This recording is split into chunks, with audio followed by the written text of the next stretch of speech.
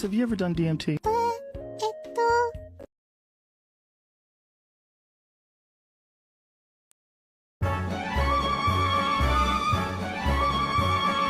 Who controls the feminists? Who calls gamers terrorists? We do. Who gets pissed when they see tits? Who says stupid shit for hits? We do. Who shills out for their friends' careers? Who praises Gone Home? 'Cause queers we do. Who reviews what they've not played? Who rates every indicate? We do.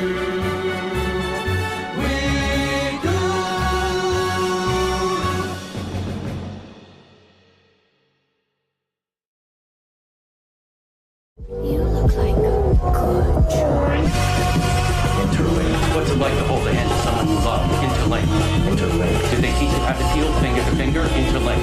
Interlink. Do you long for having your party? Everything's a copy. Stop trying to control everything and just let go. Cells. Do they keep you in a cell? Cells. Want to know what you think? Fuck what you know. You need to forget about what you know. That's your problem. Forget about what you think you know about life, about friendship. Interlinked. If you were to die right now, how would you feel about your life? I don't know. I wouldn't feel anything good about my life. Look at you! You're fucking pathetic!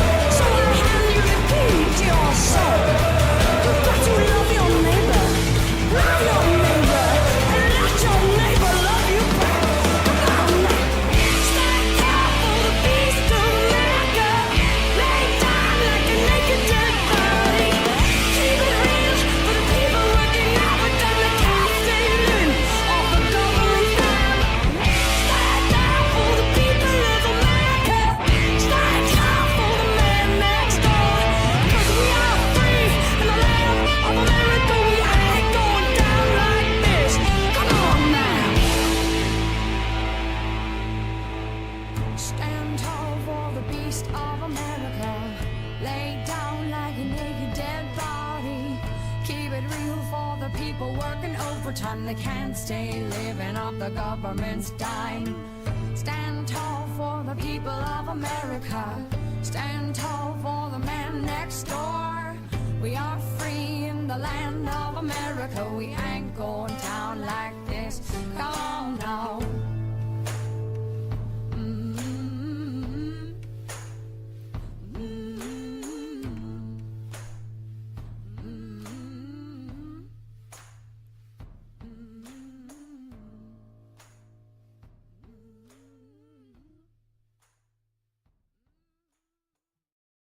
Nigger death, kill niggers, behead niggers, roundhouse kick a nigger into the concrete, slam dunk a nigger baby into the trash. Good morning, dog! You doing good? Wow, nice! You're doing good! Wow. I have something important to announce. Wow. I'm... also doing good! Wow. Alright, we're back. There we go. Yeah, there you go. See, racist Farron has not been completely gotten rid of, but she pops up when she's needed. Which you never know. You never know. Dev on Suicide Watch on the only source substance was been colonized by the Donald. Dude, the night and day difference between Donald working at McDonald's and Kamala going to that church needs to be studied. Like, this entire election year needs to be studied in history. Finally understand how Shoda feels about the culture war to everyone go mental over the Shadow Generation censorship is really stupid. Yeah, Trump is working the fries overtime. Thought you were in Florida wrestling Gators. No, that's in about... 4 or 5 days. That's when I'm heading down. Because it's going to be, like, right before Halloween. Kamala went to a church? Yeah, she went to a church specifically because during one of her rallies, a guy shouted, Christ is King, or Christ is Lord, something like that. And she just looked at him and said, you're at the wrong rally. Then she went to a church to regain that PR. A bunch of people said, well, why did you say you're at the wrong rally? And she had her security team escort them out of their own church. It was bad. It was really, really bad. Ripped Paul Di'Anno, the original singer of Iron Maiden. Oh, shit, he's dead? Fuck. That sucks. He's underrated. If anyone's never listened to Paul Di'Anno's era of Iron Maiden, it's legit underrated. Showdown censorship is real, but ultimately it's whatever. It is dumb, but at this point we've come to expect it. It's like, yeah. Personally, I don't think it's... A good Sonic game, even now, is not really worth more than like $40. Oh, my alarm. I forgot I had that set. But a good Sonic game is not worth any more than like $40. So even if Generations is super good, I'd say wait on it. Man, that for $5, EV's hard tweet to Masahiro Ito. Dude, that was a fucking... People told me about how bad his Silent Hill takes were. I had no idea it was that bad. Like, because we talked about it before, I think on like the last or the one before that FF9 stream. And I was like, what the fuck is going on with him? You know, where it's like, he blatantly said that like I think he called it like a digital stuff film game, something like that. I know like digital snuff was a term he used, and I was like, what the fuck are you talking about? Last few days, I was looking over some more of the takes, and I was legitimately baffled. I was like, what the fuck is going on here? Yeah, it really sucks Paul died. Purgatory remains one of my top 3 Maiden songs. He's really underrated. He started a band by himself and did some solo work that is actually pretty fucking good. Smut? No, Snuff. Like, Snuff. Even defending Synthetic Man, dude's just losing his shit. Well, like, I expected Synthetic Man was not a fan of Remake. I mean, that's the thing. Like, I don't care what Synth thinks. He can think whatever the fuck he thinks. I saw the clip of him doing the I wouldn't even rape you joke to Angela, which, not gonna lie, that was kind of funny. That was fucked up, but kind of funny.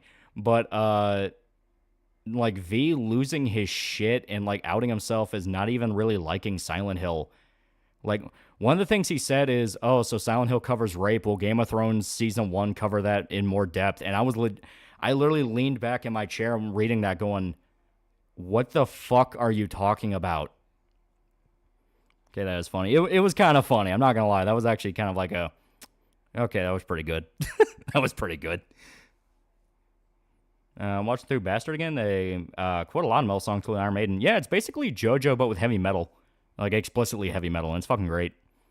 That's an Ender's Game book or movie. I never really got into either, but I hear they're good. Any other Kamala Harris fumbles besides the wrong rally quote? She did the interview with Fox and fell over herself there. I stayed. She did a church thing. Like, it's been one thing after another with that woman. Modern Sonic is ugly as sin. Naoto Oshima's nice Sonic is a fun shonen protagonist inspired by Felix the Cat. Yeah, people keep getting pissy over edgy jokes. Like I said, I didn't care about him making that joke. I thought it was actually kind of funny. It was like the V thing where I'm like, what the fuck are you smoking? Alpha Omega $5 V asperging out and agreeing with Synth. Then everyone circling wise, including Mahler, has got to be the funniest thing I've seen in a while. Well, the thing about it, S-Day, like, I don't care what Synth said. Like, I fully expected he didn't like Remake. I fully expected it. And the clip everyone's using now where it's like, oh my god, I can't believe he said he wouldn't even rape Angela. It's like, well, that was mainly a reference to Sargon, and not gonna lie, I actually think that joke's kind of funny. My sense of humor is fucked up, so I thought that was good. But the problem is V getting so defensive about it, and once again, outing himself as not even liking Silent Hill. That was where I had the problem. It wasn't just he doesn't like Remake. It was that the more he talked, the more he exposed himself as he never even played 2, and he doesn't even seem to like Silent Hill, period. Because people were like trying to explain to him, like, well, one thing is he said the writing was bad because the scene in the, it's either the scene in the staircase or it's right before the staircase. It's when Angela freaks out at James and says, oh, you just want one thing. Actually, I think it was the knife scene. I'm trying to remember the exact order of it. But it was when Angela freaks out at James, says you only want one thing, and she's implying that James wants to rape her. And V had a whole rant about that, going like, well, why would that even be there? I mean, James never showed any sign that he wanted to rape Angela. And it's like, yeah, that was kind of the point. Synthetic Man said Remake isn't bad. He said Remake is pretty good on its own merits. It didn't live up to the original. You know it's bad when he has the reasonable-headed take in the room. That's actually kind of fucking wild. It's like, even he's like, yeah, no, it was okay. See Frogman getting banned for saying she hopes all of us soldiers get PTSD. Who's Frogman? Seen talk shows baffled, flabbergasted even by Trump working at McDonald's. I want Donald Trump fries. I want Donald Trump fries. Blue Lock and Uzumaki really dropped the ball with their animation. Yeah, Uzumaki's been fucking heartbreaking. Like, goddamn.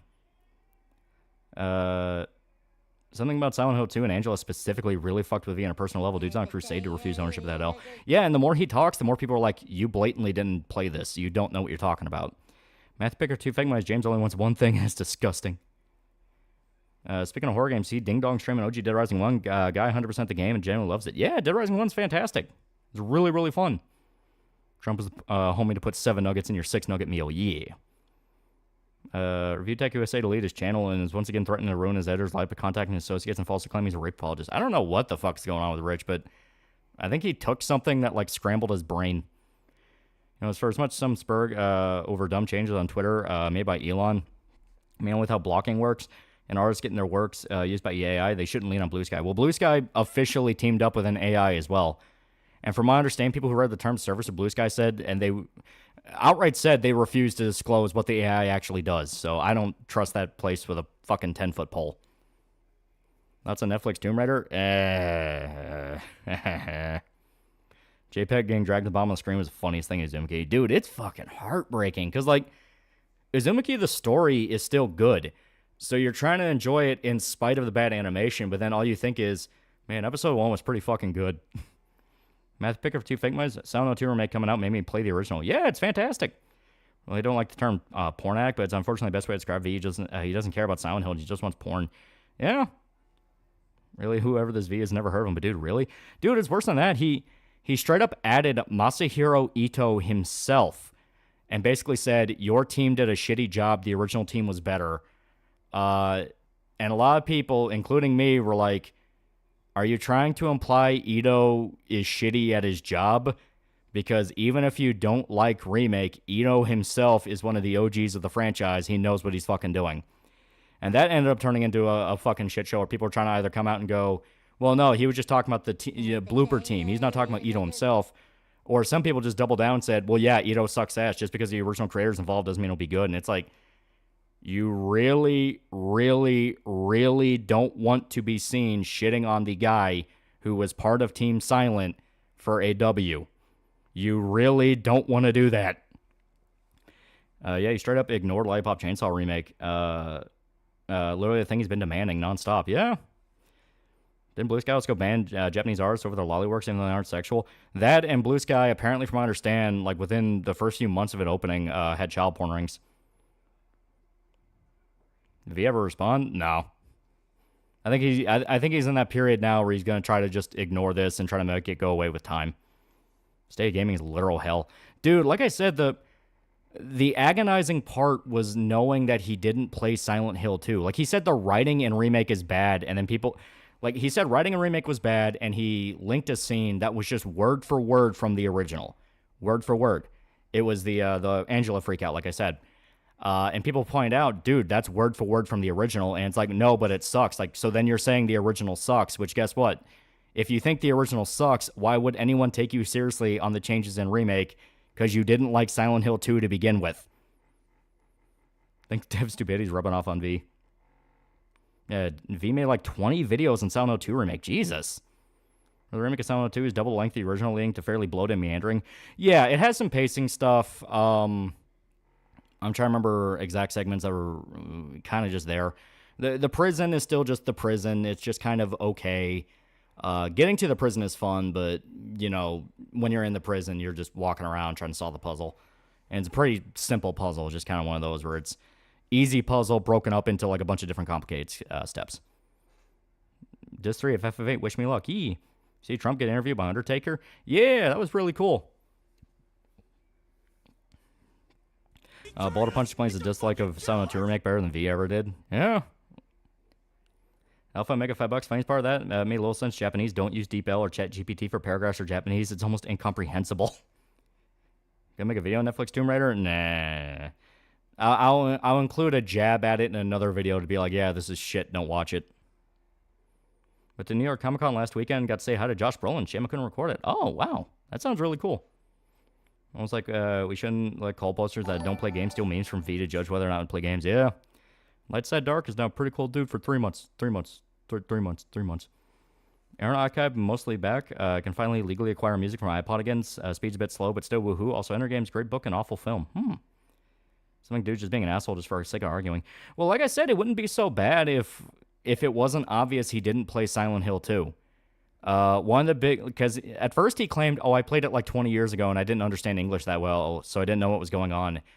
Then people point out to him, hey, your whole point with Angela, you know it doesn't make sense because she was raped, right? And he said, oh, thanks, spoilers. Like, you didn't even know Angela was raped?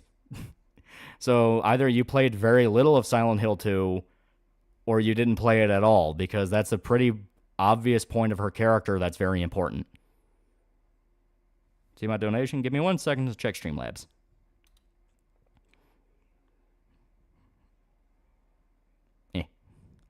Spaz Space for even Synth thought a Sargon joke was mean. He said he felt bad an hour later. Also, Synth had to private all his stream VODs because random streams started getting flagged for cyberbullying and harassment.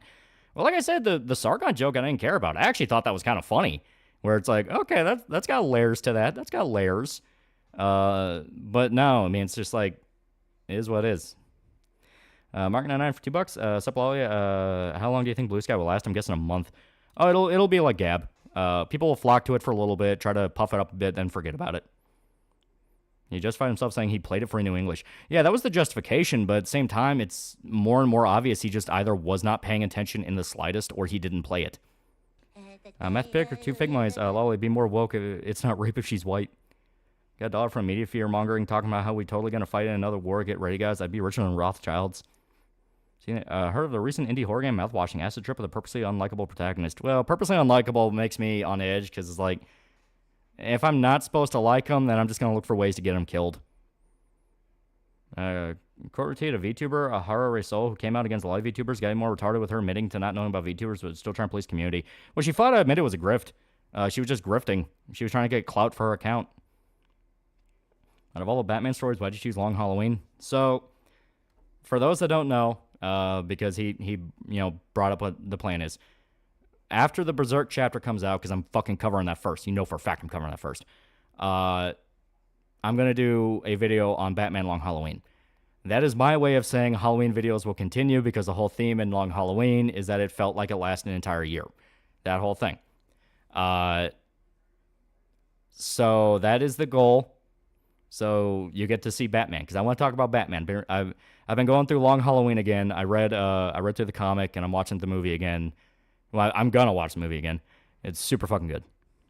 Nice Yuki panel. Yee. We're in actual fight scenes now, so you get violence. You get really cool violence.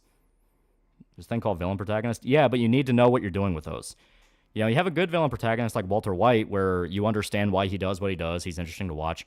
Most villain protagonists just sound like complete fucking edgelords and they're losers. There needs to be charisma. Like, there needs to be charisma, and there needs to be a sympathetic or human point to them that you want to see them keep going. If they're completely unlikable and a douche, I'm just going to want them to die, and I won't care. Samu Chiaki, got the Masakado's Magatama, got the Pierce, Giri Makala, and build my team for the upcoming fight. The battle against the Fallen Angels drawing near. Fairly confident in play RE4 remake either, since he was part of the Yellow Paint with the Ida DLC. It is getting to the point now people are starting to ask, like, did you even touch any of these games, or are you just, like, angry? Comic was so much better. Comic had a lot more detail with exactly how Holiday worked. I was okay with the twist in the movie, but I did kind of think, like, now you have some logistical questions the comic didn't need to worry about. And also it kind of removes the irony of... It kind of removes the irony of the original twist, where, like, oh, this was a beast you couldn't control. Speaking of Long Halloween, what are your thoughts on Penguin TV show? It is very, very good. I've been enjoying it a lot. And examples of badly done villain protagonists? Oh, yeah. Oh, yeah, there's a ton. For one, you have a shitload of edgelord manga that do it. A shitload. Like, what was that fucking one? Redo of Healer. I do not like the main guy in that. I think he's just a douche.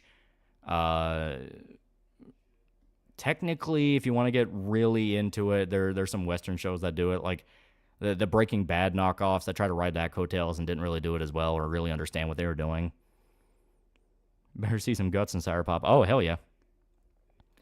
Oh, yeah, the One Piece anime is for the first time ever getting his month-long break. Please, God, don't let it be like Steven Universe, Steven Bumps.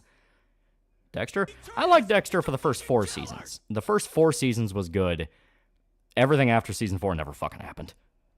Red Hair Cross, $5. I haven't made it to the final dungeon. I think the discourse around Metaphor Refantasio was pretty dumb. It's probably my game of the year. Yeah, I fully expected so. When I heard it was the Persona 4 director, it's like, all right, so everything everyone's just viewing from screenshots is going to be completely out of context, because that's exactly what happened with Persona 4.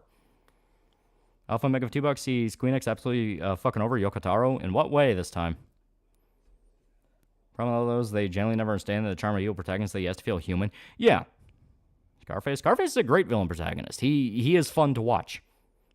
Yeah, the rebooting Dexter. Yeah, again.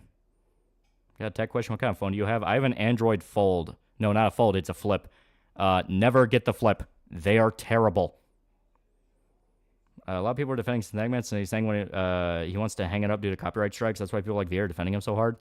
I mean, copyright strikes are a different beast. That's not really anything that, you know, that's not a matter of like people brigading him. That's getting fucked over by YouTube, which there are some ways around it. I don't know the exact context of his copyright strikes, but there's some tricks he can pull. You have creator music, so you'll be able to go in and like find music that is immediately worldwide block or something like that. If you use a lot of movie clips, there's some tricks you can do with that, where if you physically show the scene on screen, it'll get weird, where sometimes it'll ding you, sometimes it won't.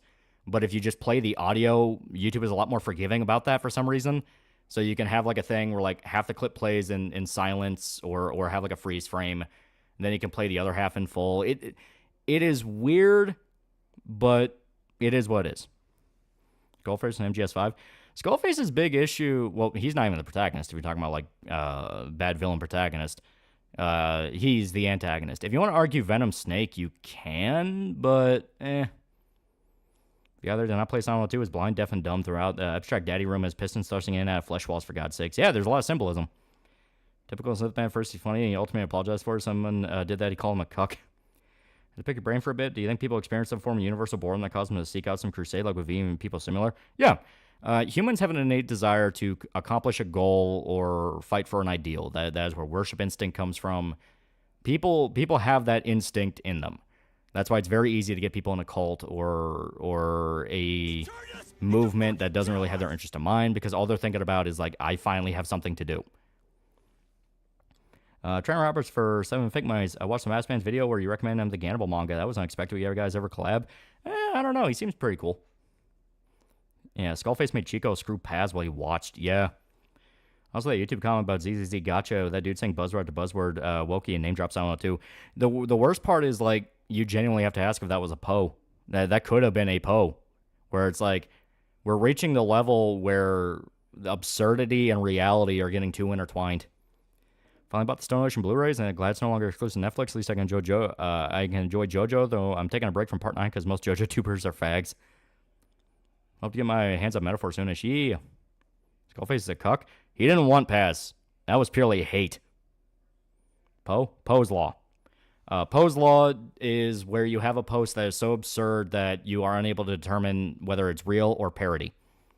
Shut down the Yokotaro fan archive 6 months after he thanked its creators for all the love. Oh, wow.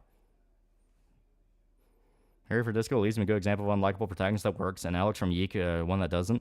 I don't think Harry's unlikable. Like, Harry is who you want him to be. If you want him to be likable, he can be. If you want him to be a complete fucking spastic, you can. I think if you play Harry as like a likable protagonist, you feel a lot for him. You know, there's a difference between unlikable protagonist, where you have like a Holden Caulfield, and somebody that is hard to like. Culper sound for $20. Last dungeon metaphor, couple eye roll worthy lines, but otherwise the approach to race class issue no different than P5 tackling control subjugation. Even has similar story beats, you can tell Hashino made this. Yeah. Game of the year so far is Unicorn Overlord. It is very good. Mouthwashing only has one ending where the burnt captain is cryogenically frozen. He's not perfect, but he's still a better person. Wesley Waters, $2. What was Trump trying to do working at McDonald's? Show that he understands people. That was the whole idea of Trump going to McDonald's and trying to work at McDonald's. The entire idea is showing I am a normal human being like you and me, like you. I understand your struggles. I understand the shit you guys deal with day to day. And he's trying to be relatable. He wants to explicitly be human to them. He doesn't want to be Kamala, where it's like, I am better than you, and why do you not understand my superiority? You know, that whole thing. Yeah, to troll Kamala, basically. Is a metaphor English localization butchered like other Atlas USA translations? Yeah, probably. That's probably where people are like, oh yeah, there's some cringeworthy lines. Like, all right, are they cringeworthy in the English version, or are they completely warped in the Japanese version? Once again, you genuinely have to ask this. Turn on Rising Storm 2 after a long hiatus from it, and immediately got some nice little flashbacks from certain types of players. Yeah. Pippa finished JoJo Part 6. She liked it, loved FF, and wanted Jolene to be with Weather Report. See, it's been revealed that a bunch of members of Azov Battalion were some of the J6 instigators. That is fucking interesting. Trump all strikes me as the kind of guy who just do that because he felt like it. Well, yeah, I mean, from my understanding, if you talk to a lot of employees at like Trump Towers or you know, one of his locations, they love the guy. He's like, oh yeah, he has tons of personality. That's on African warlords. I mean, what's there to say? They're African warlords. Berserk dude collabs with the other Berserk dude. Yeah.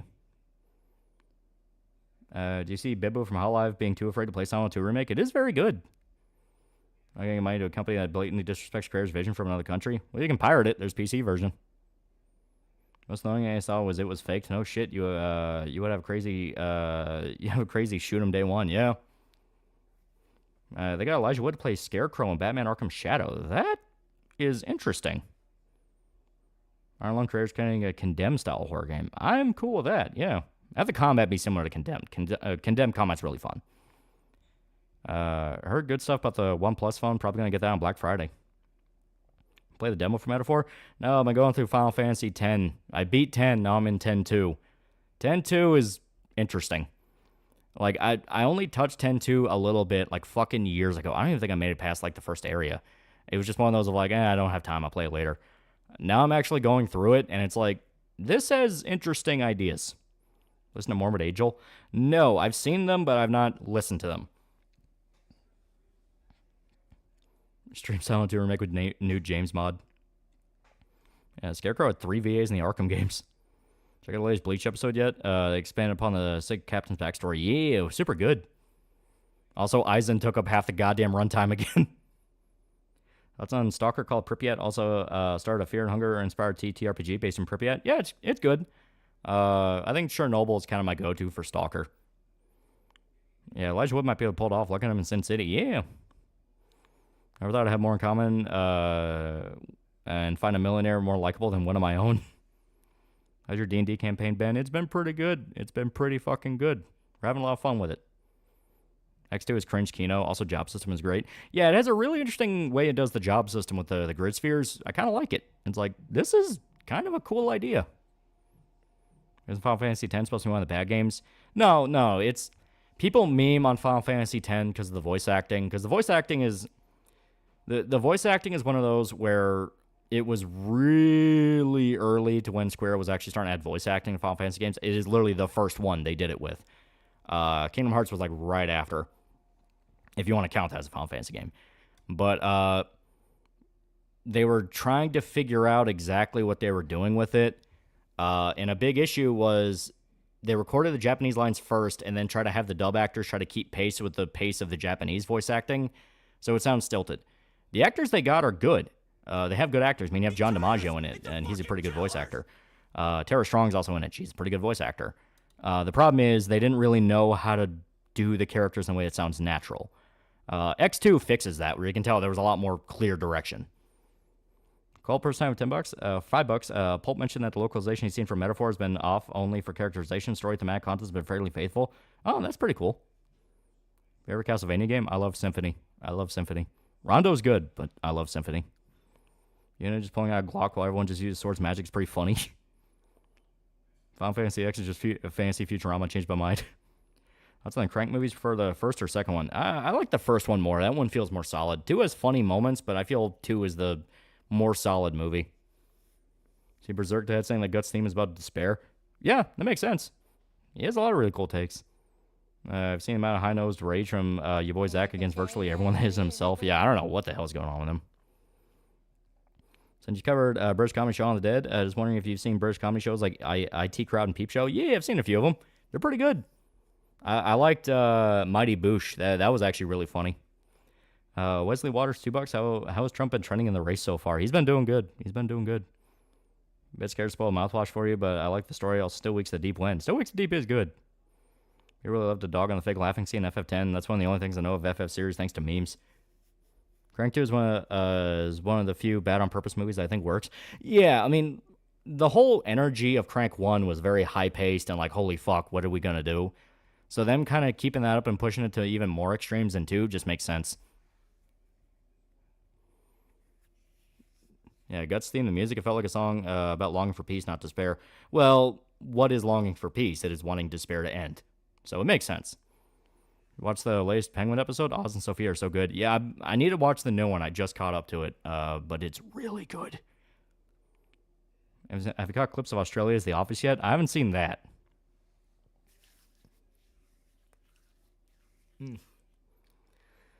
Yeah, Crank 2 is genuinely a good movie. Yeah, I don't hate Crank 2 at all. I think it's actually pretty fun with just how hard it commits to the insanity. Like him fucking his girlfriend on the racetrack. Like, that was funny. I just prefer the first one more. I think the first one's more solid. I think Portable Ops is canon or no? It basically is. Which Spartan Armor is better, Mark 5 or Mark 6? I like Mark 5. Who's your favorite JoJo character? I like Joseph. Joseph is great. Joseph or Johnny. Watch the latest episode of Daima? Yeah, we caught it on anime night. It is fun. It is fun. Can you tell the difference between how Guts and Griffith handle despair? Griffith specifically becomes colder. He kind of closes himself off more and focuses more on the bigger picture. Guts doesn't have that amount of emotional control, so he just lashes out. And that obviously impacts the things they do, where Griffith decides, well, for the greater good, I need to kill everybody and become a demon so I can get my kingdom and all that. Guts goes fucking insane with rage. My grandma loves Jason Statham. He is pretty cool. Yeah. That's an armor core. It's sick. After watching you Shaun of the Dead video, I watched Spaced and it was entertaining. It feels like watching a beta version of Cornetto Trilogy. Yee. Laugh scene was specifically supposed to be awkward. Ties and laughing more naturally after the laugh. Yeah, like I said, Final Fantasy X voice acting is pretty stilted, but that's just due to the way they pace everything. 10-2, where it had more clear voice direction, you hear the voice actors are good. They actually do a good job. It's just the fact of it was just one of the things of the time. Griffith doesn't really have emotional control either. Dude was on the cusp of having everything he wanted until he banged the princess. Well, he only banged the princess after Guts left, which was the one factor he never planned on. Once bet Penguin will be another Mandalorian. Fans will love it. The studio realizes it. Then the next seasons are a total ass. But from what I understand, this is just supposed to be a mini-series. It's just supposed to be like only a handful of episodes, then end, because it ties into the next Batman movie. He's paired Python as boss fighter? No. If I remember to. Got the Platinum Trophy for Bloodborne. Now what do I do with my life? Griffith will claim he's getting his kingdom for the good of mankind, but his obsessive, selfish monster can't let go of his petty grudges towards two people to defy his control. Basically. Playing Tormented Souls. Any tips? Have fun. Life was purposely stilted. James Arnold Taylor himself stated this multiple times. Yeah, well, that was the whole point. It's him laughing at sin. Because he, if I remember right, by that point, he knew who sin was, so it was his kind of way of saying fuck you to him. Do you think Robin's going to be the next Batman movie? No, it's still pretty early into Bruce's career, so I don't imagine Robin showing up. From what I understand, they're going to include Two-Face, which is interesting because they're basing this off Long Halloween, and yet you're not going to introduce Harvey and do Long Halloween shit with Harvey. It's kind of weird. Which are ideal ending to Berserk? We get an ending, period. Like Ninja Turtles? Not really, but I enjoyed a little bits of it. Eh.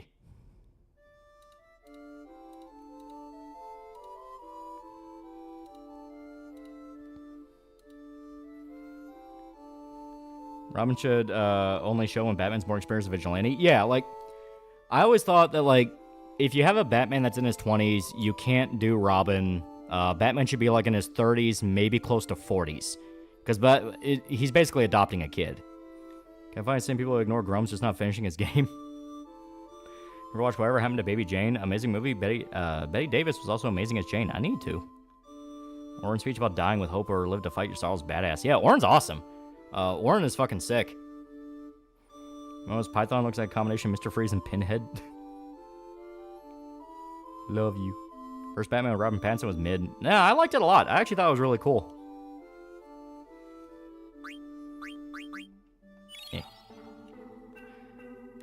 Watch Berserk recap vid. Just put my buddy on to watch it. Amazing. Yee. Every time I hear the beginning of this opening, I get excited thinking you're going to play some Kingdom Come Deliverance. Yeah. Did Matt Reeves also say he wanted to do Mr. Freeze? I'm curious how he'd pull that off. That could be cool. I like his direction he has with the universes. It helps that Long Halloween is, like, really fucking good. So he has a pretty good groundwork. And Long Halloween, if I remember right, was also the basis to the Arkham games and a few others. So they have a pretty good groundwork to get this off the ground. The big question is, are they going to be able to keep it going with multiple movies? Because from what I understand, it's going to be a trilogy. It's a new Batman trilogy. You only like Robin when he's with Batman, like when he's doing his own thing as Nightwing or leading Teen Titans. I can see that. I like Robin. I think if you have a good Robin, it really helps to bounce off Batman and kind of show different sides to Bruce. Obviously you had Jason, who his whole thing was he was losing control and getting angrier, and Batman was he was fucking trying to keep that under control, but it didn't work, and he couldn't protect him. You had Dick, who was the opposite. He was disgusted with Batman getting more violent and unstable, so he wanted to do his own thing. Yeah. Tim kind of shows that he's like... Tim is interesting because he kind of shows that he has the potential to be just straight up the next Batman. That was a long loading screen. Yeah, this game likes to chug sometimes. I get my friend a Berserk. He likes Gurren Lagann, Hellsing, Black Lagoon, Drifters. That helps. Just tell him it's really fucking good.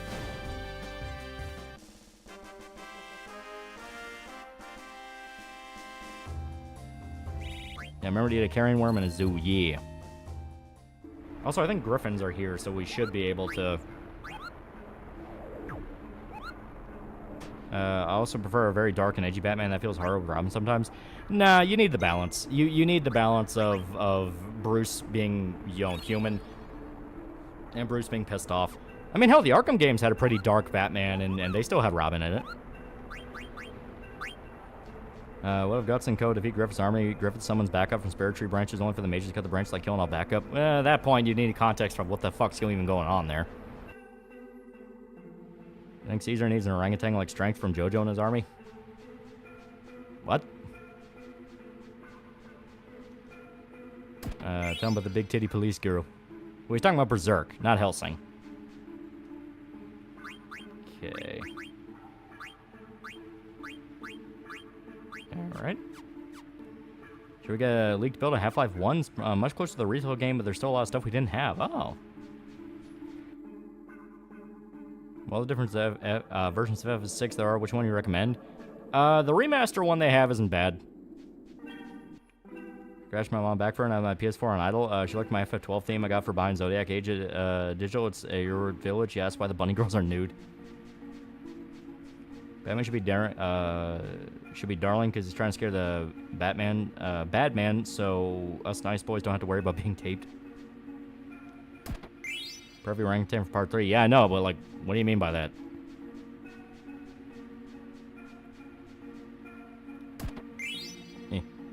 Okay, Helsing fan of Berserk. Tom Helsing, inspired by Berserk. As long as they didn't only view a bridge, they'll love it. Yeah.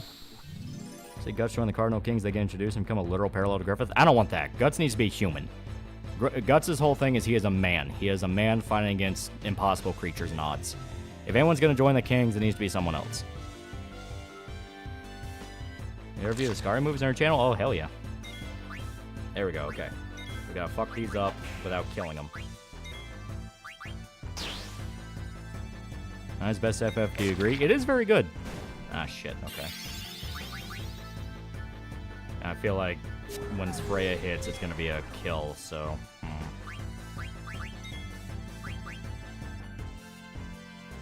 Would Caesar have someone, like, strengthen his ape army? Who's Caesar?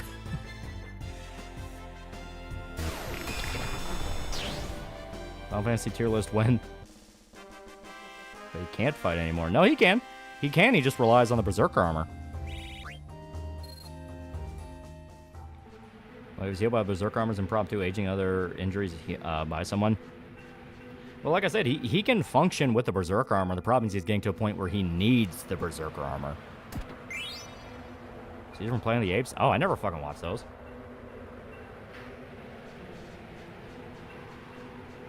Reckon the next chapter will explore Guts conquering a Berserker armor? Possibly.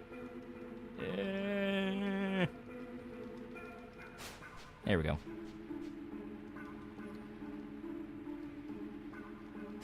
Watch Planet of the Apes? I've seen the old one. I'm talking about the, like, I assume he's talking about the new ones. I didn't really want to watch those. Jason Todd's implied to have killed a murderer who was getting away with it due to a diplomatic immunity. Yeah. Jason's whole thing was he was very angry and rage-driven, and he really did not like criminals getting away with stuff.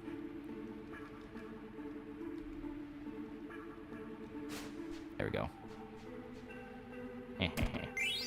And the other one you can get later. Monkey Trilogy's Kingdom Planet Apes is okay. Told my mom they're wearing Amazonian armor. Why are you looking at their ass? And she just, well, it's in plain view. And I said, yeah, and I'm interested in the movies. I just don't want to watch them. It's one of those where I just saw them and I was like, yeah, okay.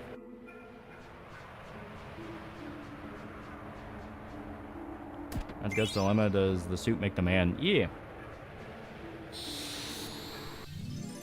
Jason basically Batman with no control over the rage. Jason even has a near identical physical build to Bruce. Yeah, he's big. He's a big guy. New Planet of the Apes movies are arguably better than the older ones, especially the Tim Burton remake.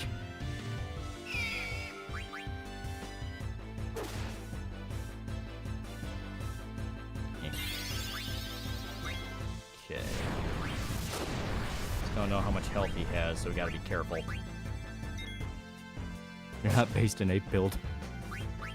Alright, 500 damage should be good.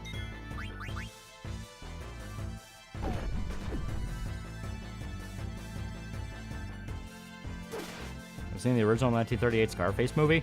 Yeah. And now he's gonna try to pick everyone off.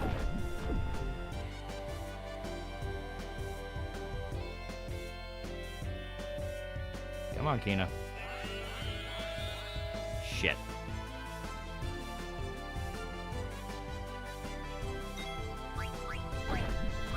Alright, nuke it.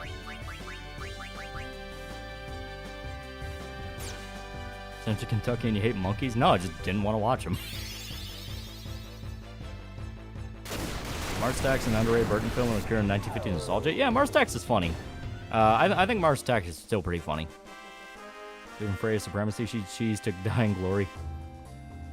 I start rereading Preacher and am I tweaking or am I seeing parallel Genesis parents and Jesse's parents?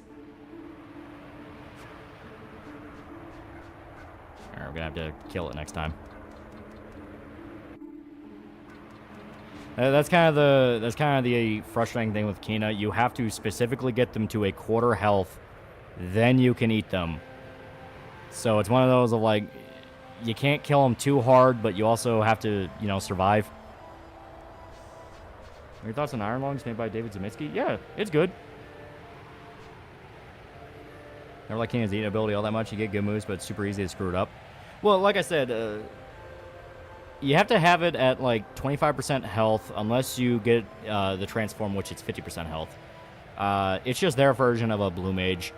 I think probably the worst version of a blue mage in all the games is probably Kamari in FF10, just due to the fact of, in order to use any of the blue magic skills, you have to wait for his ultimate ability. And his ultimate ability, like, Kamari's weird because he's like a mix of a Dragoon and a Blue Mage. So, Jump, the main mechanic of a Dragoon, is locked behind his ultimate ability. So the main way a Dragoon would do damage is locked behind something you have to specifically wait for, possibly between multiple fights. And it's either that or a Blue Mage spell. Agree about the overall story. Guts remaining human, but given the implication of bittersweet ending, my wild theory is he ends up guarding the portal of the abyss by the end. Nah, I think if Guts was gonna die, he's just gonna die. The God Hand didn't show Griffith his future as a cripple, but Guts' future after defeating him. Void and the others may actually betray him, like what happened to Void. I don't think they did that. No, they only showed him the Like, they didn't even show him as a cripple. They simply showed him what his body had become. It's like, if you say no, you're going to be stuck like this and you're going to die. Heard that guy from Kentucky that has organs harvested while he's still alive, he survived. Yeah, dude, it was fucked up. Watch Alien Romulus? I finally sat down to watch it. It was okay. It was okay. What are Blue Mages in FF? They can learn enemy skills and abilities and use them. Mario literally serves no purpose once you get orange for pierce damage. Not wrong. Like, Kamari is there, so you're able to unlock some abilities, so when you get the orbs that allow you to learn friend abilities, you can just steal some from him. You pop him in for a turn, then you pop him the fuck out. Wesley Waters, $5. Do you see a Trump win happening this year? Do you think he can win? No one being able to cry foul? He's gonna win. He is gonna win. Kamala has been a fucking disaster, which everyone guessed the minute they announced her. Sorry, what about that guy from Kentucky? Yeah, a dude was falsely declared dead, so while he was still alive, they tried to, like, autopsy him and harvest his organs. Have you seen 2001 Blow? It's Johnny Depp's best movie. It is pretty good. When Guts dies, that would be crazy. I love the entire doomed to live aspect of his character, so him living onwards in the end, despite everything, would be thematically fitting. I think it's pretty much building up to the idea that he can't do this forever, and he's probably going to die. Do Blue Mages tend to be broken or low tier unusable? It depends. As stated, Kamari in Final Fantasy X is basically useless. Meanwhile, the Blue Mage in Final Fantasy VI, he's pretty fucking helpful. It's all about getting the right skills, the right abilities, and knowing when they kind of fuck you on an ability that sounds strong. You watch Substance? No. Remember Mario Hoops 3-on-3 where the secret characters include Ninja, White, and Black Mage? The thing is, I don't want Trump to just win. I want to be a Reagan-style landslide. Jess's mom was a communist hippie devil, and Jesse's dad was a soldier, angel soldier.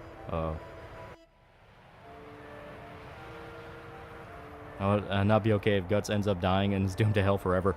I think it's a thing where if he dies, he'll find a way to escape going to hell. Like missing the skill Mighty Guard, yeah. Kamari's self-destructibility, yeah. It's not great. Something about seeing Trump working at McDonald's just for a bit and putting care in his work is nice seeing the president. Yeah.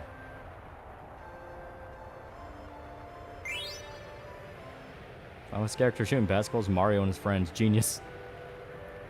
Happy decided to take a break from part 9 because I needed it. Not to mention the final straw was Hamon beat Goma Assault, and I remembered your Hogwarts video, then subscribed. Yeah.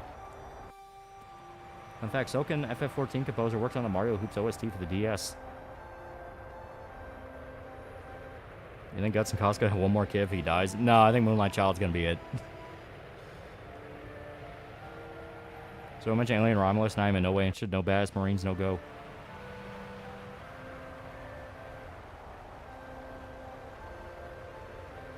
Nope.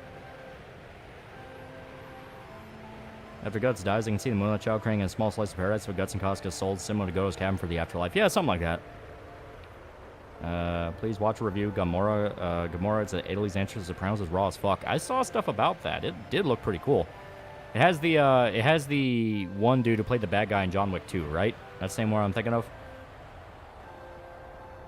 My friend who worked at McDonald's, she said Trump did good for his first time. Keenan's such an odd party member. Love him. Yeah, Keenan's fun. He's actually one of the more useful blue mages in the series. The thing is, blue mages across the board are kind of fucking... They're kind of weird. Oh, it is that one? Oh, okay. Propaganda bots on Reddit were trying to make shit up to get angry about. Yeah. Lefties are saying Trump's McDonald's appearance was staged, and I'm like, yeah, dude, it was almost assassinated multiple times. Yeah. And the fries never touched the hand, nice and clean. There's Berserker end like Primal Season 2 with Guts during dying and Casca on top of him. If he dies during sex, that'll just be too tasteless. It's like, no, it needs to be like an intimate moment, but not like something like that. You know, it needs to be heartfelt. It's not meant to be like anything like, whoa, that just happened. Like, no, it's just, you know, pay respect to it and allow him a moment of peace. Just do a quick review of 9 after you finish streaming it. It's along the same lines as any other idiosyncratic thing you review. Jack's probably the top blue mage in the series. Maybe Clive if he counts. Clive is interesting because he does kind of count. What's in the Gundam series that takes influence of Generation Kill? Which one was that? What if Guts becomes Angel of Death? I would hate that. That's too try-hard. It's like, no, Guts is a man. What makes him interesting is he's human and he's fighting against fate. You know, it is... He is just a man and he is relying on as little magic as possible because that's not the point of him. Yeah, a kiss would be fitting. Yeah, something like that. 99% of failure comes from people who complain. People saying that the writing would be better if Miro was writing it. Well, no shit, but it's still not bad. Well, yeah, I mean, they're basing it off the notes he had, so it's gonna feel a little like... It's gonna feel a little anemic in places, and like, stuff wasn't really as fleshed out as it should be because it's not fleshed out. I think of Rudy Reyes playing himself in Generation Kill. He was great. He was funny. Drive through was screened. Yeah, no shit. Guy got clipped in the air. Almost got iced twice. Cripple Griffith was Griffith seeing Guts' future and mistook it for his own to some extent. What? No. Cripple Griffith was, like, actually crippled. Like, that physically happened to him. Favorite fictional fantasy race? Mine's the Vera, not just because they're sexy. Opening scene Gamora is our main character trying to burn an old woman alive in her home and it only gets more hardcore.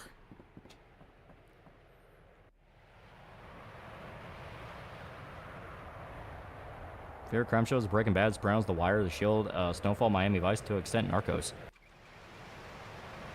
I don't think Guts deserves to go to hell when he dies. No, that'd be too much of a fuck you. Like I said, if he dies, they will find a way to get him out of hell, so he'll be able to have some form of rest.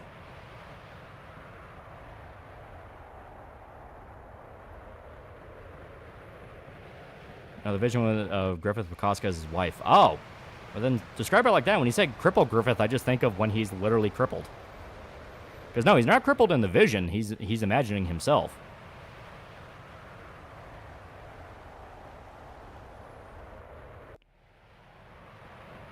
None yet, more just an idea. I think it would be cool for a Gundam show. Well, Gundam already talks about, like, a collection of people fighting a war, so it'd be...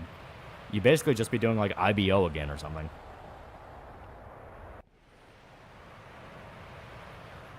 Guts killed a lot of demons. That's pretty good. Get out of hell free card. Guts dying before his 30s is sad. It is sad, but at the same time, his life is like... I mean, what does he do?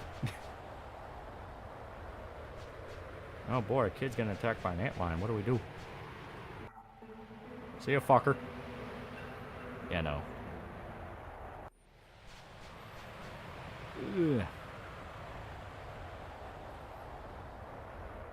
Griffith had torture go to town on him, and it was just getting worse and worse. He was set up by fate, but the decision was still in his hand. Yeah.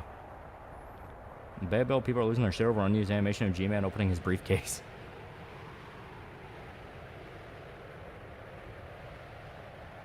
Yeah. You think Guts will get a statue built in his honor? No, the image everyone kind of guesses is it'll probably be the Dragon Slayer on top of the Hill of Swords. I don't know, man. Koji Mori manga to not to have happy endings, but it's not Koji's manga. It is Miura's manga. He's just taking over to supervise, make sure it follows the vision Miura had.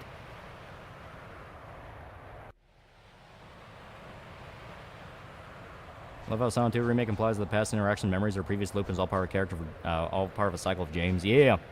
People point out in the Leave ending, now when James is leaving Silent Hill with Laura, you can see Angela back at the cemetery staring at the grave again. So it's just going to happen all over again for Angela.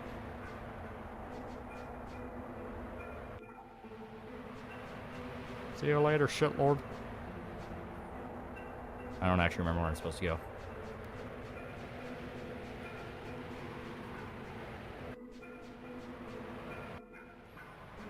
Eh. How heavy are real-life Dragon Slayers? They are too heavy to actually wield. Anything Keith David doing the dub voice for Chaos in the original Dissidia? Keith David's always good. So no one in Silent Hill can leave. It depends on how you view certain elements.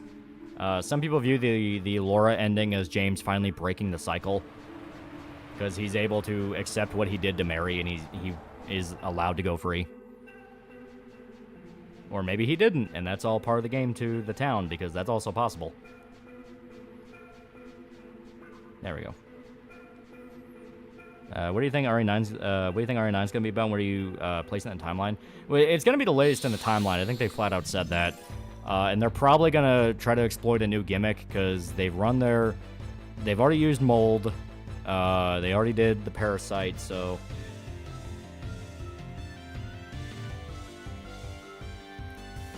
It would be cool, DLC, where you can play as Angela and help her escape Silent Hill. There is DLC where, well, not DLC, it was just an alternate mode in the, I think, Xbox version of Silent Hill 2, called Born from a Wish, where he plays Maria. Push back on Shoto saying the leave ending is, Angela being intentional. They, just didn't despawn her. No, like, I fully believe it was intentional. Like, something that elementary, it's like, no, there's a reason she is there.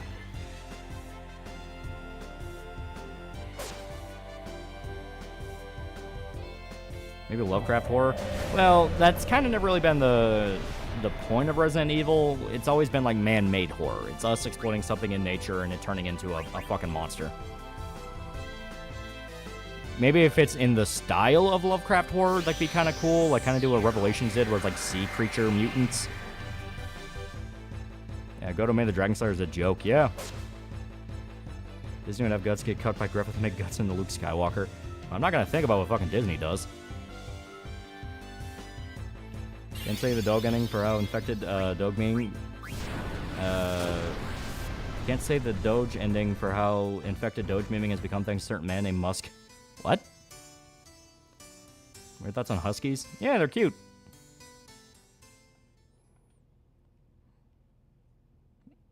I think Guts and Griffith's final confrontation in the same way the last two ended. One strike where Guts breaks Griffith's weapon and leave it at that. And it's possible.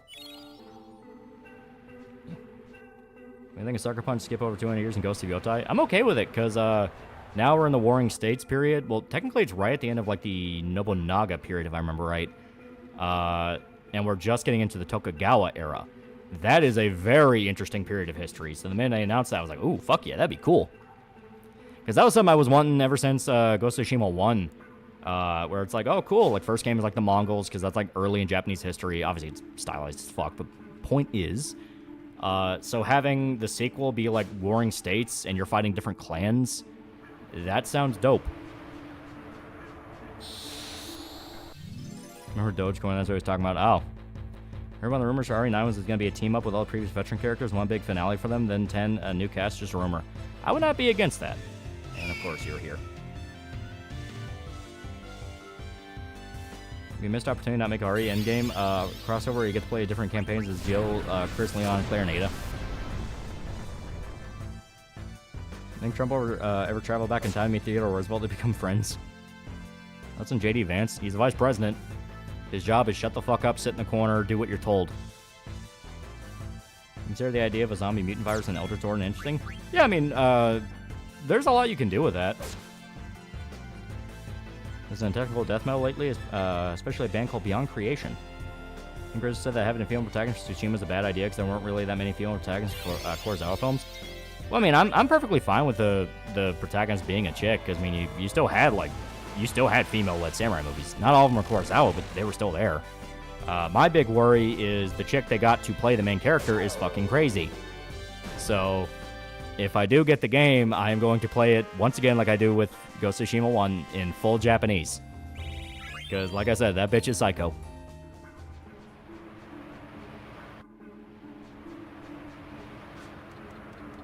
We haven't done the second Mongol invasion yet. Yeah, but Warring States is cool. Given the recent trend already, maybe they should embrace and go full hammer horror. He is likely male despite being a he-she. Doesn't have any access to exclusive female gear. Yeah, I don't ask questions about what Kina is, because he scares me. Just realized Frau Angle is a reference to the domination of the Draka books. Whether the antagonists are Russian or Portuguese, what? Like for Resident Evil, what would that matter? There we go. Ada Wong's the best RE character. Gun protagonist giving me red flags, links to Trevor Project with stinks of Sony mandate. Like I said, that's what I'm worried about. The VA being a psycho is like, all right, so you gotta put this chick on a fucking leash, and you make sure she is on that leash for a long time, because otherwise it's just gonna, it's gonna be agony.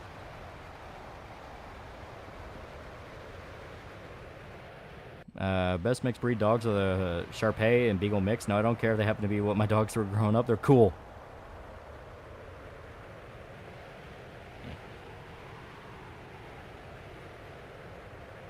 There was a thing about Trump asking Vance's wife how she felt about campaigning and stuff. When she was less than enthused, he told her, yeah, my wife hates it too. Dippers $5 on an RE game, or Chris and Leon have to help each other commit tax fraud. So, really need to read Frankenstein. Love Dracula. Still in the middle of Pellucidar books, though. Eh. Eh.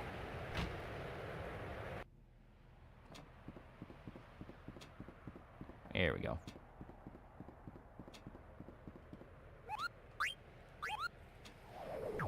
Wasn't that chick also supporting BLM? Yeah, she's like a raging fucking lefty activist type. Which, I mean, if they keep it away from the game and the character, that's fine. Like, hey, this is just what the actor believes, and we are used to voice actors being fucking crazy. You ever Dracula film? Gotta love Curse of Dracula. No, I think it was Horror Dracula, the first one. Favorite horror movie to watch on Halloween? There's a lot. You know, Mandy's pretty good with Nick Cage. That one's really fucking good. See the cringe skit Dave Bautista did on the King of Cringe show, Jimmy Kimmel? Yeah. Dave Bautista's a good actor, but, like, his politics, man. His politics. Pure ass cancer. Like a technical, the Dracula novel is the original found footage media. That is true. I like Dracula Flow 5.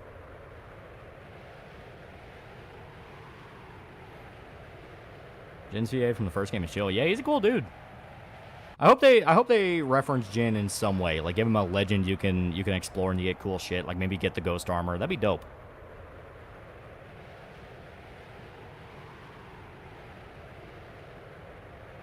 Yeah.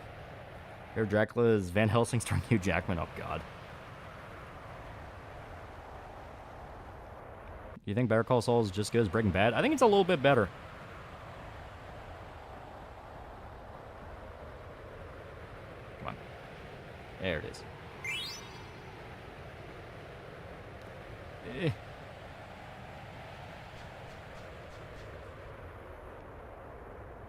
Do I think they're gonna honor Jin decently? And man, you are way, way too quick to the trigger on that.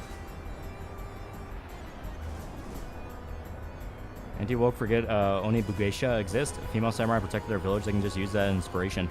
Yeah, well, it's like, I'm not against them having a female protag in Ghost of Yotai. As stated, there were female-led samurai movies. What I'm worried about is the actor for it being fucking psycho and if she's gonna try to push some shit into the game. I think Yotai's protagonist is gonna, instead of relying on multiple stances for the sword like Jin, rely on multiple types of weapons while not specializing in a specific one. Yeah, because the teaser did show that she had dual swords, so like what Musashi did. So it's possible she'll have like multiple weapons she can use, and it'll probably be like maybe 1 or 2 style for each weapon. Fucking thank you, Better Call Saul is much better than Breaking Bad. A lot of people couldn't get into it because it's more comedy drama, or Breaking Bad was pure drama. Yeah, even though Breaking Bad had funny jokes and episodes in it. How old will the characters be in RE9 instead after the end of Village? They're pretty fucking old. Rat Dragoon wife sighted. I think they'll mimic what Assassin's Creed 2 did with Altair. That'd be kind of fun, finding out that she's the ancestor of Jin. It's like, oh, you can basically just make Assassin's Creed in Japan, like what people wanted.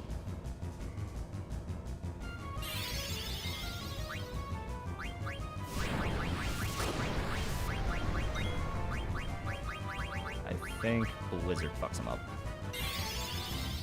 Here on Chris posting remake. Chris is doing it out of fear of what Claire might do if she cannot get Leon. Anyone in her way will be annihilated. Chris is protecting the world. Breaking Bad didn't become full drama until like season 2. Season 1 was borderline black comedy. Yeah, even then season 2 had some comedy in it. What about Keenan's entire existence of this game is, and I'm here too. Yeah, they already make jokes about that. Like Keenan's just involved. Musashi's fucking dope if you guys like Shogun, read Musashi. Yeah. Gosh, on the fact PlayStation sequel has been basically bait and switch for fans of the first game. Yeah, but I don't think they're going to try to do that with Ghost. They're not going to go full Last of Us 2 because everyone saw what happened in Last of Us 2 and why that was a bad fucking idea. Like, there's pattern recognition and then they're speculating on shit to the degree of you don't even know if there's anything here yet. All we have is the fucking reveal trailer. You be a STARS operator on Halloween. A little details in FF9. Freya's outfit is like a raincoat because it always rains in Mermesia. Yeah! This verse lefties trying to claim metaphor or righties either nitpicking Silent Hill 2 remake or revealing never touched the original. Both are horrifically retarded. Like, it is genuinely amazing that we're reaching a point of, does fucking anyone play video games anymore? There we go. Is Saul a better protagonist to Walter? They're both good, just in different ways. Also, of course, kill fucking Zidane. For female samurai movies, highly recommend Lady Snowblood inspired Kill Bill. Yeah. Can Kina eat any of the bosses? No. Eat is considered an insta-kill move, where if Kina does that, it ends the fight. So bosses have to be immune to that.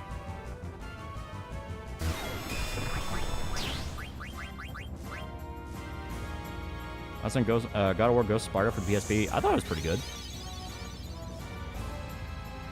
Biggest guess for next protect for RE after the OG cast, either Ethan's daughter or Chris is raising, or the little girl Barry is raising from earlier ages too. Yeah, probably.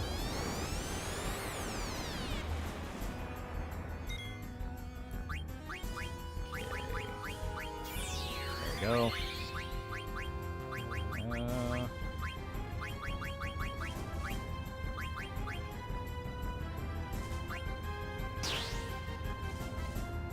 Yeah, Snowstorm's scary. Saul is not as legendary as iconic as Walter. No, I disagree. I think Saul, if anything, has more recognition than Walter at this point. Much content creators tell him it's okay because Culture Warp seen this in real time with Metaphor and was called a cuck for saying he didn't finish the game. Yeah, like, that is the part that is starting to drive me kind of fucking crazy. Like, we're at the point now where simply saying that's not what was in the game has people fucking throwing a tissy fit. To a level of like, dude, but you are factually wrong. You are going, like, it is the fact that you are wrong and people who played the game will see you are wrong and go, you are a fucking retard that doesn't know what you're talking about. Now, Sucker Punch fucks up royally. What's the worst that can happen? Maybe losing their Tsushima and best their status? Yeah, they'll probably just lose a shit ton of money on it and be on Sony's shit list.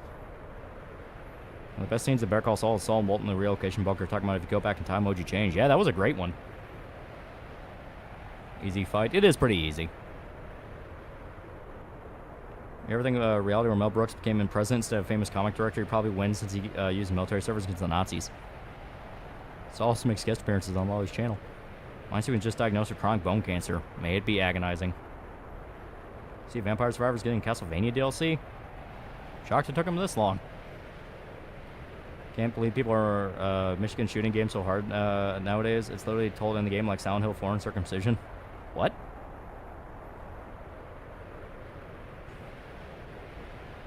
Most of the grifters complaining on Twitter don't know anything about what they're talking about. Fortunately, they still get the engagement they want from it, and that's all they care about. Yeah. Metaphor's controversy purely comes out of context screenshots of certain story beats that are constantly repeat this in video game channels on the server. Yeah, I fully believe that because, like I said, the director of Persona 4 was in charge of it. So I literally said, I posted about it on Twitter, because they took the screen cap of the pink-haired chick who was talking about, like, oh, we need a revolution and kill the rich and all that. And some guy was like, oh, it's such a leftist game. I quote retweeted that and said, since the director of Persona 4 is involved with this, I can't wait until you find out that this was the beginning of her character arc and she either is outed as corrupt or realizes that what she's leading is exactly as bad as the problem before. And from what I understand, that is basically what happens, yes. It's like, just like Persona 4, nobody played the fucking game and they're just relying on other people to tell them what's in the game. I mean, it's just playing Metaphor, but the smug posting from annoying people about it just annoys me. I hope they come back to hate the game. Yeah. Before Gar's Yotai, every Sony exclusive sequel so far has had another one, has been another shoe to drop. Last of Us 2, Ragnarok, Spider-Man 2. Well, Ragnarok doesn't count because God of War 2018 sucked. So that was just 2 shitty reboots. Last of Us 2 was years late, and Neil Druckmann fucked over Amy Hennig and took control of the studio. Spider-Man 2 was like, I don't even think humans worked on that. I think that was robots. Same culture where YouTubers are now shitting on Ghost of Yotai, sucking off Sucker Punch during Tsushima just to use it for their culture war against Last of Us 2 only turn on the game. Yeah, that's what I don't like. I don't like the sudden heel turns. When it's like, wait a minute, I thought we hated that, or wait a minute, I thought we liked that, and then it's like, no, that was shitty and terrible, and you shouldn't like it. It's like at that point, that's like, all right, so we don't like games, we like winning arguments. It's really a Persona game without the player having a blonde best friend. Mass Effect is the best video game series ever. We're still the ones who want me to explain every single individual scene to explain why they're wrong. Whether the antagonists are in Ghost of Yotai, Russian or Portuguese. I don't know if they'll ever cover Russia. I don't know if Russia was active in that time, but Portugal would be interesting. You know, delve into maybe the beginnings of the Christian genocides. But the Ghost of games are more stylized and more off like Kurosawa movies. They're not really trying to be like Japanese history. So I can imagine be like a very played up version of the church, or maybe like a corrupt clan that is like backed by the West, something like that. Apparently to people EFAP the trailer, people are speculating that Yotai Protag is going to go on a revenge quest. I really want Sucker Punch Show Night Dog had to do revenge right. Well, it makes sense because she's Anu. I think that's how you pronounce it. Basically native to the Hokkaido region, which from what I understand were some of the last holdouts before unification took over. So the Shimabara Rebellion? Maybe. They're around that time period, but it's still a few ways. Yeah, Anzu or Anu, yeah. Unfortunately, a lot of people really like the new God of War games. Lots of normies especially like the first game, about the second for that reason too. I didn't like either. I thought they were terrible. Like, I liked the first one well enough until I sat back and really thought about it, and I was like, I really didn't like that as much as I thought I did. As recently, they told me I'm not allowed to make fun of Synthetic Man because it's blue on blue and you want a perfectionist, and one fuck up, you dump them. Well, it's not that. It's the fact of, like, really, we're just going to ass-kiss each other no matter what? We're never allowed to point out anybody else fucked up? I knew is how you say it, pretty sure. Oh, okay. Cute rats, yeah. Red hair cross $5. That's exactly what happens to the pink girl. She has a change of heart after people get radicalized by her. Yeah, I guessed it because I was like, hey, that's kind of like the plot point in Yeast 9, where there's a girl who becomes a phantom thief after she gets supernatural powers, and she's trying to help a poor neighborhood because her family's super rich, but they're super rich because they abuse people. So she steals her family's wealth and gives it back to the poor villagers. And she realizes that the poor villagers became dependent on her, and if anything, made the situation worse because you had like gangs that would like steal from each other whenever she would make a drop, or parents who didn't work at all and would like force their kids to go out and mug each other for more money. And she was like, oh shit, all I did was supplement these people without actually giving them the drive to change. I think the new God of War games are bad. The story is fake. It is a fake story. I don't buy into anything. I don't buy into Atreus. I don't buy into this version of Kratos. I didn't give two shits about his wife. I didn't feel anything. Like, at most, I thought the lore was like, oh, that's kind of cool. But then, that was it. It's just like, oh, that was kind of cool. I should play Ys 9. Ys games are fun. Ys games having a plot. What world is this? Was Okinawa also self-autonomous before the Japanese took over? Basically, yeah. Russia had more of a presence in Karafuto, which is far more north than Sapporo. More south is Anu Tenshu than Yamato. God War 3 should have been the end. Well, it's like, if you're gonna put Kratos in a new section of the world, just have that be a new Kratos. Have that be a new Kratos and treat him like the new Kratos. Like, you have to introduce us to this version of Kratos. God of War 2018 literally throws you in after his wife dies, and it's like, oh my god, Kratos has a family now, and he has a son, and I'm like, the fuck do I care about any of these people? Yeah, the Ryukyu Islands. I can never say that right. Mark 99 for $2. Freya, so sad she's forgotten. You say it's my favorite action JRPG. This is a fun series. God of War is the greatest game franchise ever. It has abandoned your daughter and have sex QuickTime events. I'm funny, V thought he was talking to a Bloober Team dev. How do you come back from fucking up that badly? Well, yeah, basically, you know, it was when he was adding Masahiro Ito. And with his lack of knowledge on Silent Hill, I genuinely wonder if he knew who that guy was. Because people jumped his ass for it, like, dude, that's fucking Ito. Like, what are you doing? Because he was talking, like, very disrespectfully to him. Literally told him to his face, point blank, your team sucks. And if you know anything about Ito, Ito is very outspoken about his opinions on Silent Hill and his teams. Like, he's very, very happy with the people he works with. He's very chill with them. The entire thing that kicked off the argument was someone adding him and going like, hey, the actors in the new game are ugly. And he basically said, go fuck yourself. Like, you know, fuck you. Like, these are, you know, the actors are great to work with. They're professional. We loved working with them. And then V basically jumped in and said, no, you suck and your job is to make people look as good as possible. So it's like, oh, you're a fucking idiot. Because now guess what? Ito's just going to assume anyone criticizing the game is just some fucking loser. I'm going to play Ys 8 again. Yeah. I liked 9. I thought 9 was good. I'd never really touched Ys before, so I jumped in with 9, and I was like, this is actually pretty fun. From what I understand, 9 is considered, like, the bad one. So I'm like, okay, I want to play some of the ones that people think are, like, the good ones. These soldiers are very important to the plot. I got God of War 2018 for free on PC. Need a mod to fucking run right, and the endgame is running with that stupid poison swamp realm again and again for scraps. I heard you guys talking about V before. I don't know who that is. Romanian. Smelly Romanian. Try tell Ito as a foreigner in Japanese. All Japanese games have good-looking women to the Japanese man. More than that, Ito speaks English. He responds to people in English. V legitimately is acting like that. Synthetic Man's a bad take. I wish I was joking. He's definitely defending it because it makes the right people angry. Well, the funny part is, like, even Synthetic Man, from what I understand, because I didn't watch his fucking stream. I don't watch him. But from what I understand, even he didn't really hate Remake. He was like, it's just not as good as the original. So to go that far and like, no, it is bad, to defend a guy who even he is like, no, it was just kind of okay. Well, I mentioned Romania, now my tires are missing. Heard that the entirety of Cuba lost power. Oh, God. My games like God of War seem kind of boring. Once a game plays itself, just lose interest. Yeah, V doesn't speak Japanese, was called out for using Google Translate. My games, oh yeah.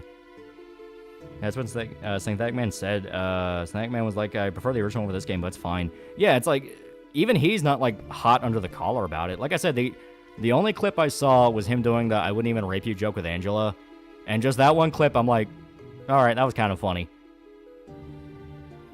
Problem with God of War 2018 is continuing game storyline, and honestly didn't need to continue. That just makes old fans feel like their dedication is pointless. Well, more than that, it is such a sudden shift with the character that I'm like, what was even the point of making this the old Kratos? Like, what is the point of just repeating the exact plot line from fucking God of War 3, which is Kratos doesn't want to get close to a child character because he's scared they're gonna die?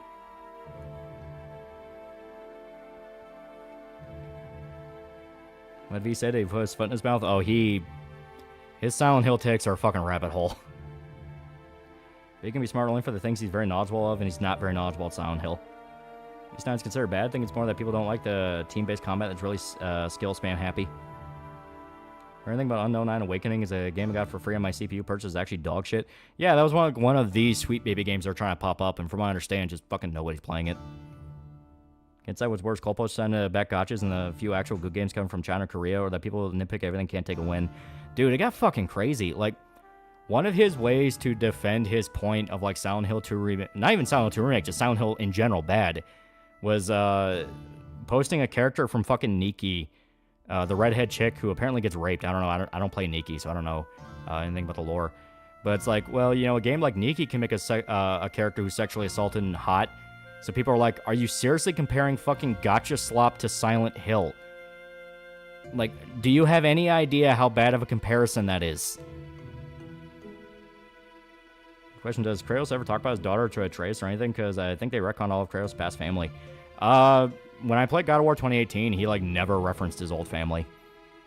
Only the fact he was a god. Sandman's pretty funny, though. Nah, like, he has more than enough takes that also baffle me. The Breath of the Wild video where he's, like, calling it satanic propaganda, I just go, what the fuck you smoking?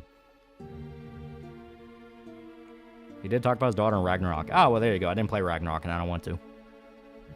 He's a goon or is admitted to only playing hentai games. Yeah, like, one of his responses is like, well, I'm going to make a horror porn game, make the characters hot. And people are like, Silent Hill is not a porn game.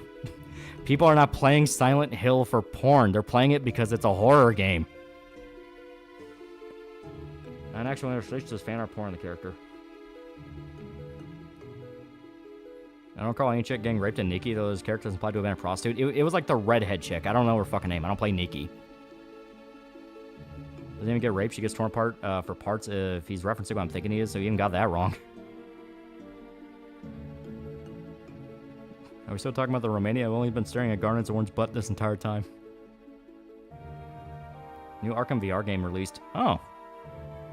I don't imagine it to be that good. It's going to be a VR gimmick game. Got the lore wrong. That never happens.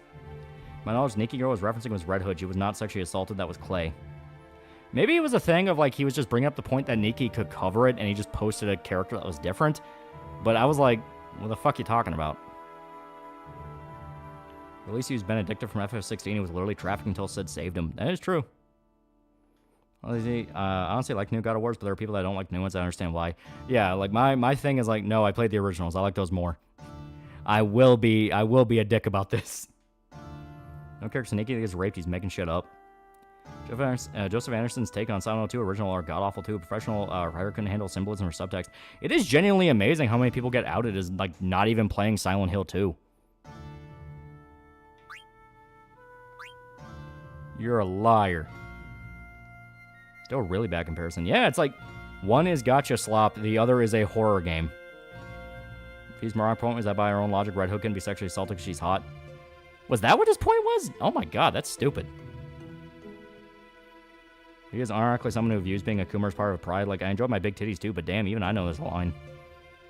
Well, it's like, Silent Hill was never a fan service franchise. It's not about sexy women. If you want a horror game about sexy women, that's stuff like Haunting Ground, which a literal theme in that game is rape. Rape/unwanted pregnancy. I know people go like, well, it's not technically rape. It's basically implied to be rape. Rule of Rose, Fatal Frame, technically Dino Crisis, Parasite Eve. Those are games where, like, the women being pretty were an actual point of those franchises. I say franchises, but Rule of Rose and Haunted Ground, just like one game. I think Haunted Ground got a sequel, but I don't remember. Nikki, I wouldn't even call Slop, but yeah, fucking nuts make that comparison. I told you, no one played Silent Hill 2. There are no real Silent Hill 2 fans. Heather Mason's a bit of a cutie. She is, but you also understand what I mean, where, like, there's not like a stripper outfit she can wear. She gets a magical girl outfit, but I mean, that's...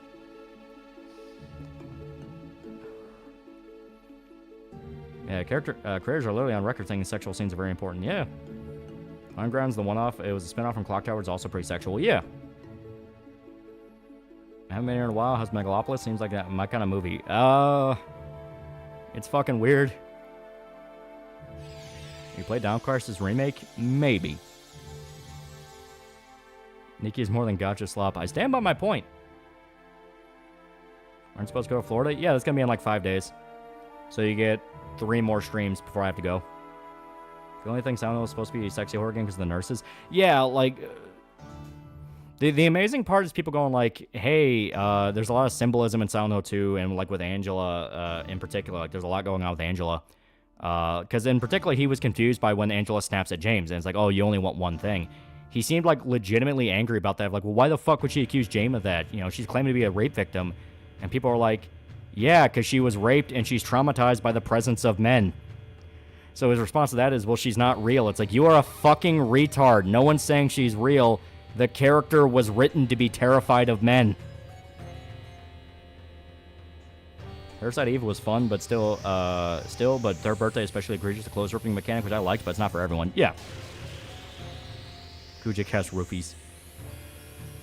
And now they're taking her summons. Hopefully there won't be another hurricane strikes Florida.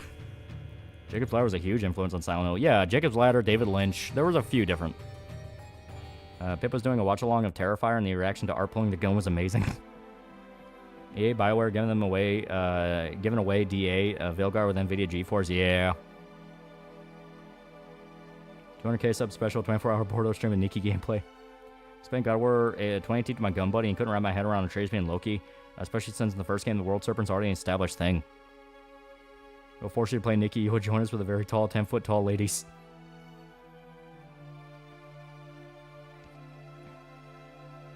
Do you like the Angela mod where she's skinny in the face and sleep deprived? Not to say the original's bad or looks like a man, but the mod makes her look more visually traumatized and disturbed. Yeah, I saw that mod. That's not a bad one. Like, I don't care if people want to mod the game and be like, oh yeah, this is the old design, or hey, I thought it'd be better if I did this or tweak this. I mean, people will go nuts with the mods anyway. For fucking Resident Evil 2, I was mod in Claire's old face because I like that more than the remake face. But it's a thing of like, yeah, people are able to mod in what they fucking want. It's the fact of like, you're going to get very, very heated and argue about a game that you clearly don't even understand from the get-go. Keeping a gotcha aside, music kick-ass. It's like writing character well means there's going to be nuance and quirks. Having a sexual assault victim be scared of men is kind of the bare minimum. What the fuck's wrong with me? Cannot jump in new God of War games. I want my jump button back. The literacy is dying. People complain about subtlety and they can't understand any of it. I'm really surprised Blooper Team was able to redeem themselves all the times they made fumbles and how to remake in a lot of the new interview settings, them against them. So I can describe Mouthwash protagonist as a coward who wanted success handle when the mechanic tries to kill him for causing another employee's death. Well, nigga, I haven't played the game yet. I don't know what you're talking about. All those face mods look like they're mogging. V second language, please understand.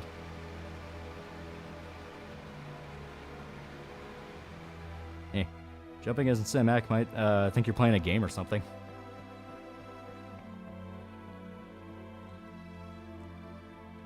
Man, trying to put a limit on how much time I use my phone for, because I feel like it's making my mental health worse. Yeah. Those don't know Norse mythology, Loki's supposed to be the World Serpent's father. Yeah, it's weird.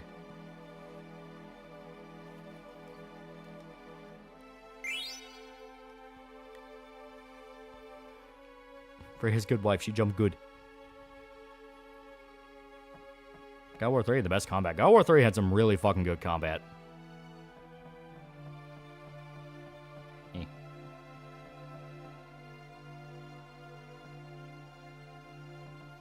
We'll make a game like the old God of War based around Irish mythology with Cuchulainn as the protagonist, exploring the other world and challenging the Tuath Danan. Yeah, nobody talked about Lollipop for some reason. Yeah, a lot of people point that out of like, all the people freaking out about Silent Hill 2 Remake and they weren't propping up Lollipop Chainsaw, which literally gave them everything they wanted. Basically, the West Answer DMC, yeah. Tackle the Bioshock series. I love Bioshock. Those are good games.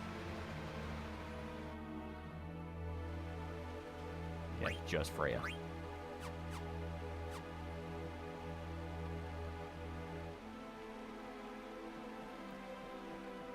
Someone modded Samurai Edge in the game, yeah. Best boss fight in God of War 3? Really like Hades. Very fun fight. Hades was good. Poseidon is a great opener. Poseidon has like such a fun opening fight. It's fucking great. Trying to remember ones that I like really liked. Zeus fight, of course, very end, very badass. You know, you get to literally beat him to death forever if you're able to keep doing the fucking quick time event. Hercules. If I had to have like a all-time, this fight is fucking awesome, has to be Hercules. Kronos is really good. Kronos is also pretty fucking good. That's another really cool spectacle one. Trump said once, the hip-hop chainsaw, what a game, one of the best. There, I said it. People talk about representation, they never complain about Kratos isn't played by a Greek person. Hip-hop chainsaw, at the least, is selling fairly decently. Yeah. So Bioshock 1, great story, gameplay and atmosphere. Bioshock 2 was fun, but the story was kind of odd and a retry of the first in a sense. Bioshock Infinite's only good for porn. 2 actually has a lot deeper of a story than you would think. 2's whole story is exploring the other end of the spectrum where Bioshock 1 was about the dangers of radical objectivism to the point of like, no, you are never allowed to have any kind of moral restraint ever. Bioshock 2 was all about the opposite of that, and it's about collectivism.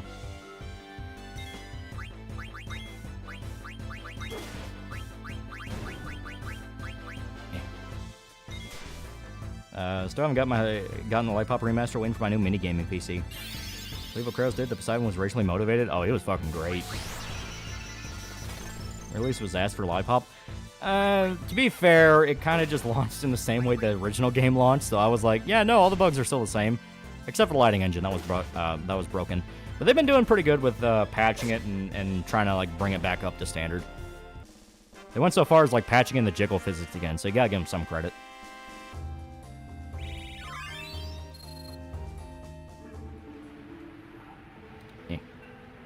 Let me check Streamlabs real quick. There we go. Want to make sure. Like the Hermes and Helios deaths, the way Kratos kills them are cool. Oh yeah, those are mean.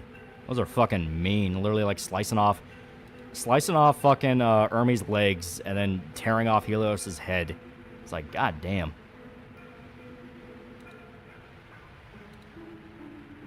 Here we go. Infinite was awesome. Screw all you guys. Let me remember, like Bioshock 2 pissed me off is when the fish guy asked me to kill him before he loses his mind. I help him and kill him before he becomes a danger, and then I get bad points. I think you have to wait for a very specific trigger. Cut off his feet and stole his J's. Say they didn't call it God of War 4. He used Helios' head as a flashlight. God of War 3 was cool. Remember the Zoo Lolly? They have around 1200 HP. I don't think we're going to run into any for this moment because of the story thing, but yeah, we got to remember them and the worms.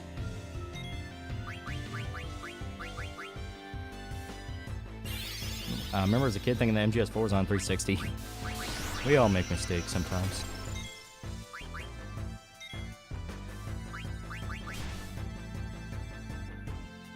You know who wouldn't rip off someone's arms and legs? GamerSubs. Use code TAL for 10% off.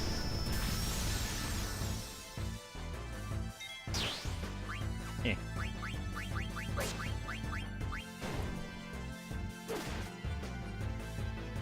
360 kid, yeah. Bro, and Kratos put his thumbs in his eyes. Oh yeah, that was fucking great.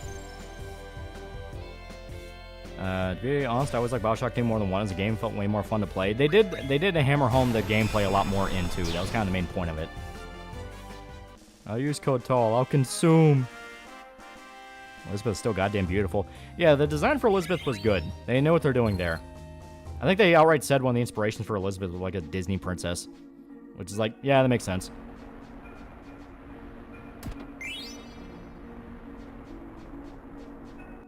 Speaking of 360 error, see that weird COD-style hunting game made by Cabela? Oh, you're talking about the one Mandalore talked about? Yeah, that was fucking weird. To be fair, that's not the first one they did. The Dangerous Hunt games were kind of always meant to be fucking COD, but you're hunting animals. Use code TAL to get a discount on Buff, Pup Cup, and Cinder Gamer subs. She remind me of Belle. Yeah. Hey, hurries, give me Resi back and my life is yours.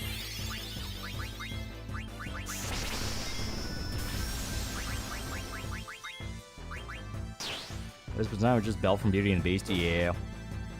Yeah, Elizabeth and Giant Steampunk Bird are the only good things to come out of Bioshock. You think it's funny that Mauler and EFAP Circle Jerk defended God of War 2018 and Ragnarok so hard? It is weird, because like I said, they're just meh. Like, I don't think they're that good. I much prefer the older games.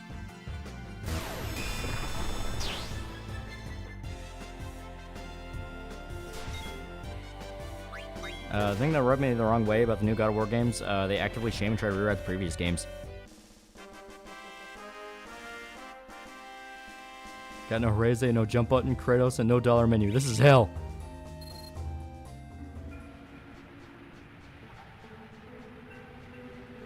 Hey.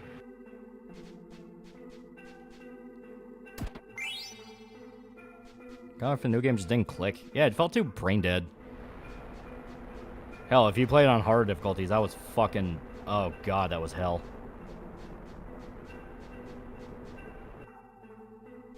There we go. Are you a simp or a Chad? Andrew Ryan voice. A Chad chooses a simple base. Oh, I might have missed the window to open this, because for some reason the lever doesn't want to... Oh well. 360 was better. PS3 got really good exclusive later, but 360 version of multiplayer games is better. Yeah. In the story is iffy. You gotta admit the music's very Kino new God of War games. Yeah, but I mean, that's just Sony throwing money around. You post Elizabeth's actual model, who the game based off her, is gorgeous, if I recall.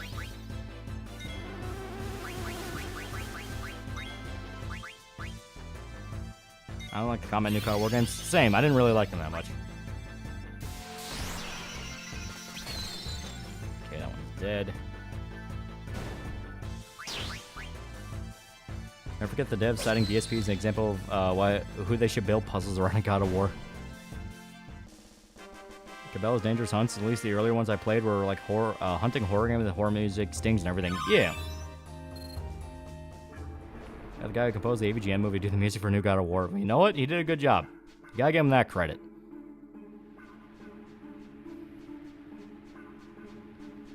History doesn't have any good titles, I remember. It had Infamous. Infamous was good. Killzone games, when those were coming out, were good. God of War. Like, there were more than a few. You know about Akechi, the man who assassinated Nobunaga? I don't really know much about him. Weird thing is, in spite of narrative flaws and what, it opens doors for like Bioshock. For I like Bioshock Infinite. I'm just glad the franchise ended there as far as Ken Levine's concerned. You guys really need to start proofreading this. You guys are devolving language-wise. God of War 3 and Ascension have the best combat.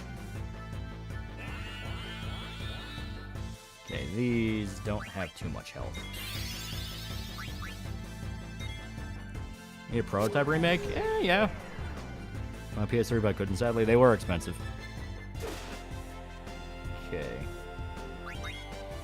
Just have that. Look, it's a Monday night, my brain's mush. The parasites from Metal Gear. There we go, now we got auto life. Fuck yeah. Made no words good. Living on V's terrible takes. Chat's become the early stage of chat box better than the N-words. Bear McCree is a great composer. Yeah. JC didn't why you locked in the bathroom, Lolly. Maybe we should try getting a job. You should just type like a human. Bear McCree, the guy who did the soundtrack for God of War and AVGN movie, also did the main theme for Walking Dead. Oh, so he's like pretty legit then. My facepalm moment, I noticed the typo. When your chat gets, the worse their typing gets, what you get for bringing up Elizabeth and Nikki. No one actually knows why Akechi set fire to Hanoji, especially since he was hunted down and killed for it, since Nobunaga's faction didn't fall apart when he died.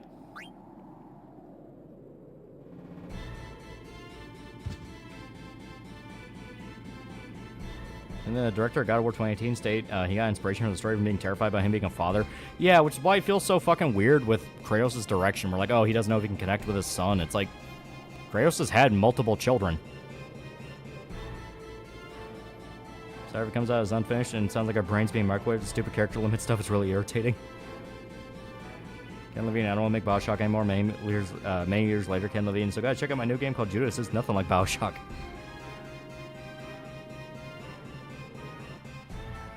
Do proofread, but I got big hands and the back delete button is close to the send button, so my big thumbs accidentally hit send. And hence the next video topic. Oh, I flat out said what it's going to be. It's gonna be the next Berserk chapter, and after that, it's gonna be Batman. That self-insert writing was bad. It is if you do it in a way that's really shit.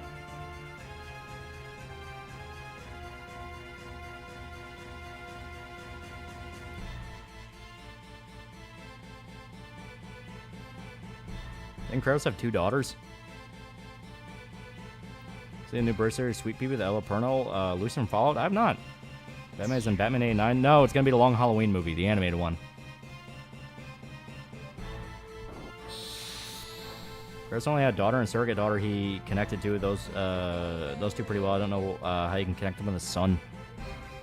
Okay, which got to $2. Kratos connected to Pandora immediately. Well, yeah, because Pandora sort of Pandora's whole thing is she sort of looked like Calliope, which is what Kratos latched onto.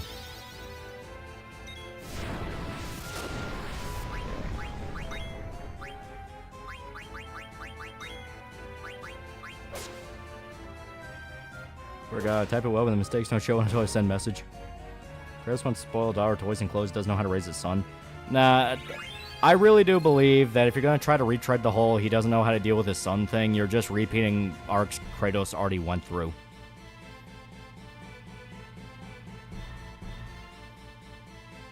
Yeah, Kratos and I grew up followers, so lacking male paternal figures. Yeah. Other than ones, the new God of War is one of the weaker parts. I thought they were stupid. Like, I just did not like Atreus. I thought he sucked. I thought his dynamic of Kratos sucked. Like, I did not like the main emotional through line of the reboots. There's a kitty putting Aphrodite. Yeah, it's true. The God of War games are very unreplayable. Has too many unskippable walk-in talking cutscenes. Hate the sad dad fad media going through so much. Well, it's like Last of Us did it, and it was like pretty good, and then every game developer ever said we need to be like Last of Us, and it's like, oh god. Oop. Yeah, Kratos knows how to raise his son the Spartan way. See a Lily Orchard vid that was released recently? No, I haven't seen it. I know about Lily Orchard. I know they're like a fucking psycho, but I've not seen that video. Kratos put a baby in Aphrodite. Kratos knocked up his sister. They are Greek. Festus was done dirty. Kratos killed him, stole his weapon and daughter, and banged his woman multiple times. Okay, I did it multiple times. Oh shit. I did not mean to hit Sedaine. The reason I'm saying that is because these nerds who made games are failing his father, so they're making it our problem now. Okay, now you. Yeah, near Gestalt did the dad thing better. Keenan's dead. Yeah, I know. I meant to give him a Phoenix down, but I accidentally gave it to Zidane instead.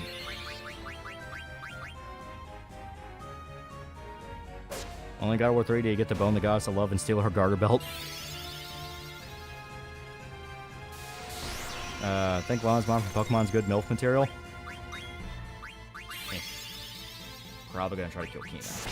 Yep. I ever played Onimusha, Samurai Survival Horror. Great games. The remake of Warlord is awesome. Yeah, I thought it was pretty good. I'm saying is that big creator talking about Lily Orchard psycho shit is going to result in a hilarious one-sided slap fight. There we go.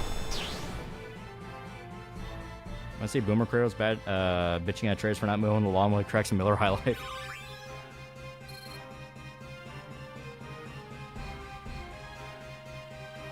Because they know enough to recognize stories about having a family that resonate universally. People writing it don't know anything beyond trying to win a word bait.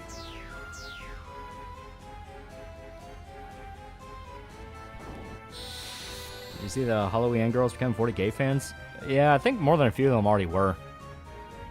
Hey, modern devs really trying to make hard to make their next game Last of Us or next God of War 2018 Ragnarok is crap. It's so tiresome.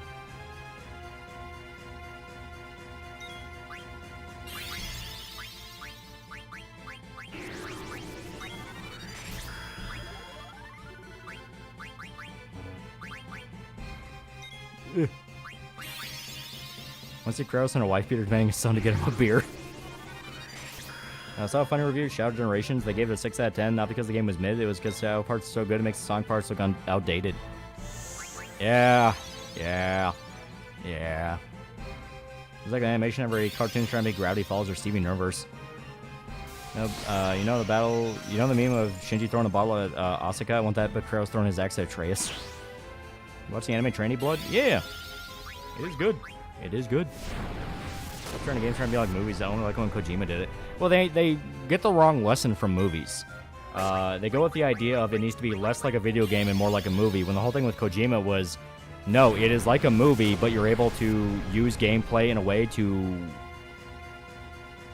It's gonna sound very fucking weird, but it's literally how Kojima does it. The game itself is the movie. You are doing things that like you would spot in a movie, or fun little details like a movie, you know, things like that. The whole idea around it is the fact that there's a fusion of the two. Gameplay matters just as much as the cutscenes. The problem we have now is the opposite, where they want to remove more stuff from gameplay to push the cutscenes more. Kratos not giving Atreus the Chunkla of Chaos was a mistake. You know what, Lolly? Life is boring. You dedicate a hater like Ronald Perlman to Trump.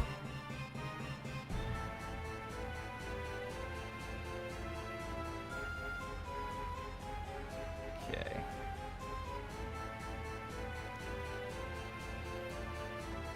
Boy, bring me another beer. I shall bring the wrath I once brought upon Olympus. Head right.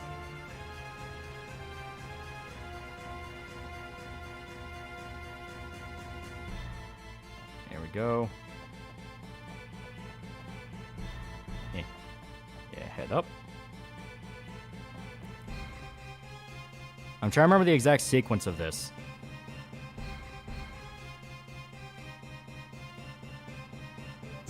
Because I think it's, you go right.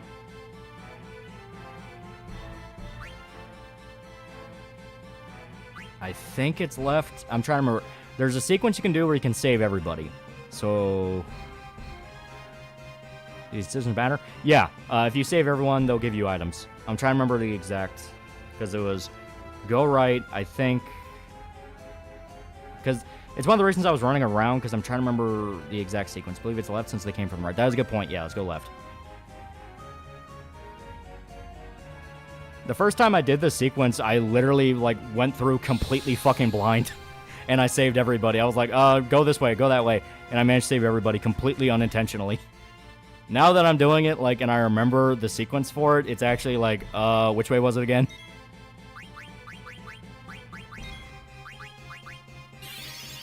Subscriber's the main YouTuber I see trying to shit Lily Orchard's piece of shit. She may think the boys' comic section still brings up good points.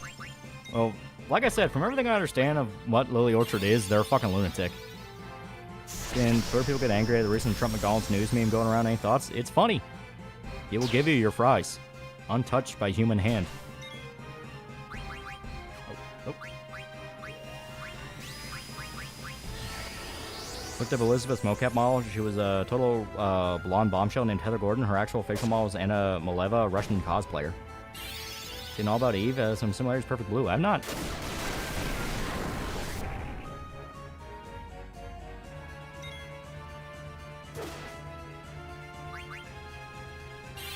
Massive understatement on Orchard, by the way. Really cool hearing Bungie talk about how they overhauled Scarab for Halo 3 because they felt it was too scripted in 2. Jim Mark $5. He said nothing. He said nothing. Trump being president, every ice cream machine will be working just like the economy.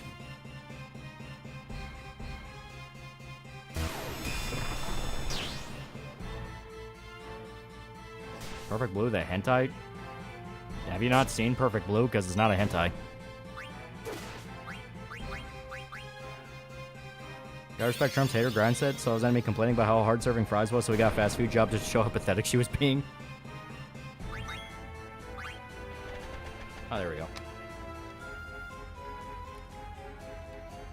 Like, only thing I cared about in Ragnarok was Sif, because my god, she was not bad, would literally do to her. I think I meant La Blue Girl. Oh.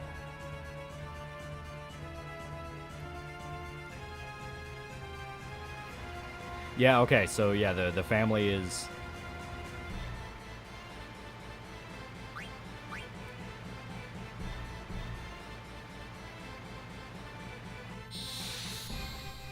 Well, the Orchard comes from the H. Bomber Guy School of Comedy, suddenly he screams into the microphone until it peaks. Oh, God. Remember the Raven chasing part in MGS4 you and your big mouth outrun Ravens while you change from cutscene and gameplay while aiming? Yeah!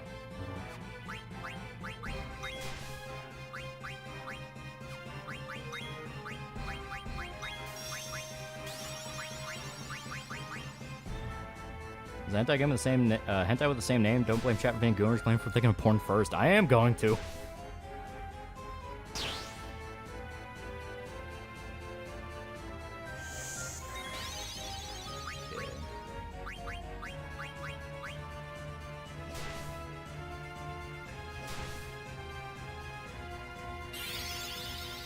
Big Mouth should be Big Mama. I think he did mean Big Mama, yeah, but he accidentally said Big Mouth. Thinking Lily Orchard does the whole calling everyone she doesn't agree with a Nazi. I mean, I kind of fully assume that. And when someone asks her to define what she thinks it means, she calls him a Nazi as well. Oh yeah, I mean, that's the classic thing of if you need to be told what a Nazi is, you are yourself a Nazi. I mean, it's just gay-ass fucking shaming tactics. Like Keenan's dodge animation. One thing I know about Lily Orchard are those essay videos saying she doesn't understand X. She. Oh, I have no idea who it is. Some bitch.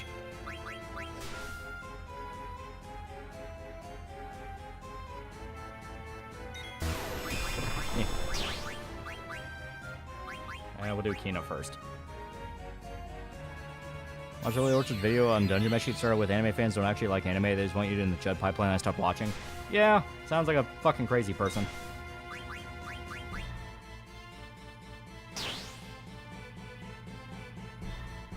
I just like the sausage McMuffins. They're the only affordable item on their menu now. It is kind of amazing how, like, McDonald's went from that cheap shit that you can barely eat, but you're getting it because it is cheap, to now it's, like, one of the pricier places to go. I mean, a good idea to give cover to a character that doesn't jump every round. Well, that's the thing. Other characters do have cover. Zidane has it. It's just the fact that it's, you know...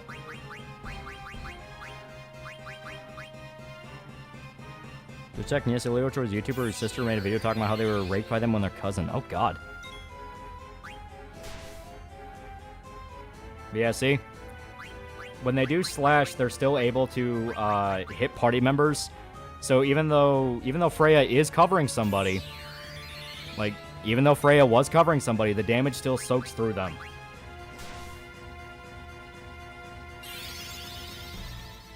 Well, Trump McDonald's thing boost sales for it? It's possible. I am literally just trying to... You're Marvel introducing a new Black Cat, and apparently she might be Miles' sister. I don't get how forcing Miles in like this to get people to like them. Oh, it's just their desperation. Just nuke this asshole. Isn't Lily Orchard the one cycle of the groom to their sibling? Yeah.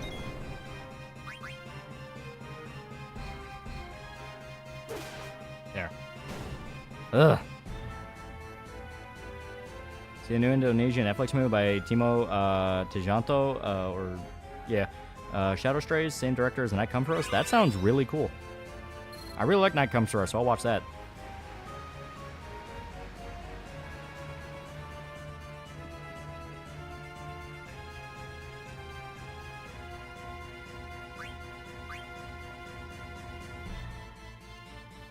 The funny thing, Lily Orchard went full spurt by ranting about their personal life in high school during a Pokemon video.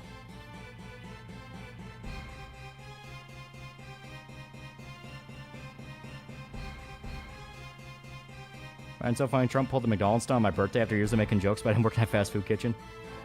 About the City of God TV series. I didn't know they were making a TV series out of that. That sounds cool. Assuming it is the same City of God. Speaking of burgers, there's a new burger joint that opened up right next door to the local pizza joint. They're both owned by the same person. Pretty fucking good food.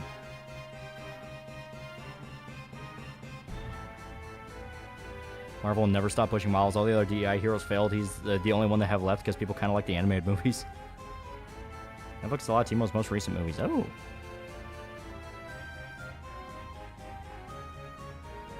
Yeah, you talk to him to go to the cathedral. And with this, we should have been able to save everybody. Because it's the priests, the family, and the dancers. Same City of Gods, direct sequel following the main character in modern day covering gangs of Brazil. Oh, that will be really interesting.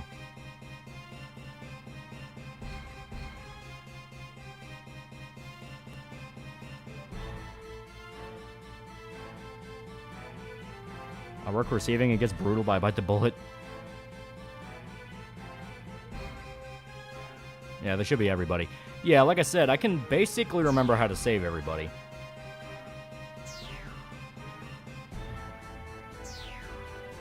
In fact, Sony wants Miles to be the MC for Spider-Man now, even though last time they gave him a standalone, it tanked. I get Super Secret Box supposed to stack the buys. Remember, release the Cosmic Monster.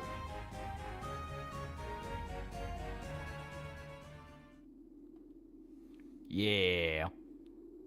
Don't really care for Miles. Best part about him is his suit. Well, the princess is having the summons ripped out of her by two psychotic clowns. Well, for those that probably weren't really paying attention to the cutscene when the attack started, this is being led by Beatrix. Beatrix is overseeing the genocide of an entire city. That's what I mean by, like, there's clearly some stuff cut out for her where they were clearly going to give her more time to kind of develop. But, yeah, she directly understands what's going on and is helping kill a lot of civilians. Twitch mods actually got off their ass and banned Frogan and Denims. Thank you, Jewish overlords. See, the creator of Dustborn say he was shocked by a negative reaction to his game. He's so out of touch. Oh, yeah.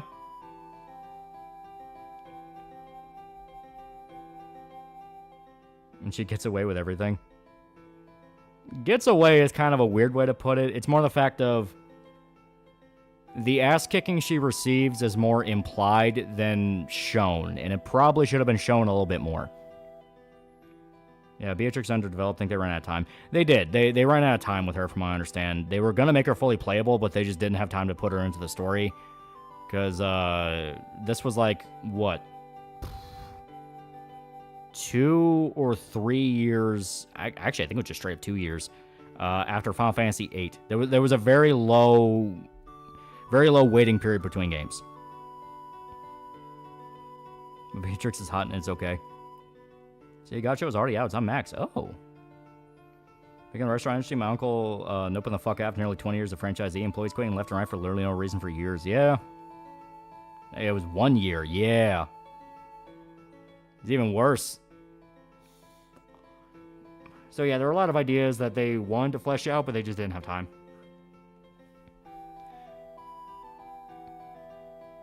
Like, I think Beatrix, once she gets that moment, is good. It's the fact that it's like, you kind of needed a little bit more of like, oh, I'm a fucking idiot. Played this entire game hoping this would be my top 10 game at least. Vivi was deadass. The only thing I liked about this game. I like 9 a lot. I think 9 is good.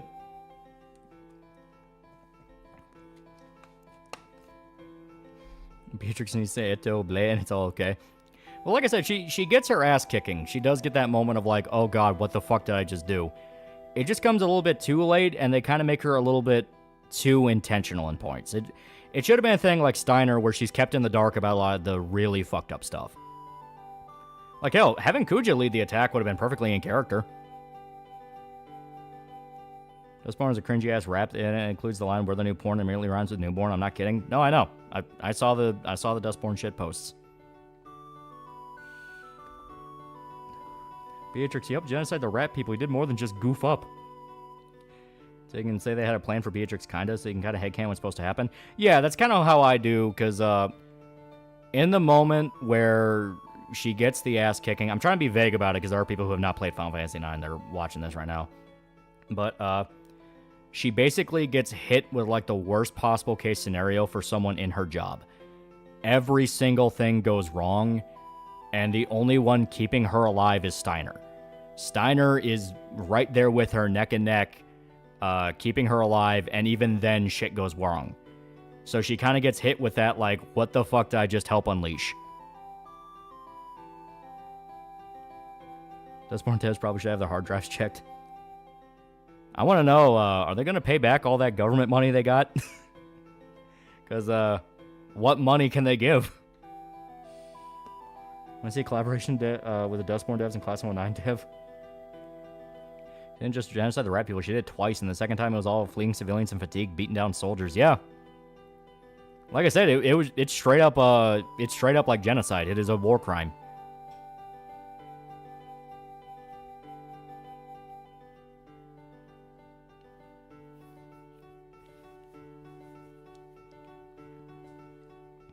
Yeah, government just went down the drain. Finished the conviction arc. Scream so loud I got a noise complaint. Yeah, it's super good. Square smart FF9 remake and all the stuff they cut for Beatrix, Amaranth, and Freya. Yeah, that'd be a good idea. As I was saying, the hood, poor Steiner. Steiner's great. He's a dick at first, but you understand why he's a dick, and he does get his dressing down moment. Like, it was actually last stream when we were playing as Garnet and Steiner, where he keeps trying to butt into a conversation she's having with the thieves, and Garnet literally just turns to him and says, "Shut the fuck up, I'm talking right now." And he just immediately goes like, "Oh, shit, I fucked up." So he kind of starts realizing he's getting a little too loud. Yeah, Steiner's a good character thing, develops a lot. Steiner's great. Steiner is why the Beatrix thing does work. Because, you know, he walked that road and he knows what he became, and he sees that in Beatrix and is like, God, was I like that? So he wants to change. You got a favorite party combo? For this game, I mainly stick with Zidane, Garnet, sometimes the Summoner Little Girl, and Vivi. Vivi and Garnet almost always because they have the most powerful white and black magic. The Spawn dev has learned nothing. Andre from Midnight's Edge explained they're basically on government welfare for game devs, and they're locking comment section in Norwegian because people are pissed. Oh, I fully believe so. Yeah, Aiko better than Garnet. Aiko does get access to, if I remember right, Aiko gets the best white mage spells, but Garnet gets the best summons. I think that's how it was.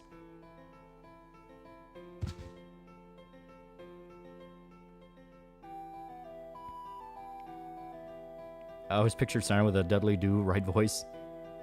You and Steiner the best combo attacks? Yeah, they're very good. Yeah, Aiko gets holy. Yeah. Because Aiko has like some of the best white magic in the game.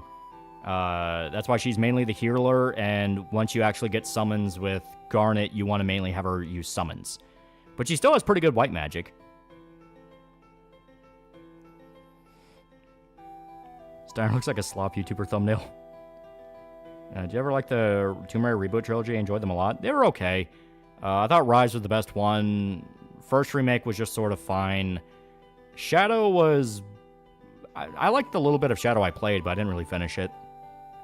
Maybe Garnet and Steiner legit get the most character development over the whole game. Aiko is more of a support summoner, whereas Dagger's the damage summoner. Yeah. Aiko gets double white magic for trance, while like, Vivi gets double black. Yeah. Coworker of mine was reading the conviction art at work and wept loudly. It's super good. Also, yeah, like I said, Beatrix is directly involved in genocide. This is a civilian. He's a priest.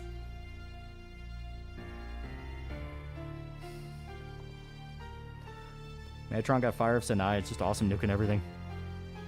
As far as Norwegians are used to government throwing away money, there was a park bench that cost $1 million.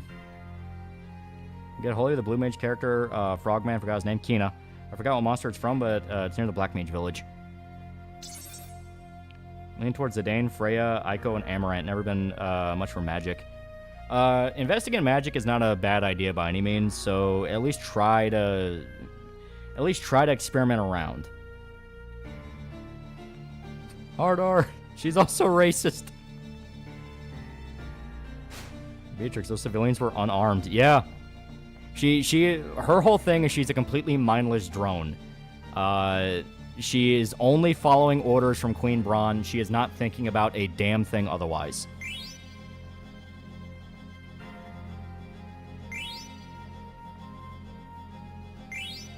Here we go.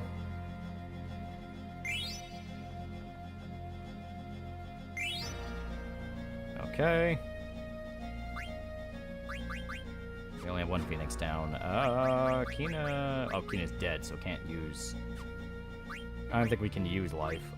We should have Phoenix Pinions. Nope. Okay, those are only in battle. Ugh.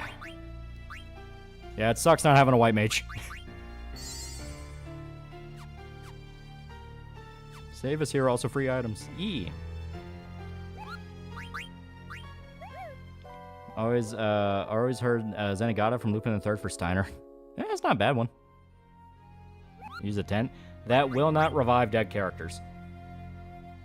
So we can bring back somebody, but it's not going to bring back, it's not going to bring back, Zidane. I forgot. Yeah, I forgot how you cure. Yeah.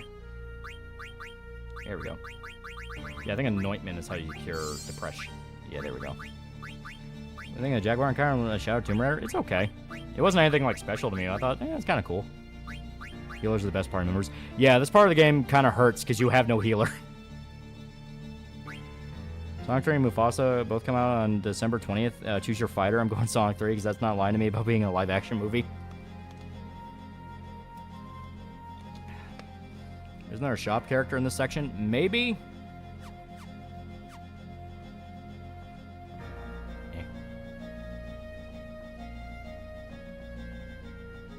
Maybe... Let's talk to that mom. There we go. Yeah, he gives you the card. What about you? Yeah, they just give us cards. Maybe we head back? Nope. Okay. So we have got to brute force this. Okay. Doesn't Kina have heal? No. The only way you get heal with Kina is if you... Yeah, I think Kina can only learn White Wind, which you get from a specific type of enemy that's not in this region yet. How's the family? Pretty good. Pretty good. Okay. So I'm going to save real quick.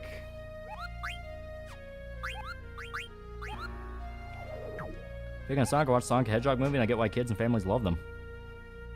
Wish there was a patch or mod fix of the translation localization issue and level scaling thing with 8. Yeah. They fixed the level scaling thing, but yeah, the translation's still all over the place. Try the priest. I already talked to him. Like, I've talked to everybody and got their items. The problem is the fact that it's like... Yeah, the problem is the fact that we had to burn all of our fucking Phoenix Downs during one of the fights. No more Kingdom Hearts Monday. That was a special occasion. Okay. We can brute force this, but it is one of those of it'll be a little bit painful.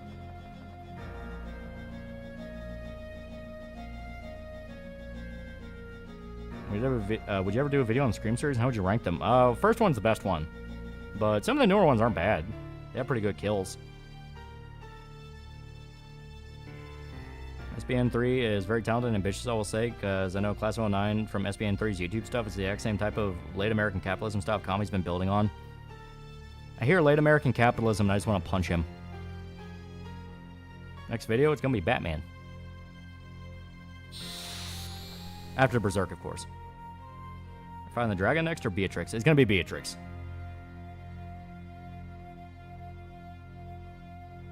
If you continue Kingdom Hearts member, I'll be watching and judging harshly.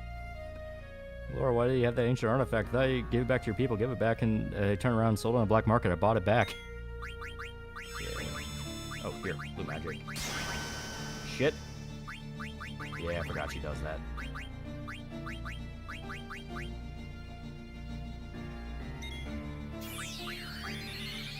I know you don't like black people. What are your thoughts on Beyonce? That is a fucking loaded-ass question. There we go. Okay, now I'm fucking begging you.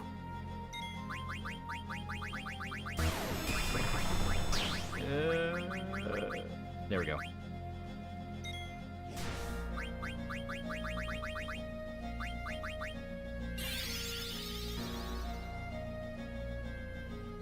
There we go. So now we're set for next time Kina goes down. SBN3 is a wig and all this comedy is just swearing and referencing late 90s, early 2000s stuff. The American capitalism, the fuck's that to do with Class 09 and feet? Okay, there we go. Bring back Zidane. Yeah, Frey's the wall. The problem is, Beatrix has that skill. Yep, but they'll be fine. Yeah, there we go.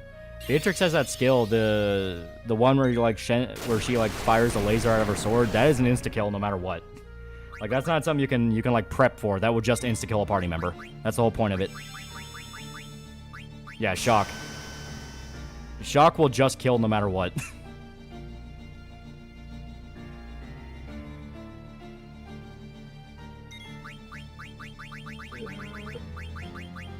BV, I'm begging you. Tough fight and I have white mage for. What the fuck? Like I said, the parts where you don't have a white mage are very, very painful. The idea was you would build up Kina and his blue magic, but that's not as useful. Takahashi Yamazaki, the director of -1, said he wants to remake Gods Over as Hedora. That'd be awesome. Oh man, I'm fucking begging you. Will Mighty Guard help against that? No, it is supposed to insta-kill. The whole thing with the Beatrix fight is a lot of them are supposed to lose fights. You are supposed to lose, but you have to survive to a certain amount of time. I think it's like 10 turns? Yeah. When you survive like 10 or so turns, that's when it's supposed to lose. What age are you gonna show your kids Berserk? They have to be like adults for it. Like it's an adult story. Like teenager is one of those of if they discover, they discover, but like it's meant to be an adult story. If for 2 minutes and your entire party's almost dead, this is a supposed to lose fight. It's just one of those where it's like, yeah, there we go. Yeah, like I said, it's painful. Because, yeah, I think you make it 10 turns, then she'll just do the party wipe skill. Because that one you can't defend against. It'll kill you.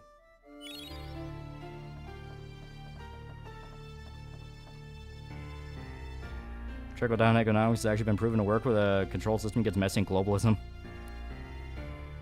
Introduce it early to your child for they will gut smash and be fixed like the one fit like the one Japanese dude. I mean, that's an edit. Like people like thinking that's a real one. That's an edit. Netflix just closed their AAA game studio. They had one? Beatrix is always a loss, but you can't lose too early. Yeah, like I said, I think you have to make it 10 turns. So like 10 entire party rotations. Go County, Chicago, inmates spitting each other's butt cracks. That was Power Pop Control Theory. Okay, here we go.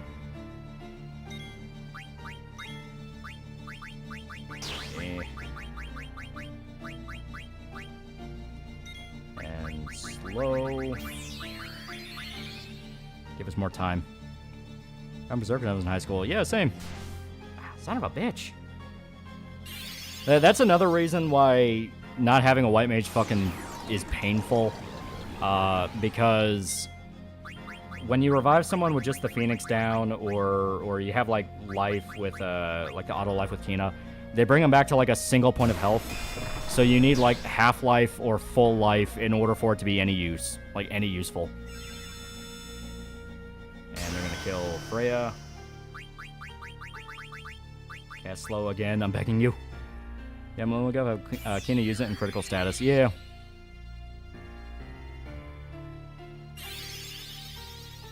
Should Leon have clapped Ashley's cheeks? Here we go, okay. Just pop an elixir, fuck it.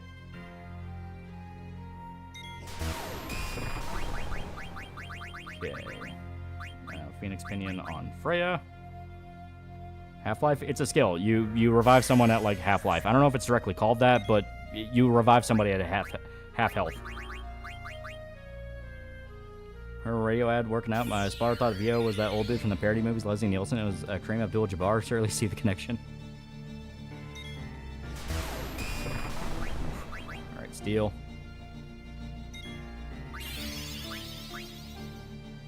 Oh yeah, begging the lady not to go fast, can't manage it. That is basically the end game of a Final Fantasy game. Here, we're gonna do Mighty Guard.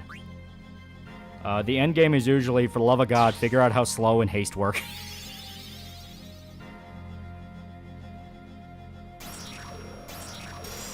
There we go. It should be a little bit better. It won't be great, but it'll be better.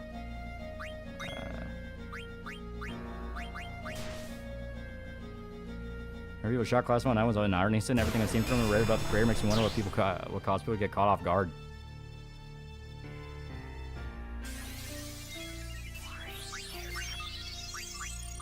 do it again. Well, no, we don't need to do it again because Frey's just going to jump next turn.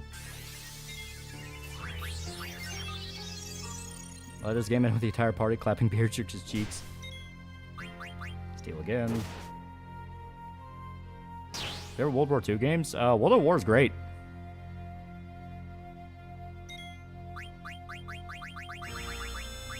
Zendara. Yep, Zidane's dead. Netflix made this studio 2 years ago, and he had former Halo writer Joseph Staten on board.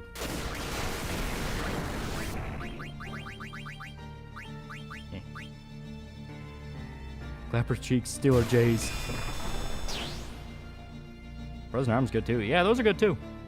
Ruin My Life. About all the current volumes of Berserk, they're great. They're fantastic. It's going much better. Yeah, I stated, like, once you start leaning on slow and haste, it becomes a lot more manageable. Because the entire idea is you're fucking with turn order to be in your favor. The final boss, not final boss, but like final boss, the one that's an actual fight, of Final Fantasy X relies on that. If you do not figure out how haste and slow works, you are not beating the final boss of Final Fantasy X. He is a bastard.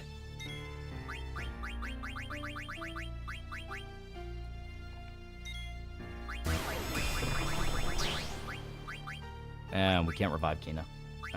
Fuck it. Can see why they gave you so many phoenixes before this fight. All he does need to hear about this is a highly trained professional. No, he's not. His real estate gig went under, and the man in the bathroom is still crying. Send help. Last is always Yojimbo. Yeah, you can set off Yojimbo, and you can set off Bahamut, and those two do pretty good damage. But you need to actually have Yuna's turn to do that. And here we go. Now it's over. I'm talking about you, Yevon? No, I'm talking about the one you fight before you, Yevon. The one that's an actual fight. You, Yevon's completely scripted. You cannot die in that. Unless you, for some reason, just petrify your party for shits and giggles. You heal Beatrix? No, she heals herself.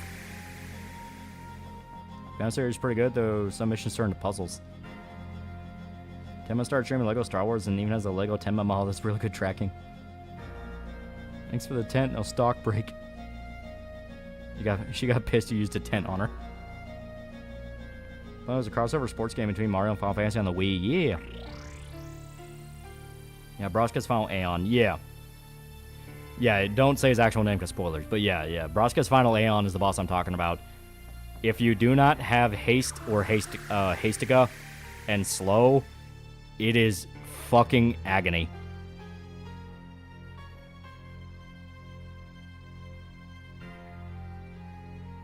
Like, there's some people who will say you can cast zombie on it to where every time it'll heal in the turn, it'll damage it. That's not really reliable, because every time it gets healed, it also cures status effects.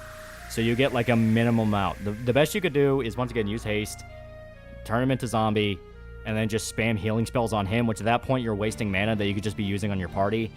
And the only way you would, like, really have that be useful is if you have the break damage limit. But getting the break damage limit is a fucking pain in the ass. I say cloud shooting hoops with Mario next square port.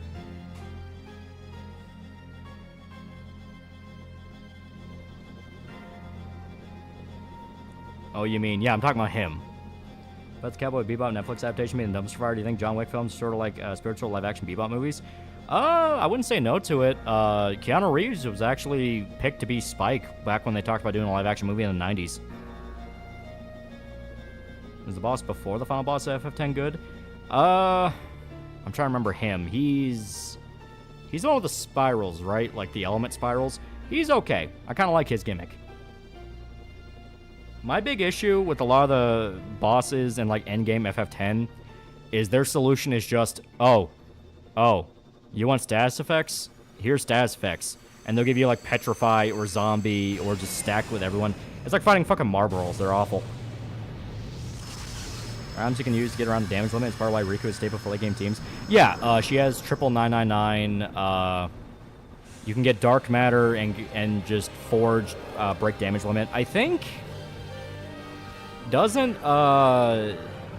doesn't Orin's final weapon, his celestial weapon, doesn't that naturally break damage limit, or am I misremembering? Because I thought it's his thing of, like, it will naturally break damage limit, and you don't have to forge it. Also, yes, this is Odin. You played Legend of Dragoon yet? Yeah. Yeah, everyone you save now is dead. John reminds me a lot of Spike, both former Mafia, Hitman, and practice Gun Fu. Yeah. Damn, is Odin badass. Odin's always cool. Speaking of Tenma, she really enjoyed it. She played Star Wars: The Complete Saga, finished Phantom Man's story. I do wish she goes to the outside area of the cantina next time. Odin in this game looks like Skull Knight. He's fucking cool. Kina tanked that, by the way. Yeah. Kina's too stupid to die. Not gonna lie, I would like to see Keanu Bebop. I think he would have been great. Like, Spike's whole thing is being very chill and almost like a monk anyway. So having Keanu Reeves, that's kind of his style of acting, that would work great. Odin or Anima? I love Odin. Odin's great. I think they escaped somehow. The rat people are very capable of running away. Yeah. I don't think they actually die. As soon as they saw the coast was clear, they were trying to evacuate as best they can.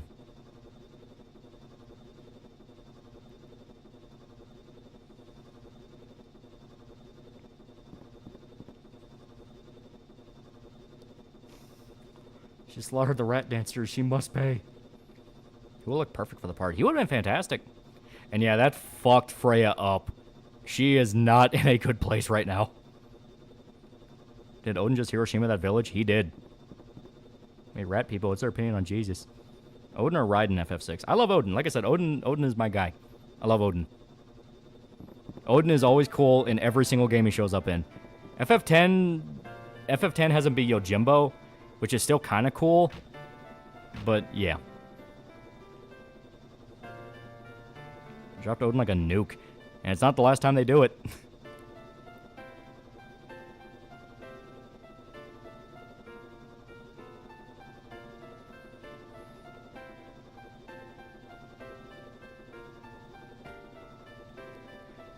So as you can see, Beatrix is starting to show some doubt. Because the soldier was praising her. It's like, oh, you did such a good job. And she's just like, shut the fuck up. I like Ifrit. Ifrit's also really cool. Ifrit always has a really cool design. The only real issue with Ifrit is some games you get him a little too early to where he doesn't do a lot of damage. Supposedly Keanu's a fan bebop. Yeah, it wouldn't shock me. Yeah, now she's fucked up because they dropped Odin like a nuke, and she's like, okay, that went a little bit too far. We were just supposed to subjugate the city.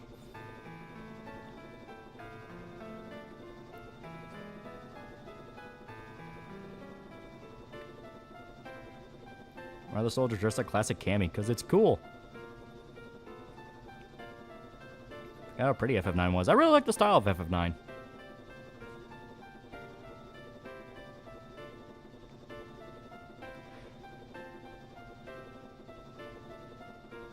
And her theme. Yeah, it's great. 16 redeemed 10 Ifrit. Yeah.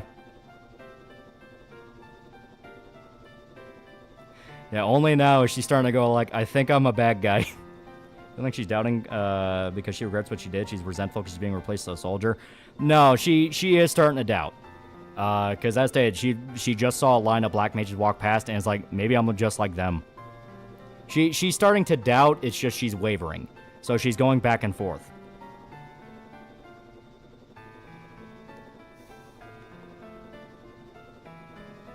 Keanu appeared in a live-action DC movie. Who would be perfect to play? It looks like a comic actor, Deadshot. Deadshot would be kind of cool. I'd like to see him tackle Raz. I think he would actually be kind of an interesting Ra's al Ghul. His best style, 10 is more fun to play. 10 has really good gameplay. I think she's doubtful over the fact she feels like she's being used as a tool. Yeah. Loki has been revealed in One Piece, and fans know not to trust One Piece silhouettes, but holy shit, I know his design will be used in one of those Sigma Male videos. Constantine? Yeah, that is true. Aren't they making another Constantine with Keanu? Yeah, she's starting to question everything she did there. Yeah.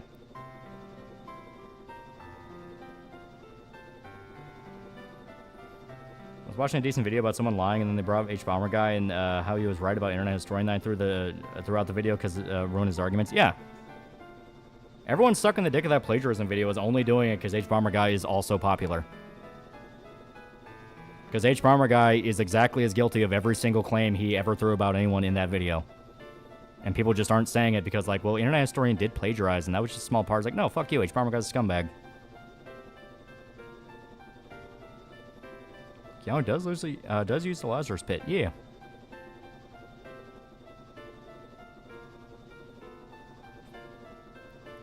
Not to mention, One Piece Loki looks like a badass. Did you ever read Asterisks? I don't really know what that is. Keanu Reeves could actually be a cool brainiac. How long until the sheep finally turn H-Bomber? Probably about 2 years.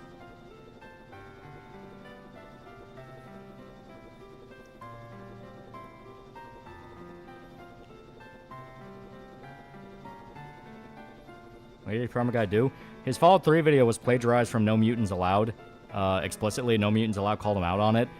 He defended Hassan with like a half-hearted joke when Hassan is exactly as guilty, if not more, of stealing content to a degree that is like unacceptable. And all the standards H-Bomber Guy used in the plagiarism video is it's not up to academic standards, which nobody fucking looks for in a YouTube video. He made a gay man kill himself. Also, yeah, Braun just told Beatrix to her face, go kill the princess.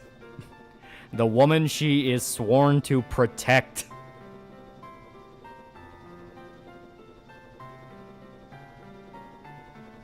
Remember that Watanabe was a fan of John Woo films, so he incorporated that influence in Bebop. John Wick kind of follows that same tradition. Yeah. Son doesn't just steal content, he's the worst example of a chair tuber. Yeah. I like how they have an officer general don't question since they believe they're doing good for their people, not realizing they're harming the greater world. Yeah, and that's kind of Beatrix's whole arc. Steiner was following that same path, but because Steiner was dragged along on the journey, he was able to be saved from that. That's kind of the big thing. Like that's why they have their whole connection. Beatrix already walked that road. Steiner was able to get away in time. Yeah, the queen would never kill her daughter with the influence of the black gems. Remember when all the YouTubers hate reaction content and it was going to kill YouTube only for all of them to become react live streamers? That was one of the big things that kind of opened my eyes to the idea of like, oh, people just chase trends and they immediately forget what they say when the next trend pops up.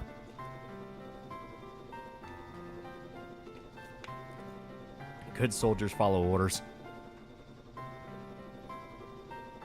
Once again, I really wish Steiner could have seen all this shit and had an actual confrontation with Beatrix at this point. I like the fact he doesn't see it.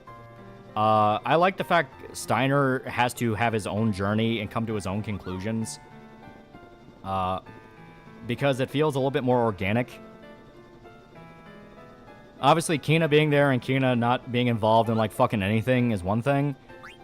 But I like the fact Steiner is like, oh shit, I'm being an idiot, I need to change. Check Discord, give me one quick second. Okay, yeah, I've never read that. I've never read Asterisk. Kind of looks like in the same vein as, like, Adventures of Tintin or, like, Popeye or something like that. I click back on. Game Grumps removing videos of older stuff sooner than Schmorky stuff should have told you a lot. Yeah. Son shares has a lot more fun personality than this Son. Don't get why she have an issue killing Garnet after killing so many women and children. Because Garnet was explicitly the woman she was sworn to protect. She is part of the princess's guard, just like Steiner was. So the queen telling her you need to go kill her is telling her you need to violate the duty you've spent your entire life performing.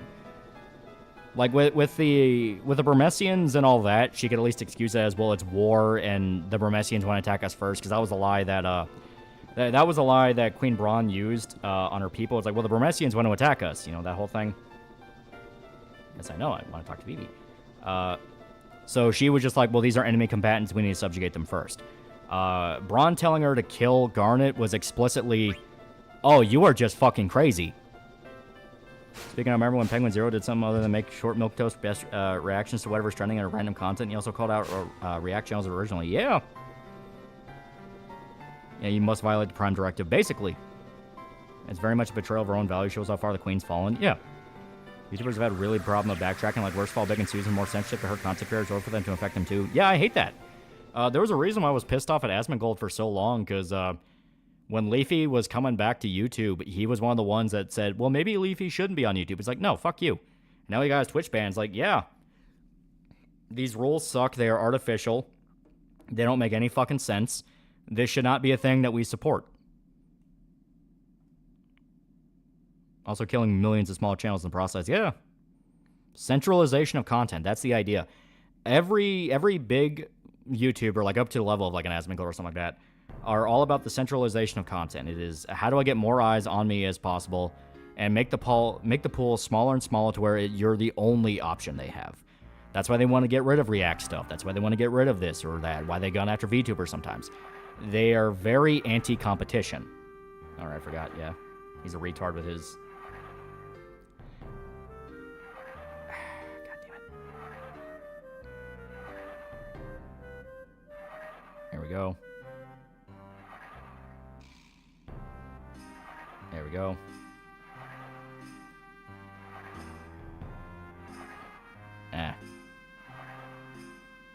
John Left Game Grumps says, yet to have a worker scandal. Game Grumps had the Dream Daddy stuff where they lied about someone not being involved in attempting suicide.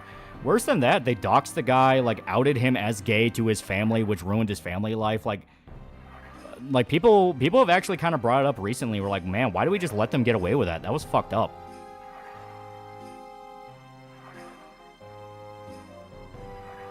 Steiner just a little slow. No, this guy's a fucking retard. Because it's like, yeah, follow the path of momentum. And he's like, no, go the other way. It's like, no, we're not at the point of momentum yet.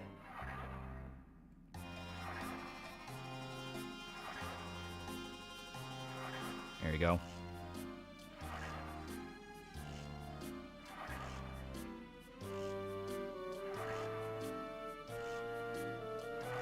There we go. Now we're in a good sequence. Yeah, the guy who did that to was Ding Dong. Yeah.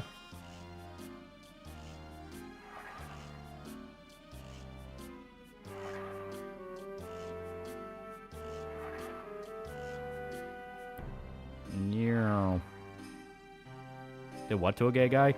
Ding Dong, who, from what I understand, actually was like a good friend of the Game Grumps guys, said they didn't like the Dream Daddy VN, which was like an irony sim they made where it's about dating like gay dudes. He said he didn't like it and he thought it was just kind of shitty. So they doxed him and like outed him as gay to his family who didn't know he was gay, and it fucked up his personal life. All because he said, I don't think your video game is that good.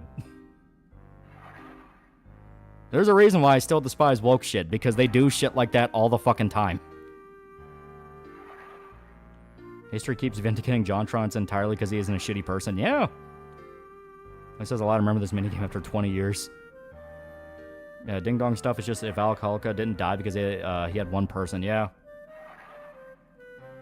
That's awful. Yeah. Yeah, and his family disowned him. Yeah. Sounds like an oversimplification. It's not. It explicitly is not. That's what caused the falling out between Oni and Ego. Yeah.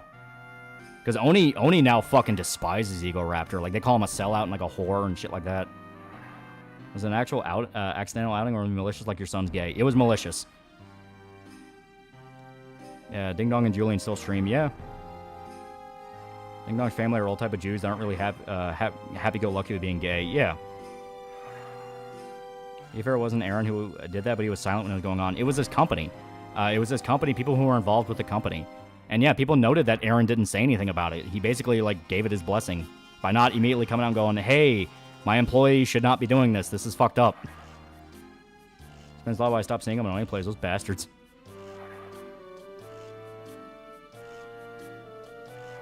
Saw Ding Ding play Dead Rising. Yeah, apparently he likes it a lot. Zim does about $5. I just finished watching the Aristocrat Utensils Lays video. Leftist made a stink piece on. Basically did what you did to praise the show on horror.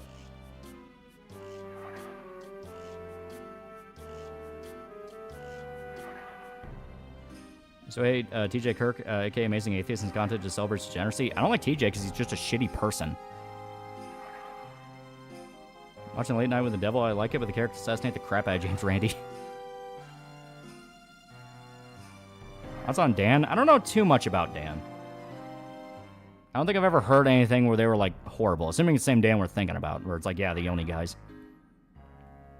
Ego Raptors is post child for Trolls and Moors. Yeah, Trolls and Moors, but it's that classic case of Trolls and Moors where they don't actually feel bad about it. They just know they'll get in trouble with it. What was the point of outing someone? Just say, you're gay, you should like our shitty ironies. That was basically it. That time when Oni had to remind Aaron about how Newgrounds made him famous in the first place? Yeah. Because Aaron does that shit. He gets trolls remorse and is like, oh, that culture was so horrible and evil. I can't believe I was ever a part of that. And people are like, this is what fucking made you, asshole.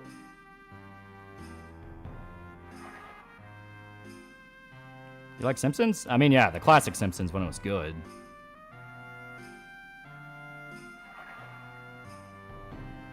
No, that's H. Bomber guy. I remember he was a high-ranking member of Medicare. No, it was similar. It's not a one-time thing. It's like it is a phenomenon multiple people subscribe to. Crack Utensils supports monarchy, so he's kind of cringe, in my opinion. But I guess he's British, so he's only comfortable when the biggest bot is being pushed against his head. Check Discord. Give me one quick second. You gotta get through this. Dodgers gonna be in the World Series. They win. I'm thinking Gura and Hollow Life. Okay, we're almost there. Simpsons 1-9 was peak. Only explicitly said he knew that happened and said on stream he did some stuff from Aaron Hansen after that incident. He also thought the game was shit. Oni's also gay. I don't remember if Oni himself is gay, but yeah, I know he was friends with Ding Dong, who is gay.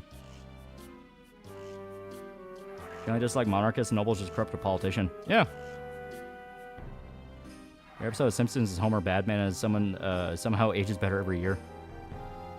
Jay Kirk has always been a terrible excuse to human beings because people like him and writers who call themselves atheists, but I don't like associating with that crowd.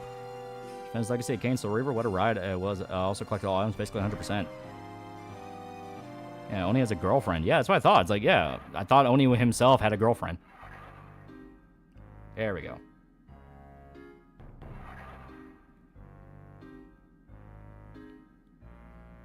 Ding Dong and Julian are gay. I believe Oni's straight. Remember him talking about having a girlfriend. Yeah.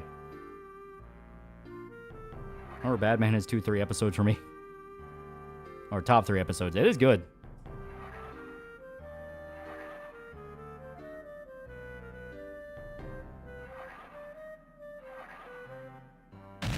There we go. Yeah, the physics on this are a little wonky. As of April 2022, 385 million of asteroids been sold. European comics healthy in France are huge weeds. Don't be surprised when manga gets translated in French for English. Steel Ball Run has been available much longer than English translation on Amazon. Well, yeah, I mean, France been very open about liking anime. City Hunter is a massive French fan base. It was basically their Dragon Ball Z. By John Scorcher, who's a former friend of Lily Orchard, who bolted after realizing she was a psycho, tried to frame him in an assault. He's now father too, as far as I know. Yeah, everything I hear about John Scorcher is he's like, alright, dude. I say he looked up gay porn to see if he's gay and finds it disgusting.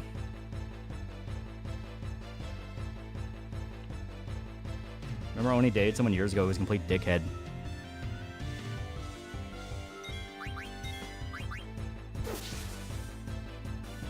Fuck him up, Steiner. A long minigame to get out of that cage. You really gotta fuck with the physics. Like, once you're fast enough to where you can get 2 boosts between, you're basically done with it. But you have to get to that point. It's a little much. Isn't animation huge in France? Yeah. Well, soldiers are hot. A while back I thought I saw people shitting on Joe Cat. Was there something I missed besides girl video drama? He screams fake nice guy. That is the vibe everyone keeps saying. He screams fake nice guy. He tries so hard to be harmless, you can immediately tell there's something behind there. Uniform these guards are beyond based.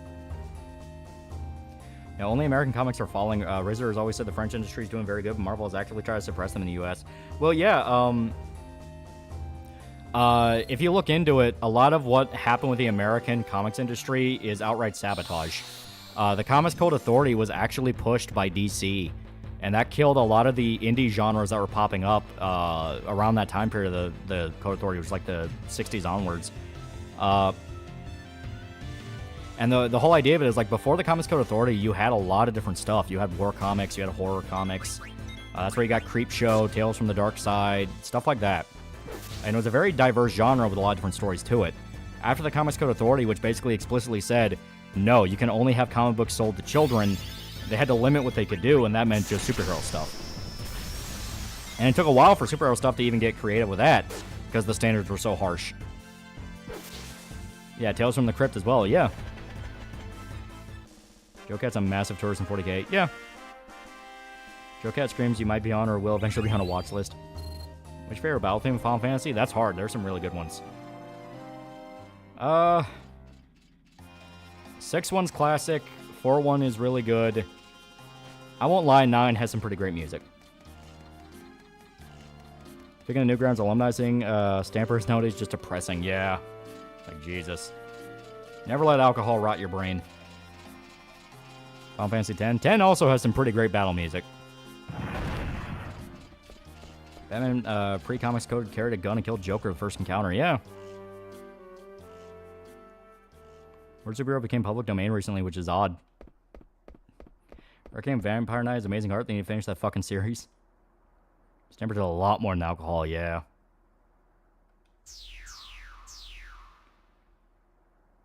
Favorite Tales from the Crypt episode? I love the one with Joe Pesci. That one's great. He's such a dick. Final Fantasy 9 normal battle was Grace the normal battle. Booze looks like it worked out for Ricada, though. Does any FF mainline game have bad music? That's actually a good question. Marvel and DC had joined a trademark on the term superhero. Yeah. What's the issue with Joe Cat? I knew he cried about people calling his girl song gay, but I thought there was more as well. As to say, it's just his vibe. His vibe screams, I want to be a nice guy. And that puts people on edge, because it's like, you are way too... Stamper's a junkie. It wasn't booze. No, booze was absolutely mixed in there as well. My batch wolf is still seething about people making fun of Simpsons being good again video. LS Mark made a cartoon pilot where Zach and Oni did voice in it, which tells me it's more Mick was the big fuck up in this scenario, very maliciously and directly as well. In nature, predators often can camouflage themselves and prey. Yeah.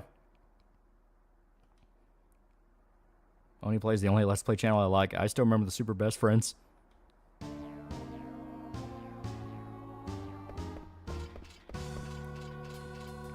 Alright, so we got 30 minutes to save Garnet. Any good vampire material out here that taps into concepts like hierarchy and progenitors and stuff like that? Asking Chad as well. Yeah. I mean, you have like Vampire the Masquerade. That's pretty classic. Episode Tales from the Dark, Tales from the Crypt that Arnold Schwarzenegger directed.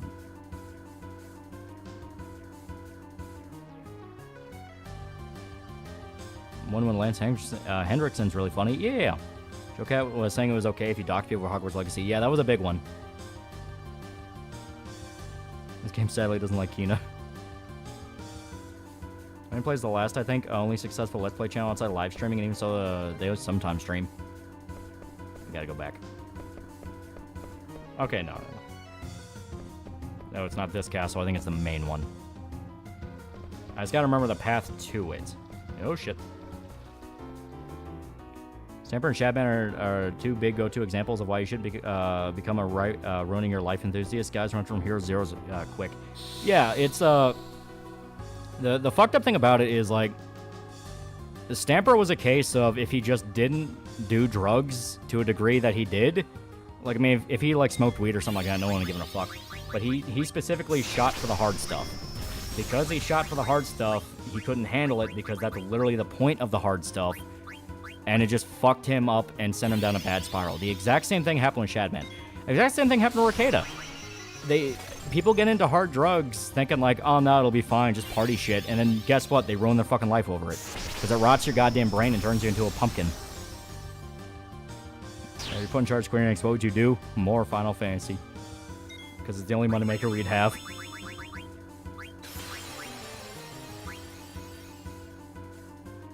I'm 1/3 of the way through Dressrosa. Pray for me. Are most internet relationships people becoming locals, pedos, druggies, or hypocrites, or becoming political schizo every time? I don't fucking know. I think what I find funny is FF7's boss theme sounds very similar to Motorhead's song Jailbait. More Kingdom Hearts. Some dude literally completed an Elden Ring DLC run that was 1 point in HP, stamina, and FP. Challenge runners on Souls games are fucking lunatics. Yeah, like, the challenge run stuff is fun, but people have an issue with Souls games where they feel like if you're not doing a challenge run, you're not playing the game right. And they'll even, like, suggest that to people who have never touched a Souls game before. That's where part of the whole, like, oh, you use mimics, oh, you fucking casual. That's part of where that comes from, where it's like, listen, you can play a Souls game without it being a challenge run. In fact, you really shouldn't be telling people to do challenge runs for the first time. Play the game with the amount of shit you have and all the mechanics given to you, so you can enjoy it, then figure out your exact way you want to play it. Drinking card remake with everything intact. Successful internet people doing drugs and spending the money on it will never not be funny. It keeps fucking happening. And they all think the same thing. Oh no, I'll be fine. Like, no, you're not. You're not going to be fine. Unring content creators do bingo games. It's pretty good content. Challenge runs in general, yeah. Challenge runs in general are something that you're doing because you are so familiar with the game, you want to put an artificial limit on yourself. That's the point of a challenge run. It's like, hey, I know this game inside and out. I'm going to prove that by doing it under this specific set of conditions.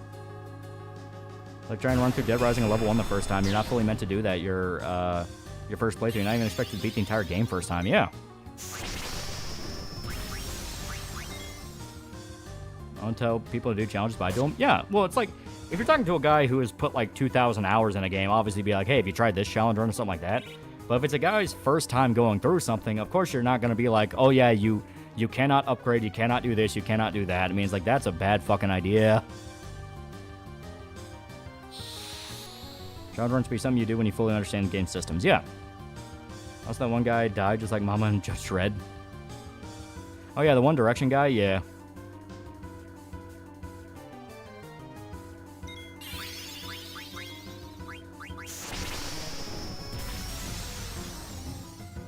Yeah, Kirsch does that on accident.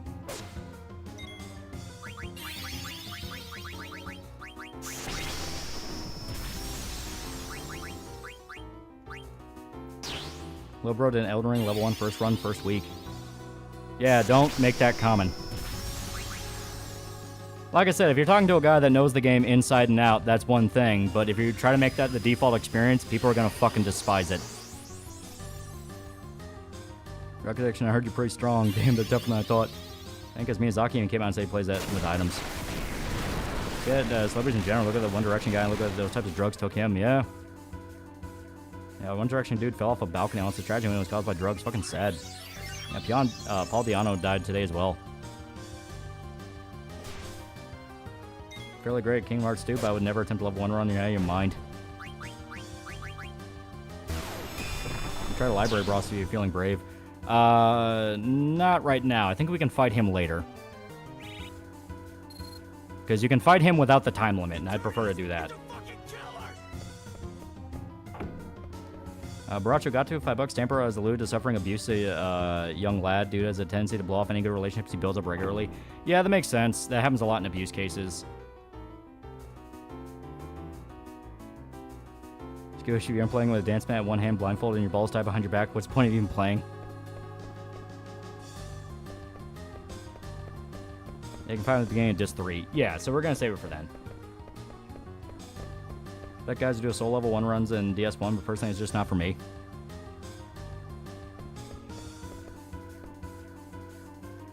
Joe Cat's vibe to me screams creep, like the one good character in Dexter always said, my creep detector's going off. When you play for the first time, it's not going to be a perfect run. People are too elitist. Yeah. Especially data organization.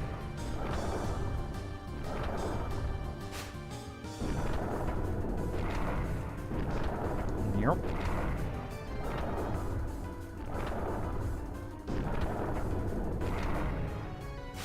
Yeah.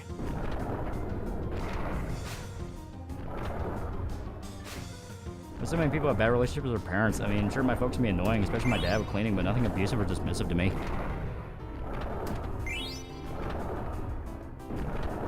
Okay, we got Ice Brand. And you shouldn't get hate purely off vibes. Well, he also has done some shit that made people go fuck you. Like I said, during the Hogwarts Legacy thing, he downplayed people getting doxxed and death threatened for buying a fucking Harry Potter game, which will forever be my response. That would forever be my response to anyone trying to defend what happened with that. It was a goddamn Harry Potter game. Are you fucking kidding me? Joe Cat's vibes to me screams creep. Yeah. We should delete your 1 million subscriber YouTube channel. I saw the Review Tech USA shit as well, yeah. I don't know what the fuck is going on with Rich's mind, but he needs to get off whatever drugs he's smoking. He's not a perfect example. He's a dude who bakes the fuck out of his own gourd, and shocker, he makes very bad decisions doing that. Called one guy whining to me about using a healing potion in Palico Monster Hunter World. I told him he could eat Kieran Dick and blocked him. Again, Stalker 2 at release? No. Never buy a Stalker game at release. Never.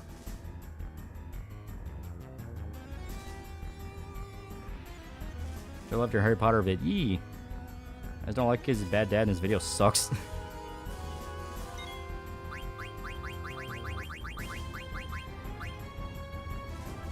Watch a video about learning programming, roadmap for complete beginners, and dude, name drop DEI and HR and what's Culture War shit, and surprised to hear it out in the wild.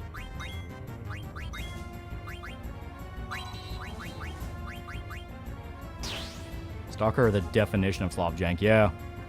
I'll buy Stalker 2 and release despite you now. Good luck. Showcat downplaying Hogwarts Legacy harassment is ironic when one of the girls and his I Love Girls song is one of the main targets of harassment.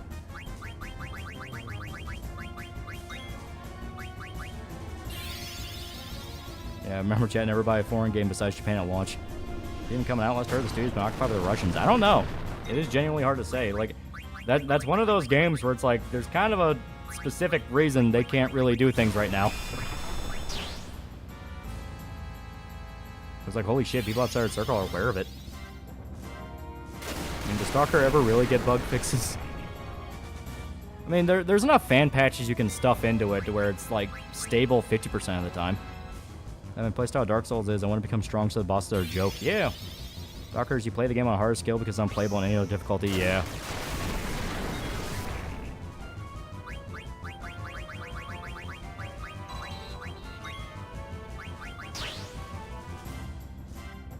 We ever play DRDR again? I don't know. Like, I really don't hate the guy who plays Frank. I know people really shit on the voice actor who plays Frank. I don't hate him. I think he did all right for his job. He was just kind of stuck. He was stuck in a bad position where he had to recreate the voice acting of Frank, and it was clearly a rush job, and he was not allowed to really have his own personality to it. You know, a lot of Dead Rising Deluxe screams it was rushed, and they really didn't know what they were doing.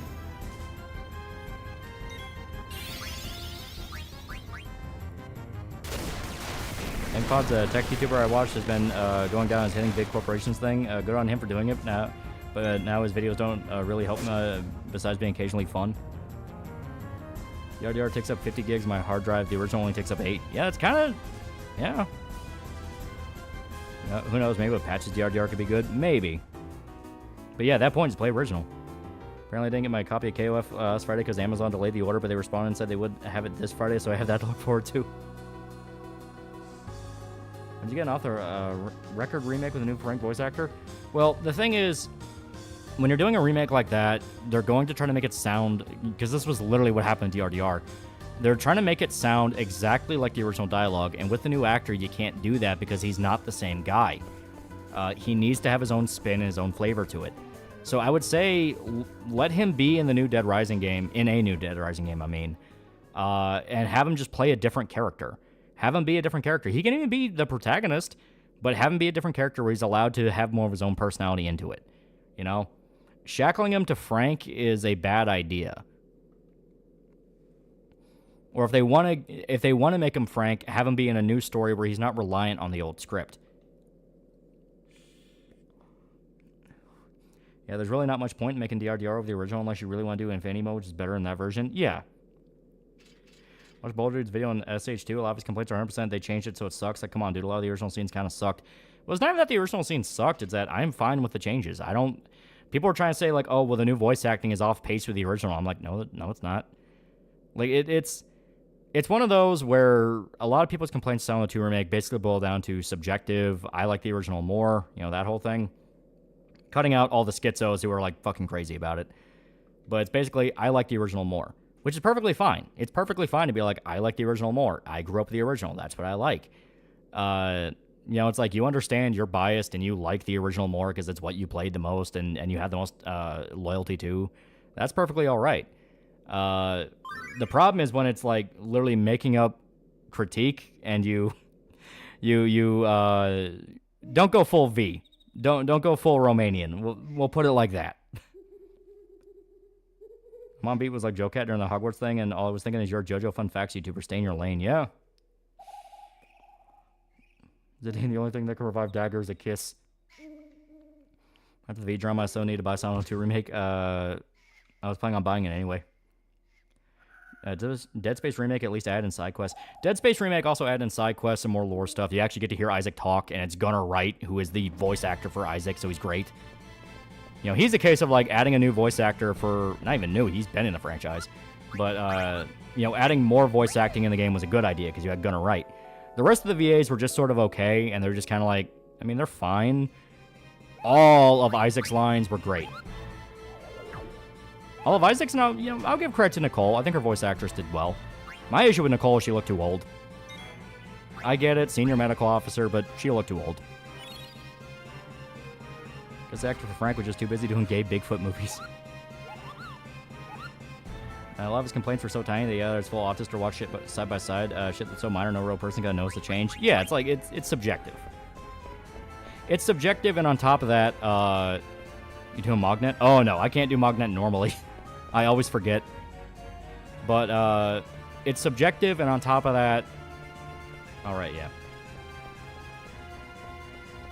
On top of that, like, remake implies that the events of Silent Hill 2 have taken place. Silent Hill 2 has already happened, and you're going through another one of the variations. So it makes sense why some details are shifted, because it's literally not the same story again. It is a slightly different version.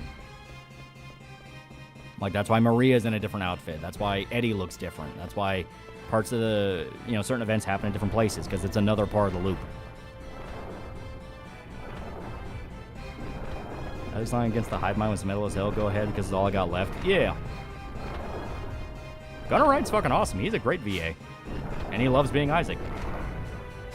I think Nicole voice in the remake, same one from 2. That would make sense, because they got Isaac's voice actor back. I like Cougar Chaser Isaac. I think he's actually older than Nicole, though.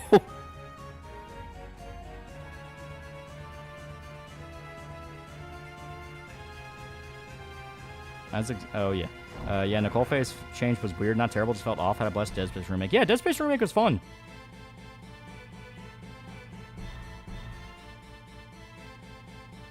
Zone 2 remake is better self-aware remake than the FF7 remake. Yeah, that's how I view it. Like, FF7 remake is the one where, like, there is no reason to do it like how they did. Silent Hill 2 remake at least felt like they liked the original game. I mean, I don't want to say that people who make 7 remake don't like Final Fantasy 7, but it's the fact that, like, there's too many shifts in that to the degree of, like, what the fuck is even going on here? Isaac is 40, Nicole is like 29, I think. No, she's older. I think she is in her 40s. Isaac is in his 50s.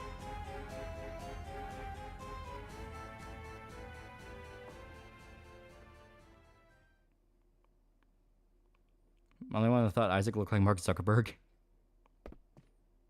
We're gonna get Dead Space 2 remake, or is that no-go? It's a no-go because EA and their dumbass fucking sales expectations.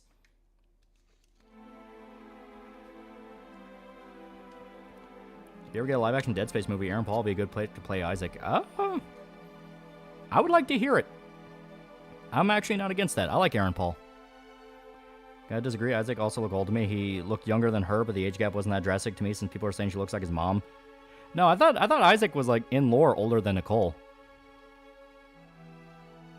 Maybe I'm just misremembering.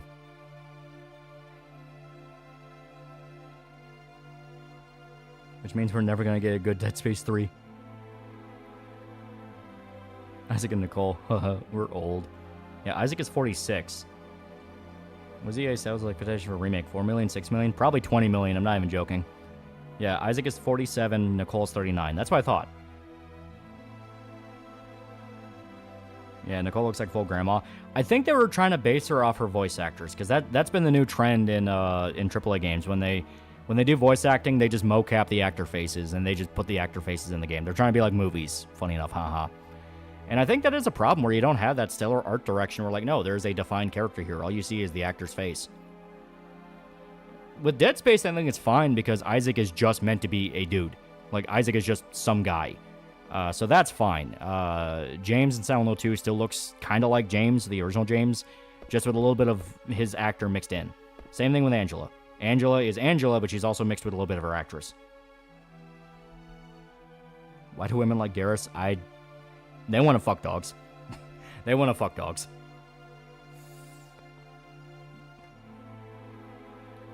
You give Isaac the biggest nose in remake.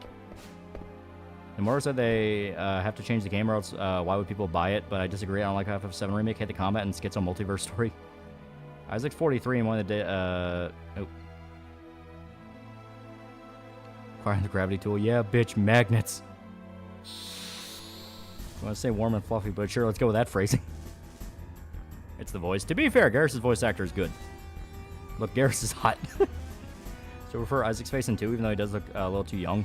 Well, I mean, it's his defined look. You know, people grew up playing how many different fucking hours of Dead Space 2?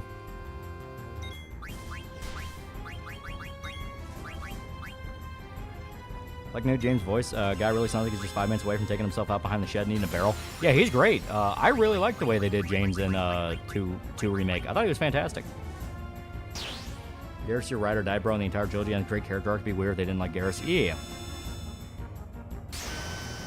Yep, Nuke Zidane. Bet they'll not remake Dead Space 2.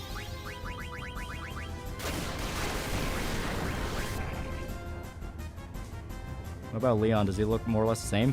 Are you talking about in RE4 make? Yeah, he just looks like Leon. Resident Evil's the exception. Resident Evil, they have defined character. They have defined character looks in those games. They're like, no, you are not going to change that. Like your Dead Rising shot on the Dead videos? Very much. Eee. Garrus the bad boy, at least in the first game. Women are into that. First and second game. Because you gotta remember, second game he was just a full-on, like, he was just the Punisher. You seen the Dead Space anime? It's whatever, 5 out of 10, I give it. Yeah, it's okay. It has some fun gore, but it's like, eh.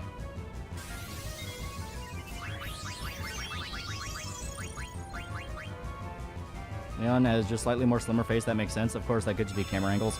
It would make sense, yeah. They really lean on, like, the pretty boy stuff for Leon. That's kind of his whole thing.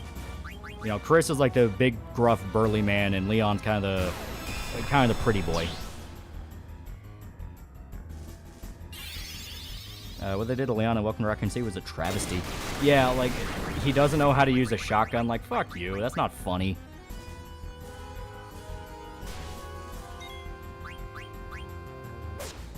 Rick and Morty anime review when? First game he was Dirty Harry, and 2 he's Punisher. Yeah.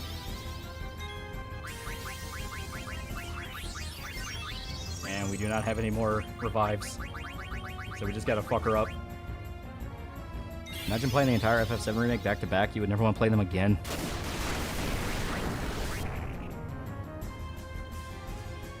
How old are Leon and Chris by RE8? By RE8, I think Leon's in his 40s. Chris is like, I think in his 50s, almost 60s.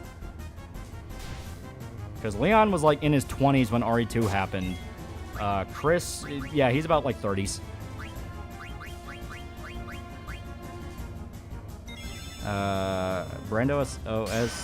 Brandops or Brand OSP once said that FF12 Midnight, oh yeah, oh shit, released in Japan. One of the developers asked the customer what he wanted to say, and he looked into the camera and said remake FF7. Chris is late 50s, I think, yeah, and Leon's probably 40s, early 50s. Yeah, Leon's born in 1977. Yeah.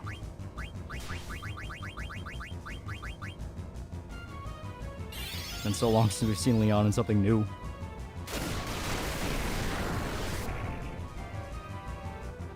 Looked like Carlos, and he couldn't even use an 870. Wasn't even a weird shotgun like a Spaz 12 or Beretta. Yeah. Once again, Vivi had to clutch it.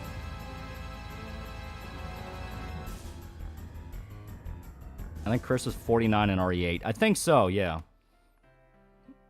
I will always, no matter the dog shit ending at 3, still cry a little when Femship says goodbye to Garrus. Yeah, Chris was never infected with anything, so all that muscle's natural.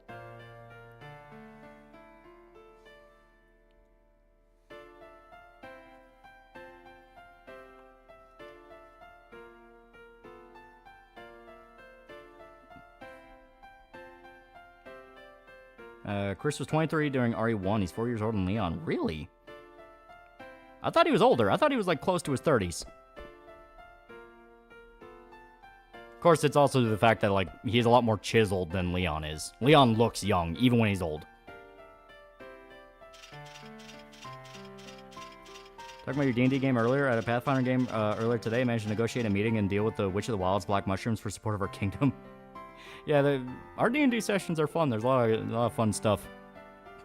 Like, basically, we had a party member that was captured and was about to be sold to a god because he fucked over that god on a deal, completely unintentionally, but it still happened. So to do that, he had to make a deal with a different god, and those two gods hate each other. But when it came time to, like, bring in the other god to help him during the trial, which was a complete show, and the god was just gonna fuck him over, the other god refused to step in. So our only solution is, like, adopt an orphan and then use that orphan as a sacrifice to save him.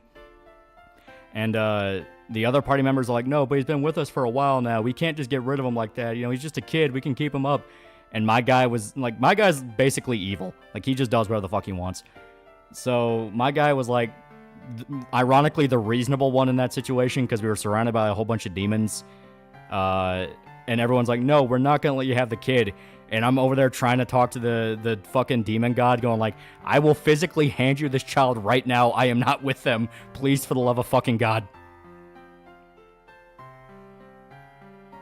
I'm about to hit the hay. Congrats on the webcomic. See you on stream tomorrow. Yee. Imagine inside a marathon of 7 remake games when they're done, you'd be so burned out they're destined to age poorly. Like a dark comedy waiting to happen. Alright, one takes place in 1996. Me and Chris is 23. Huh. Saul Goodman steps in to save the party. Who are the jesters? They're Queen Braun's little minions.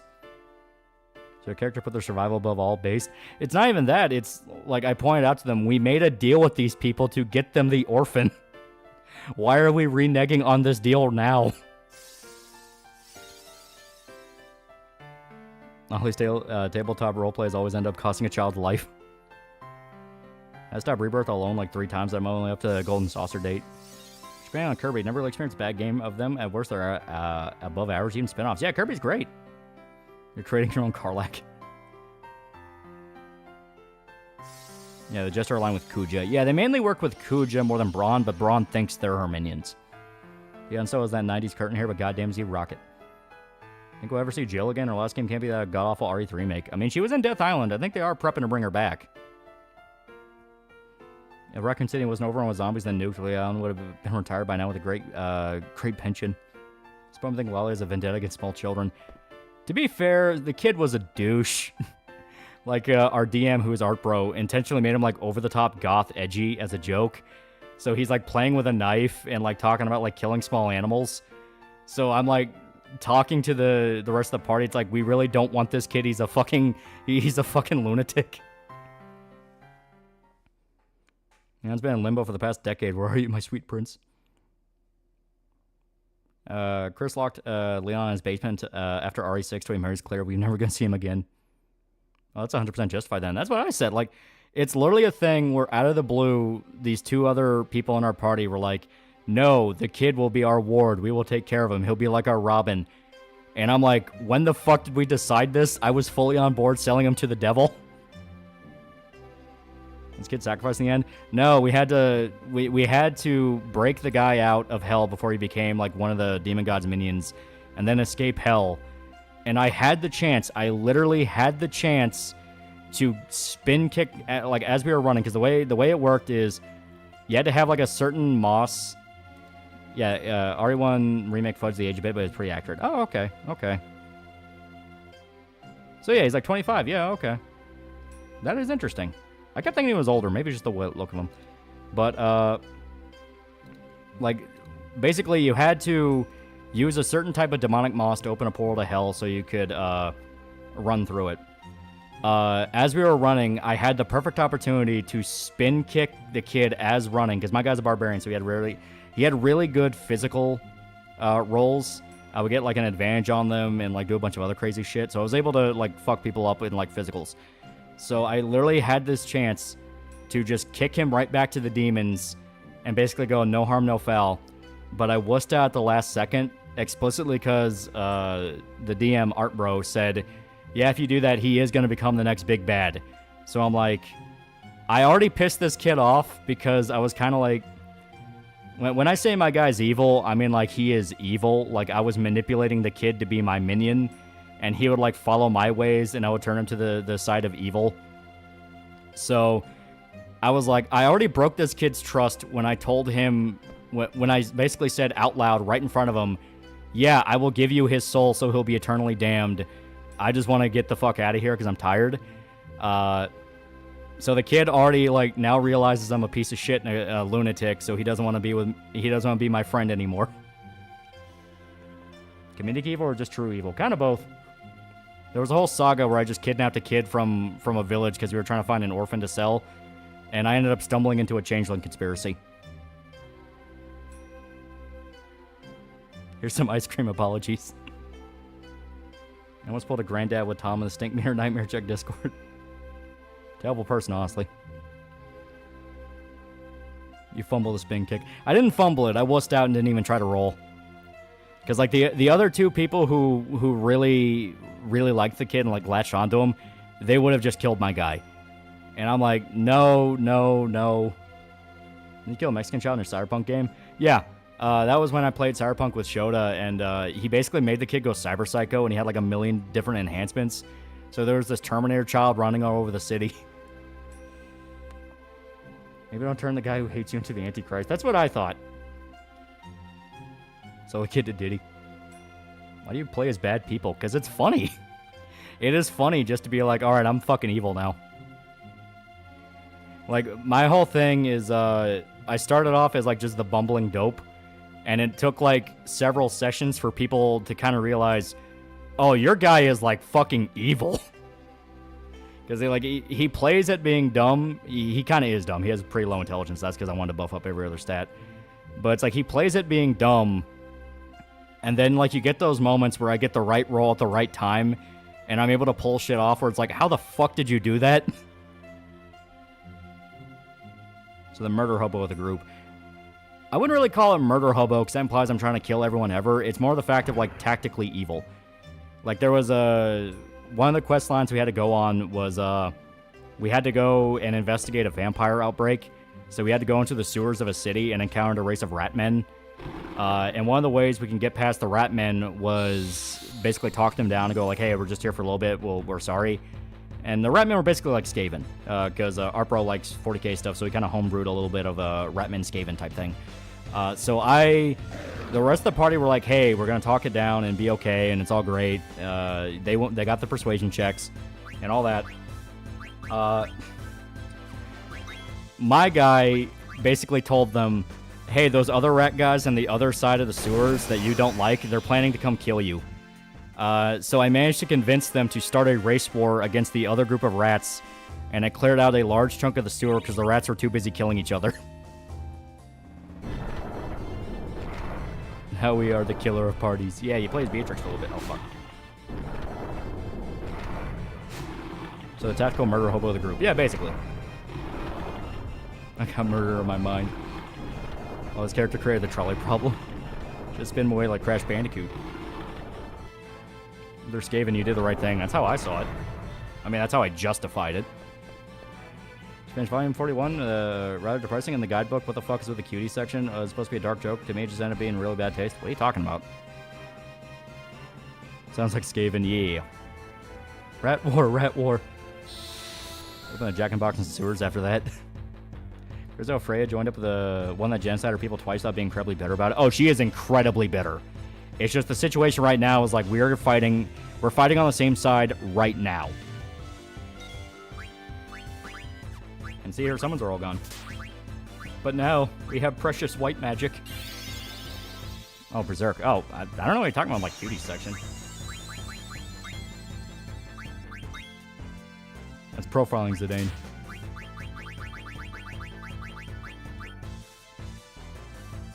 Your average game Warhammer Fantasy. It wasn't even Warhammer Fantasy. It's D&D. It's just Artbro homebrew some stuff he thinks sounds cool.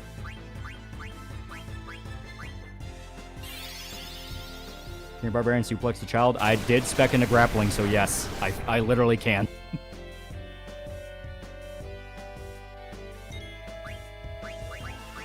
I try to be tactical with my shenanigans, because if I do it too often, they'll get angry and be like, well, but your guy's kind of getting in the way of stuff, so I don't want to go that hard.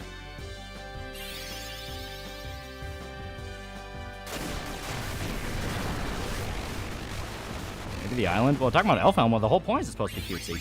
Then you get the horrifying stuff. It was Skaven, so not much effort to make them kill each other. Talking about Baldur's Gate 3? No, just straight up D&D. I think I'm turning my innocent cleric into a light-obsessed cleric with a bit of zeal.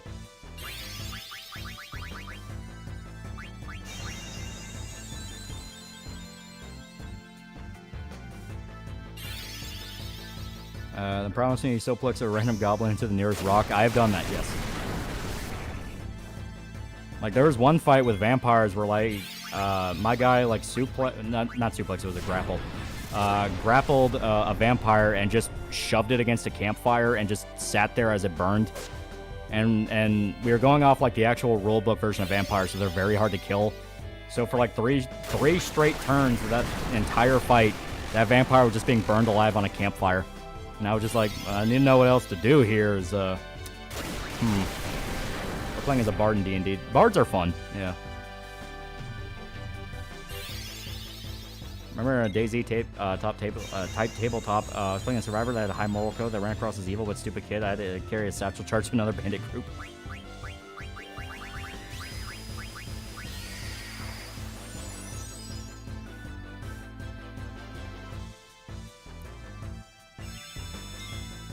Here we go.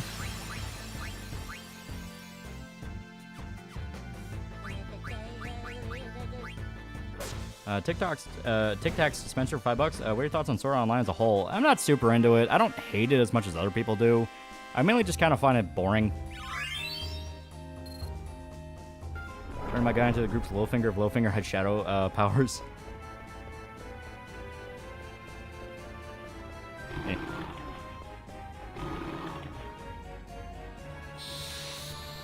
Only 16 more days left for Dockies. That is true. Only 16 days left for Dockies. Reminder, Pop campaign's still going. Still going. We want to give people that last little bit of time to get their Dockies. The Dockies are the all-in-one box. Hey. Favorite Batman story? I really like Long Halloween. That's one of the reasons why I'm doing it next. I really like...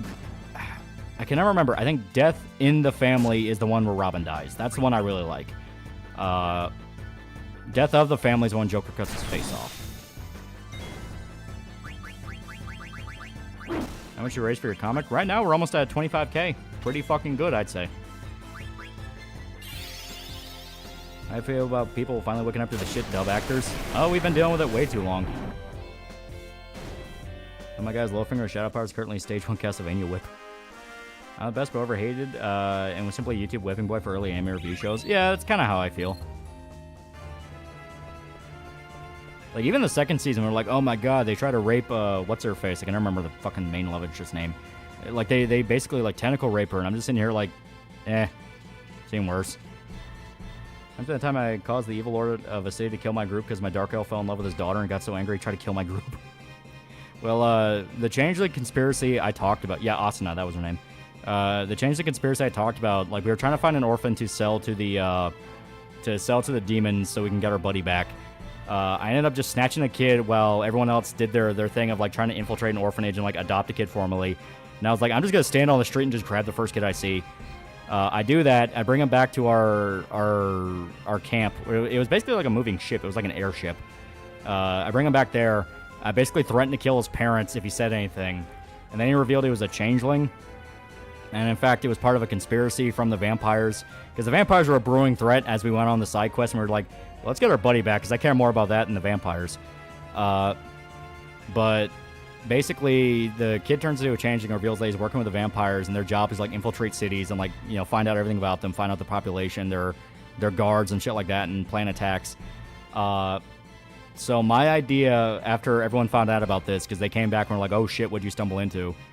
My idea was we would basically fire the kid from one of the cannons with a note attached to him that said, orphans are changelings. And that would be how do we tell the city, because we had to go because I got in a lot of trouble for trying to kidnap a kid. That ended up not going right because they didn't want to do that. Even though I'm like, it's a fucking changeling, it's not people, why do you care? So instead, we had to like walk into the city, and I had the Brad idea of talking the changeling to turn into me so I can prove they're doppelgangers. But then the changeling just convinced everybody I was the doppelganger. So it ended up being some goofy shit. Yeah, Loli's character is a party member we need to be checking up on. Yeah. It's possible to do a Punisher Paladin in D&D? Yeah.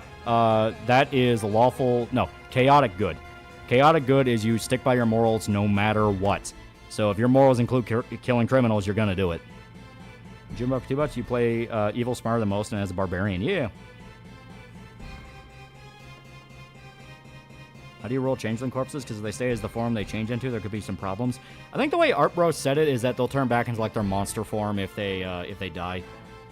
We didn't kill the changeling; it just got taken away. Well, you really didn't think that one through. You need to have moments where you're dumb. That's the fun part. Who do you think should be Pattinson's main bad guy in the third film?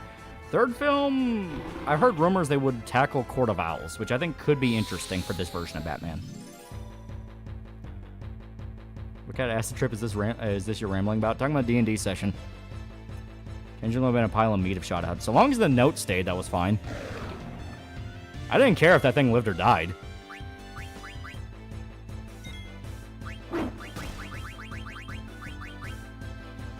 Could have run with that and shout out the vampire conspiracy thing. We tried, but by that point, the doppelganger convinced everybody that it was real and I was the fake.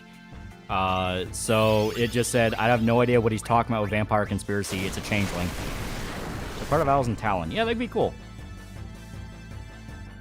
I've got Mr. Freeze. They have said they want to do Mr. Freeze. It'd be interesting to see a Batman that never fights Joker. That's how I feel. Court of Owls work better after Batman's got more years under his belt? Yeah, maybe. If there's like a chunk of time between movies, that'd be fine. I've read Batman story Nightcrawler, generally unsettling how real it is. Seems like enough people that quote got me laughing. Speaking of D&D, I recently started my Dark Sun campaign. All my players love the setting. One of them nearly died in the first combat because the bandit kept dealing max damage. Ironically, plan to do that one scene with The Simpsons where they throw Ralph through a window with a note strapped to him and says, "I'm a brick." That was basically the idea. I've just been able to obtain hair care products that will help keep my hair and stop me from crowning. For some reason, my last supplier can't deliver to my state anymore, but this one can. Not changing with just an 8-foot tall halfling with Ricketts disease.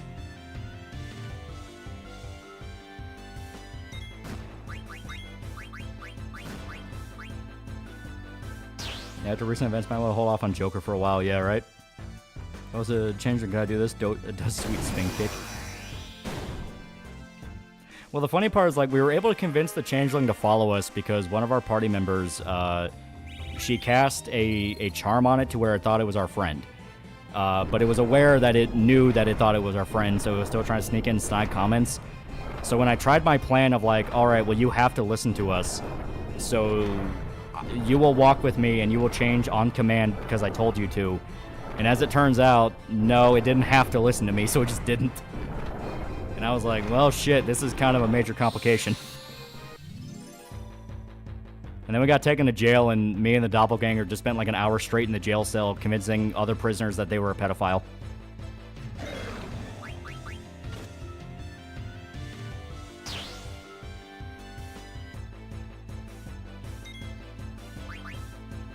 Can I ask, was the sex in the prison thing a real thing? Because if so, Price, that director does not realize how bad that looks on him from all angles because of the character people he represents. Oh yeah, no, he knew. He just didn't give a shit. Like, Todd Phillips was very specifically like, I am not doing another fucking Joker movie. Interesting visuals in the Batman. I'd love to see what they could do with Mad Hatter. Also, Hugo Strange and finding out Batman's identity and revealing it. Oh. Yeah, that could be kind of cool. What do you do to avoid taxes? I don't. You have to, otherwise the IRS fucks you.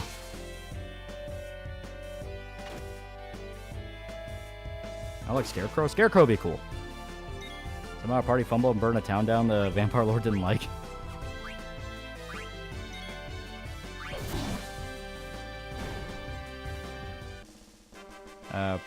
People probably asked you this already, but just want to know, do you see that shit about Twitch?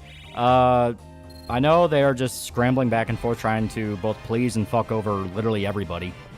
Because they banned some streamers over like Palestine comments, I think. There's a calculated risk, but damn, you're bad at math. Raping the Joker are unironically work to stop him. All requires I say don't avoid taxes. Yeah, right. Also had a rumor about Clayface. Clayface could be interesting. Evil lady's in your party. She's complicated, okay? She's not evil, but she's, you know. Because the style they're going for, I'm against some like Prometheus and Ghostmaker. Okay, let's see here. Yeah, we'll keep that on.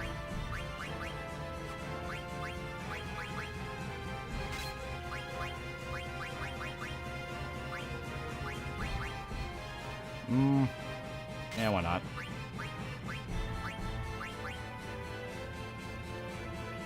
And once again, why not? There's 2 audio tracks playing? Oh, God. No, we're sticking with it. We're sticking with it. We're persevering. We're persevering. Jelly is kind of useful, though.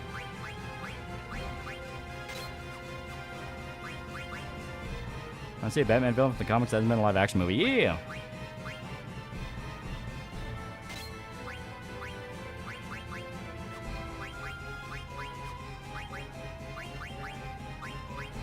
Alright, we're gonna still need jelly. So... there we go.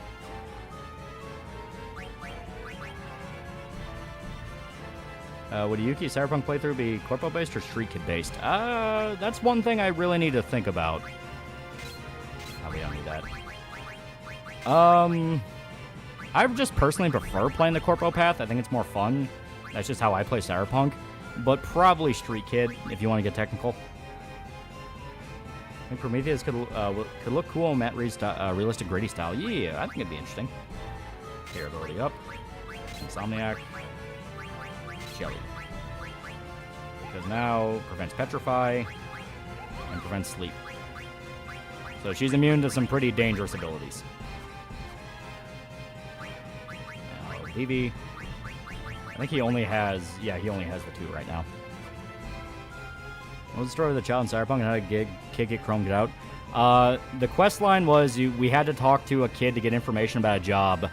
The kid only spoke Spanish, and none of us had a Spanish translation mod.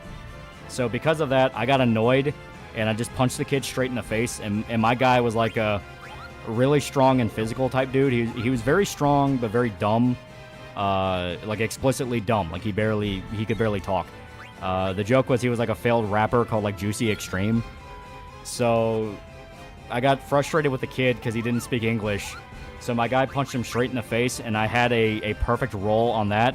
So I punched him so bad his brain started swelling in his skull. And we had to take him to a Ripper Doc to help him. And when we took him to the Ripper Doc also could not speak English. He spoke like Russian.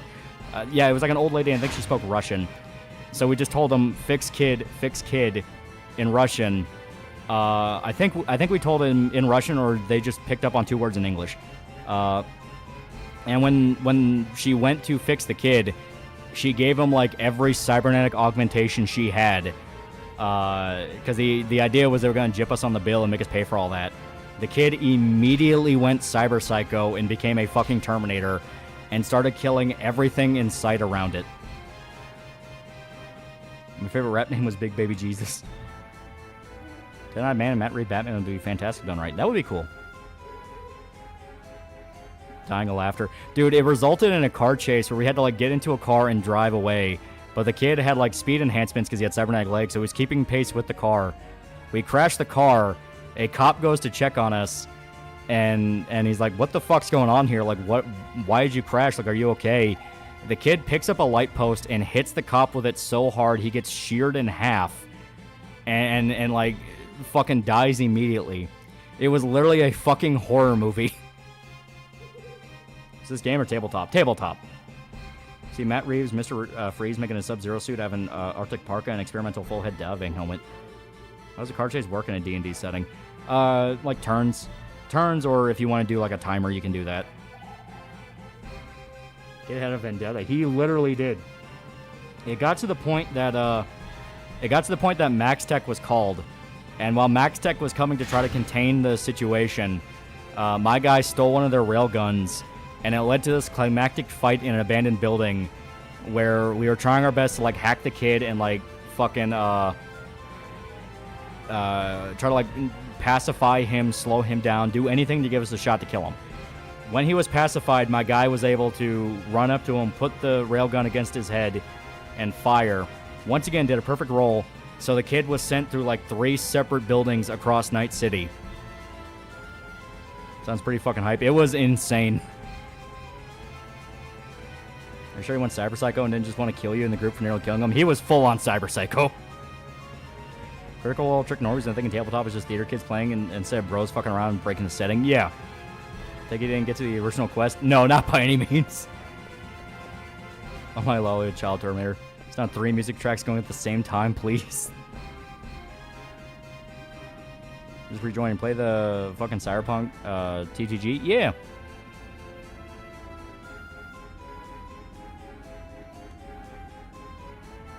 You know, Max X called the kids basically dead.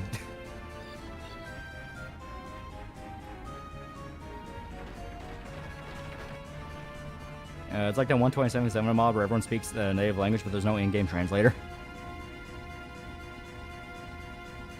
I say point and exit the game for Christ's sake. Now the music's fine. It reset from what I'm hearing. It's funny the GM didn't have translation mods in the NPCs. All because you couldn't understand Spanish. Yeah. Yeah, current objective, survive. Also, I can't even find a save point until I finish the cutscene. There's a lot of story stuff right now.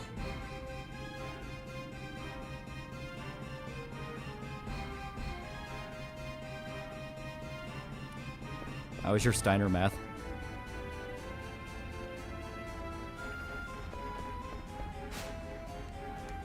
Can you write this down so we can read it, or hell make a video? I'd watch it over and over again. Using the railgun lollipop the kid's mixtape out of respect. Oh, this was like a 9-year-old kid. He wasn't even like a teenager. It was literally a child. Pauvre too. Why does someone get bisected by a blunt object? Has to be nuts. Rip the cop. Dude, it was fucking vicious. Because, like, we crashed the car, and the cop, he literally just shows up and is like, are you guys okay? Like, comes to check on us. And it was literally from a fucking horror movie. Out of the blue, he's ripped in half, and half his body sent flying into a fucking pharmacy nearby. He killed the one nice cop that wanted to check on what was going on with you and not trying to plant drugs. Why'd you punch the 9-year-old? Mr. Insane $5 Lolly. Why are all the characters you make hilarious? Tried to murder a 9-year-old. I didn't understand Spanish, and Juicy Supreme does not like feeling dumb. What was the aftermath of the child incident? We had to end the session, and we haven't touched Cyberpunk since. So I like to think it ends like an 80s action movie where everyone's being taken care of by the cops, and it's like, yeah, just another day at the office, am I right? And you had, like, music playing like Phil Collins or some shit. Yeah, that's why you never help children. Spanish, the poor man's language. Dragon Age Velgar announced it's getting rid of the Denuvo. One of the developers saying, we trust you, trust us from a single-player game. Yeah, right?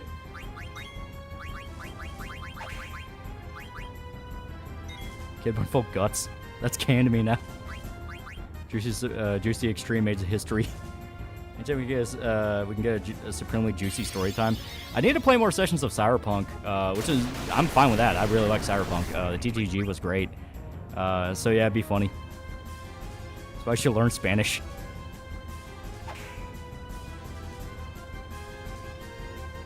Oh god. Forget about it, it's Night City.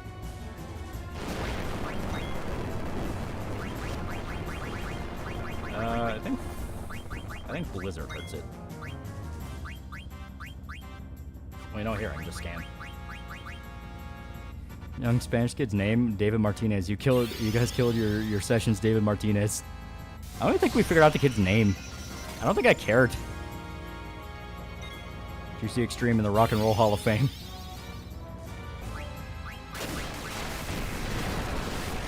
Someone should make a sci-fi horror movie based on a Cyberpunk session like Terminator plus Upgrade plus Halloween. Also, I think most cyberware in Cyberpunk is designed to fit adults and not children. Yeah. The lady we went to was not ethical. You still enjoy getting a new staff of EV. That's what I'm trying to do. Because if I remember right, I think the staff you get here is pretty good. Oh god, now Zane's tiny.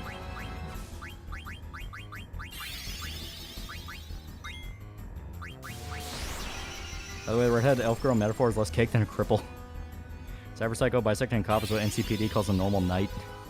Seen horror movies made with Valve Source Engine? Yeah, I know there was one. I think it's called like Terminus Blue. That one's really cool. No, MS is Blue, I think it's called. I'm surprised anyone would get cyber psychosis when the easiest way to borg out is just doing it gradually. Well, like I said, the kid did not have a choice in the matter. Wasn't even a Ripper Doc, just a Russian mechanic.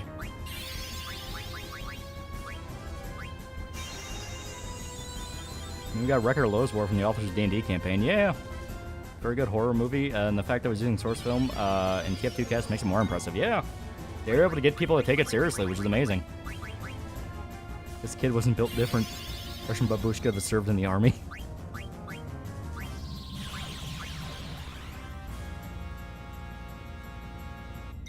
What version of Cyberpunk TTRPG did you play? I think we did Red.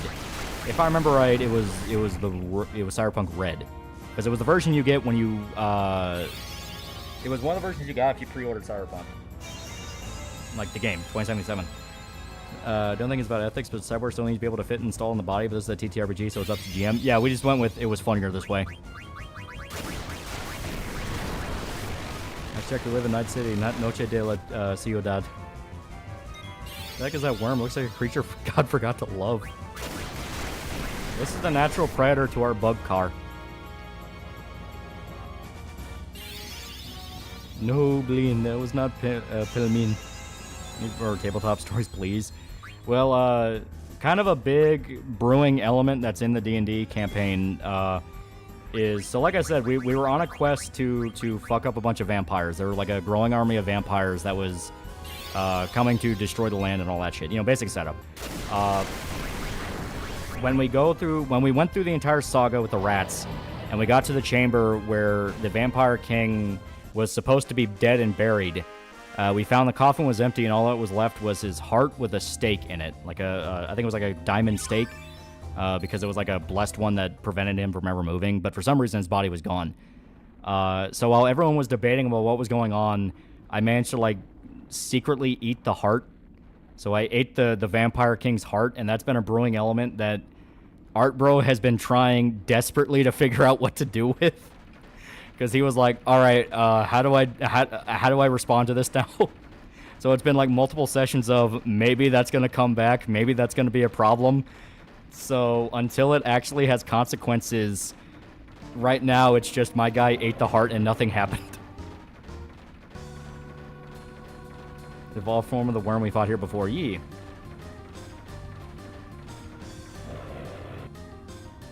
Would you do a Cyberpunk TTRPG stream with your group? Cyberpunk isn't that popular as TTRPG compared to D&D. We have a decent-sized audience. That'd be fun.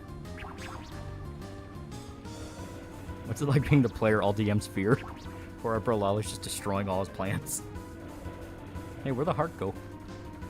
MGS3 stinking sound is delicious. I mean, we still had the stake. I didn't break the stake. You can still use it to kill the vampires. Just the fact of, like, alright, they may need to kill me. Best it means you can now eat blood and gain health at worst. It means you're gonna die internally. Are you the prom player? Because it sounds like the majority of wacky comes from you.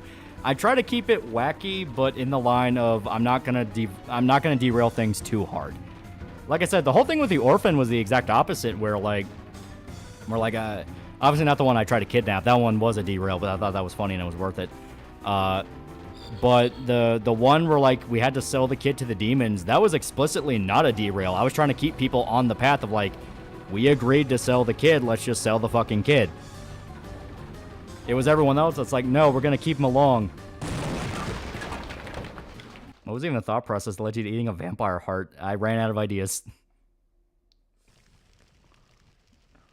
I don't want to see what's in your fridge. Try to de-escalate the situation, you still lost. Yeah, basically. Character get random stomach graft or eating the heart if so your character's pregnant.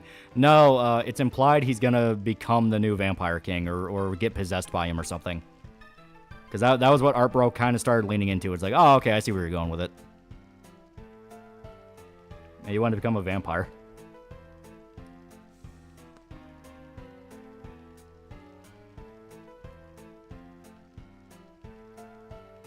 They have your character in the party. Why do they think having a kid was a good idea?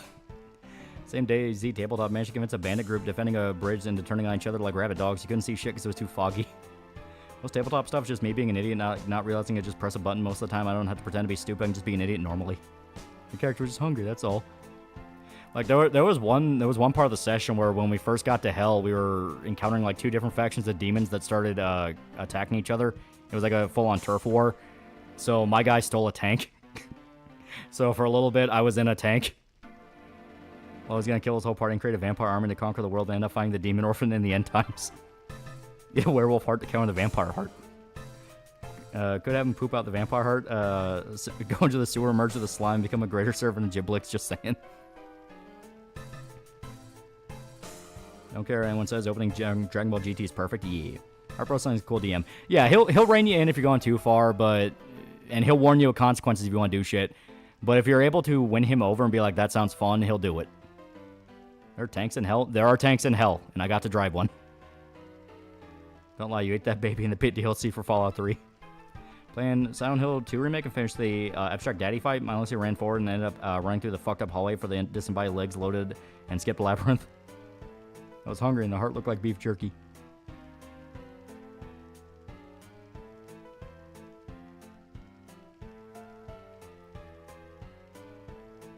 Do.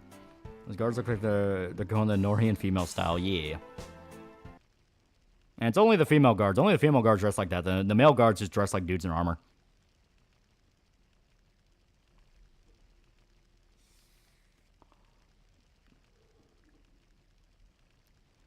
Alright, time to sleep. Have a good one, yee.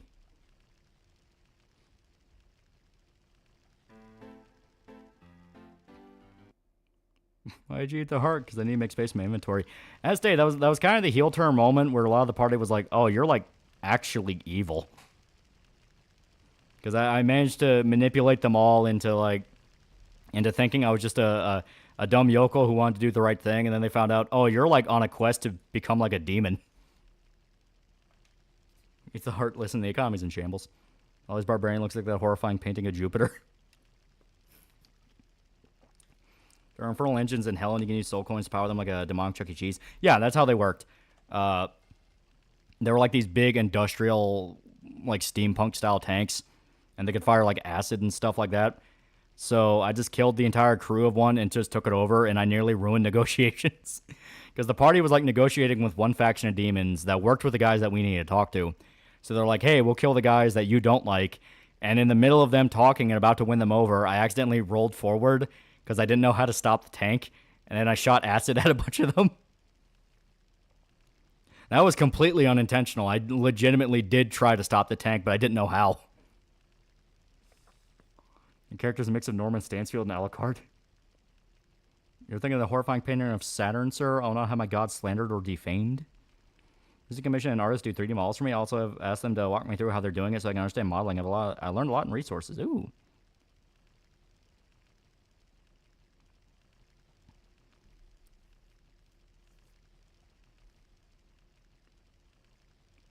The queen kind of looks like a 90s classic Kuspo character.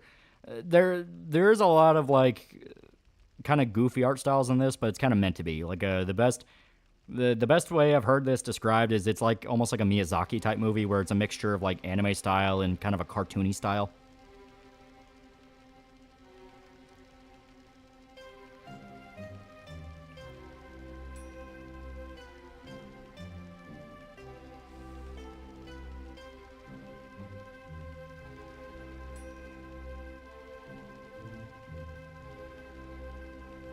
Do. Yeah, it was Saturn, my bad. Yeah. One sec. There we go. For some reason, the chat defaulted to top chat, and that doesn't show all the comments. Well, final thoughts on Izumaki? Now it's over. I really feel bad for the animators. Like, they got fucked over bad. Every studio, even the ones who got it last minute, are like, oh shit, what do we do? Like, I feel bad for them. It should not have turned out that way. Hell, it having 4 episodes is already pretty bad because they had to rush through story beats and basically just do a highlights of all the Izumaki story points. There he is, boys, the final party member. I was just hungry, I swear.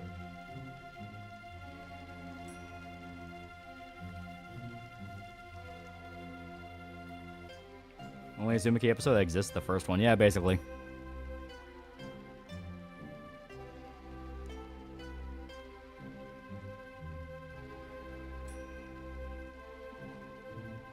Episode 2 animation's pure Kino. In all the worst ways. No, from my understanding, the last episode has the worst of it. Episode 3's animation wasn't terrible. It was just kind of okay. It helped the hospital sequence, and Izumaki itself is fucking awesome. So it really just carried off singular images. For Christ, everything that Izumaki is involved with in terms of adaptation is cursed. I'm starting to believe that it actually is cursed.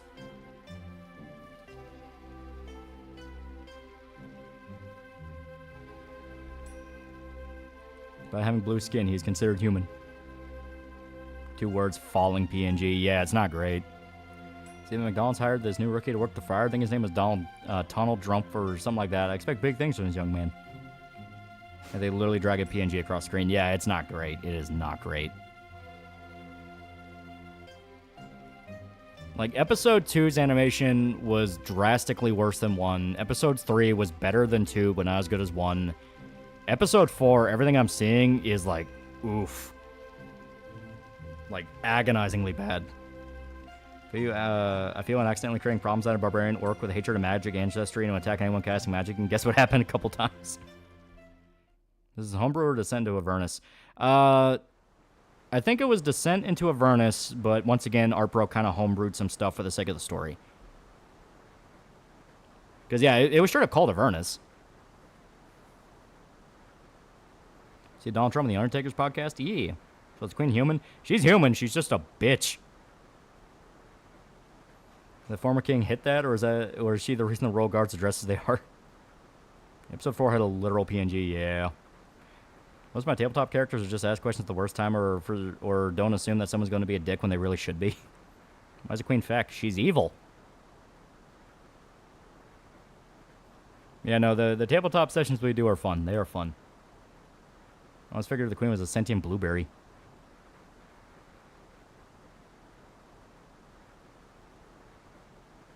Fat equals evil.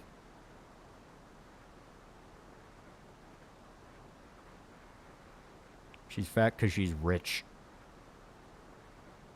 It's Jim Sterling's wife. No, it just is Jim Sterling.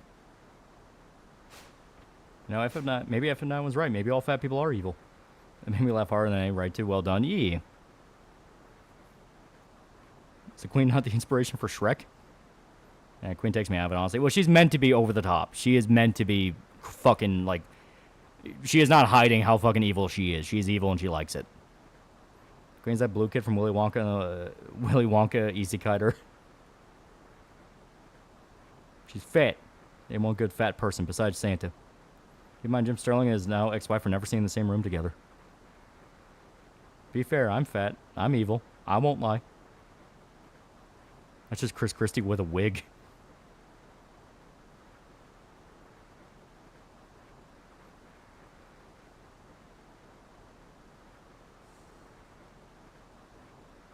You aren't a real TTRPG player if you haven't accidentally fucked your GM's plans at one point. That is true. Like I said, the way my guy's set up now, it's almost like retarded Kane from Legacy of Kain. Yeah, she's fat in a Renaissance setting that takes effort. People used to pay money to see fat people. Going to bed now? See ya. Yeah. Everyone in the game's universe knows Braun's ugly. It's just she wasn't evil till recently. Yeah, like, that was the whole thing. Like, her going psychotic is only a recent thing. And a lot of that's, A, being pushed by Kuja, and B, she's just kind of showing her real colors. I think on a subconscious level, I always thought the queen was wearing blue makeup, although I kind of never really put 2 and 2 together. I just thought I'm having right now. Is John Goodman fat? He lost a lot of weight recently. Listen to your content at work instead of work and got me through the night and love his stuff. Yeah.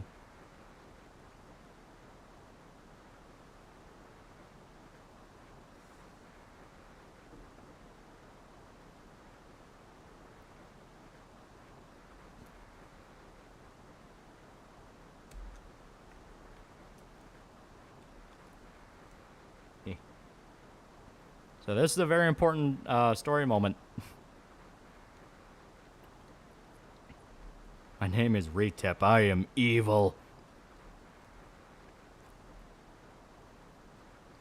I've already been prepping for in case my character dies in the sessions. Like the next guy I'm gonna do if my guy dies, because there's been a lot of hints he's probably gonna die.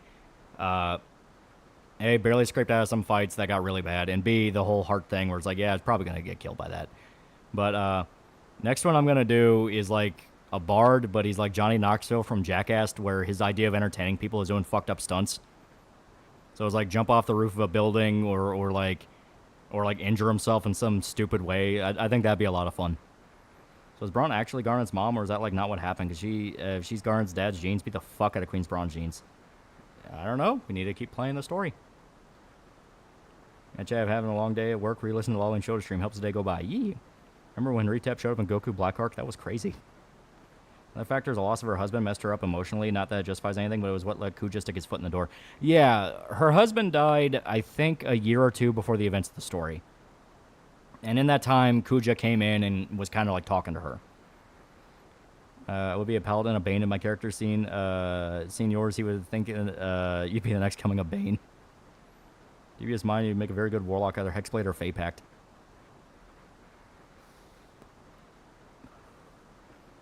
I remember reading a story from a guy who he had a warlock, and the god he wanted to make a pact with, he called Chat.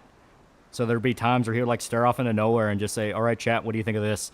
And it like fucked with the group he was with so bad. One time during one of my group sessions, my dark elf went on a cute sort of rom-com date with the evil lord's daughter. Meanwhile, the rest of the group were fighting a demon horde. They almost died. Make your next character be a former traveling troupe of performers. My name is Michael J. Caboose, and I hate babies.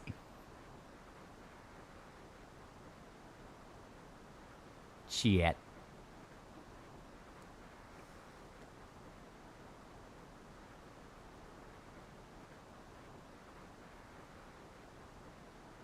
Chat, is this real? Is that Warlock's name Lumi? I hate taxes. And I hate taxes.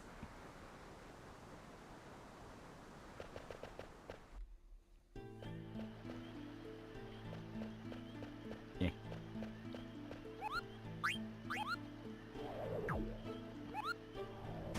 Alrighty. Yeah, it seems like the music issue is fixed now, so I guess it's just an issue on that specific part. Damn, I'm gonna steal that idea. Never played D&D, but that's because I have no friends. You can find online groups pretty easily now. It's mainly gonna be D&D, though. Like, more obscure stuff, like, my brother really likes a 40k tabletop. I think it's called, like, Dark Watch or something. But he really likes that one, but he can never fucking find a group for it. It's the one where, like, the scales can go from, like, 1 to 100, and, like, the severity of an attack can vary within that. Yeah, Death Watch. Yeah, it was Death Watch. But he really liked that one because it was stuff like, yeah, you can, like, shoot a guy in the limb with a plasma rifle, and if you get, like, a really, like, a mid-tier roll, it'll, like, melt the armor off him. But if you get a really high roll, it'll, like, detonate the cells in his body because they're superheated to, like, blow off. And from there, you can treat, like, the parts of his bones as shrapnel, like, from a grenade. Like, it's one of those where the more he described it, I was like, that actually does sound kind of sick.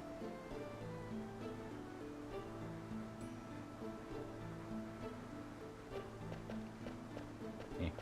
I guess he didn't want to tell me the story.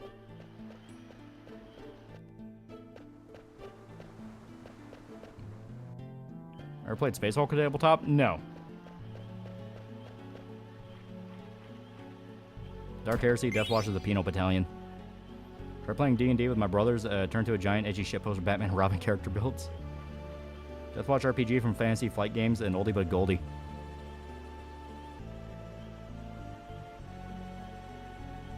Okay.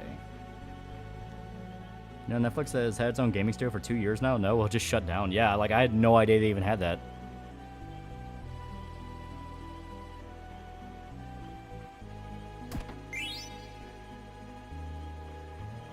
Yeah.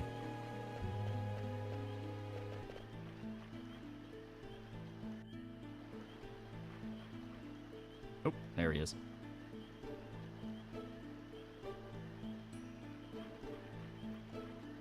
I think I jumped down from the other tree branch.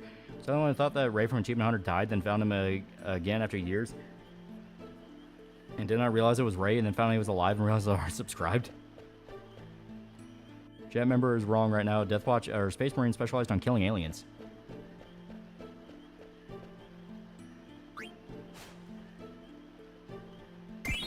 There we go. I just making a game stew and then doing nothing with it. I played any of the Shenmue games? Yeah, I played a little bit of Shenmue 1. It just wasn't really for me. I prefer Yakuza.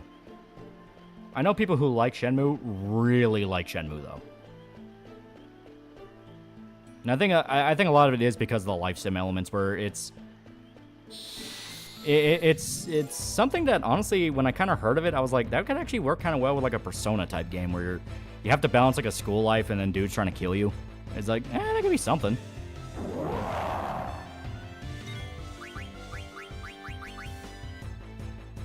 Played Xenoblade? Oh yeah, Xenoblade is fantastic.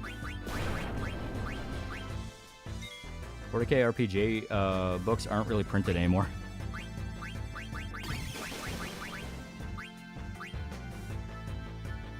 Mean pig.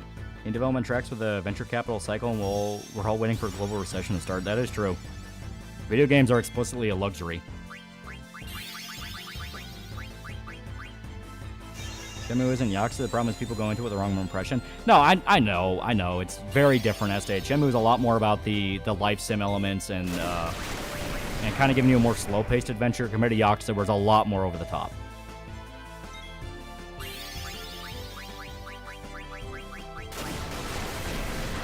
Thank God I have a backlog. Shenmue force on the fighting more. I think the game would be more fun. Remember to remember the Deathwatch is a massive honor for Space Marines. Can also be a punishment if you're sent as Black Shield like Titus was in Space Marine 2.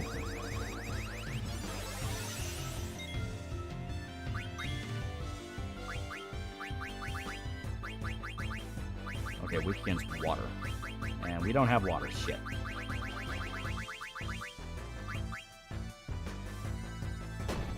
Years ago, I was once Chinese. Hey Loli, what is the relationship between Yuki and Rachel? Are they friendly or is it more Punisher microchip situation? All I'll say is, because obviously that's plot stuff, all I'll say is they are kind of forced to work together. They do not start off as friends in the slightest. They do not like each other, but they have to work together. Because it's more fun that way. It's more fun when you have that bit of tension and those kind of like one-upsmanship games they do. Shenmue was proto-Yakuza, where Yakuza kind of took what Shenmue started and improved it. That's how I feel. I've been playing the same 5 games for the last 3 years. Friends of Ringu, Isekai is a sort of life simulator, delinquent beat-em-up game. That actually does sound kind of interesting. I might check that out. Because that sounds like more in line with what I thought Shenmue was going to be.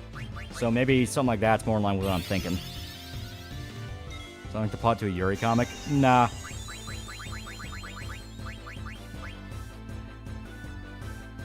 You know what's more wholesome than Yuri? Growing to love a friend. I've used Thunder. I don't have water, which is what he's weak to. Oh, and I've been casting Thunder over and over again, not realizing he's healing from it. Shit, I should have been looking at that.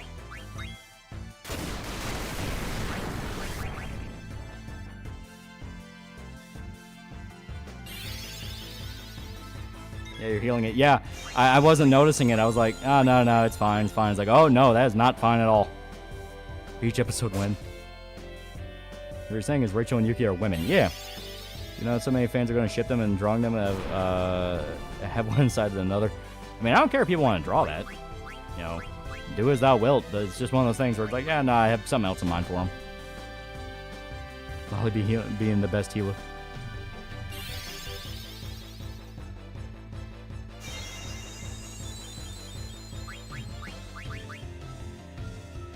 Ringo Ishikawa games are also 2D rather than 3D. Well, I mean, I'm fine with that. You know, it's more wholesome than Yuri using promo code TALL for 10% off gamer subs. That is true. There we go. I've seen Ranma 1/2. Oh yeah, I mean that's one of the classics. I mean that's one of those where like people who didn't even know what anime was grew up with Ranma. This fucking quote Berserk when answering if your mind can make hentai. You're talking about mind. If you're talking about like fans of it, it's like, yeah, do me one, I don't care. Like, as someone who lives for the Yuri and everything needs it, sometimes good friendship is good. Yeah.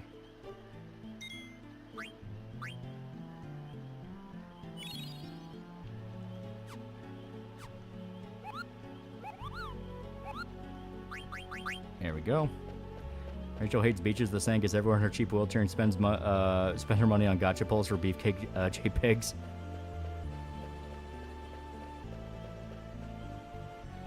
There we go.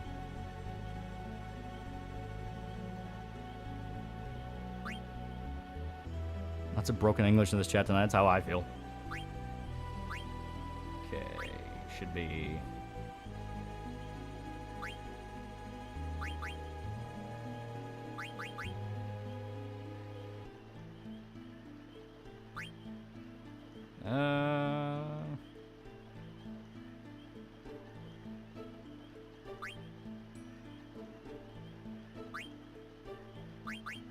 I think next is cooperation. Then you have silence. And this one you can pick. It's either hero or human. I'll go with human.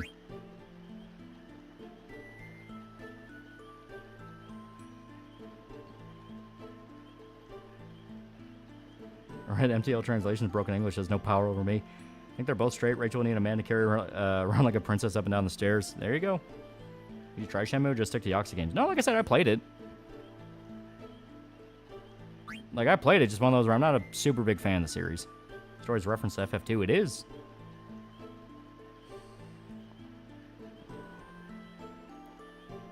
Mr. Insane Base 12, no Zodiac 12, yes.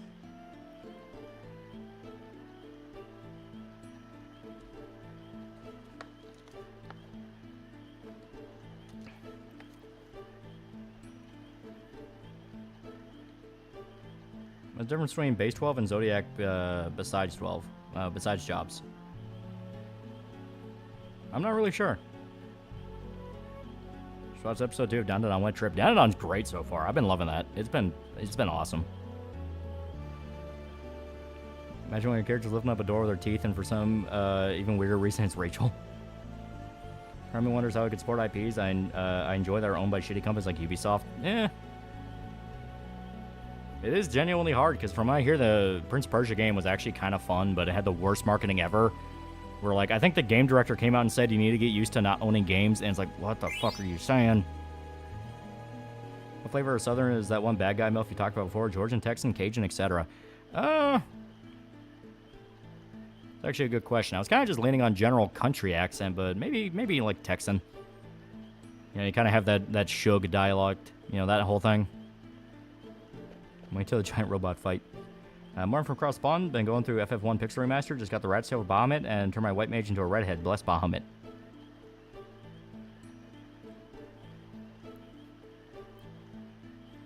Also, wasn't that Prince Persia game, Metroidvania, you know, something that a lot of fans didn't really want from the series? Well, I mean, Prince Persia games had 2D stuff before, and a Metroidvania with Prince Persia could actually be kind of cool. It's the fact that it's like, they barely marketed it, and the marketing it had was not great. Yeah, I guess you're pirates now with that logic, yeah, right? Did some change out church just work? There's a webpage that would do a better job of explaining it than chat. Oh. Ubisoft wasn't even trying to hide. You will own nothing, be happy. Yeah, and it blew up in their fucking face, and they're scrambling right now. Creepy Nuts has been really on point with their music, but their name is really unfortunate. So just killing dealers on our turf and offering glasses of iced tea. If you're talking about like the bad guy chick, she is a lot higher level than that. Like private army type higher level. Will there be Gundams in your comic? Nothing that far, no.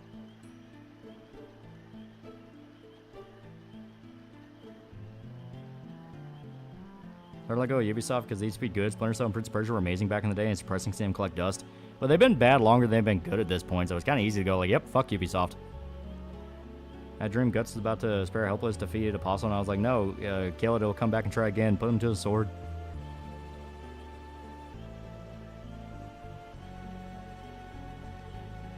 Dummy mommy even.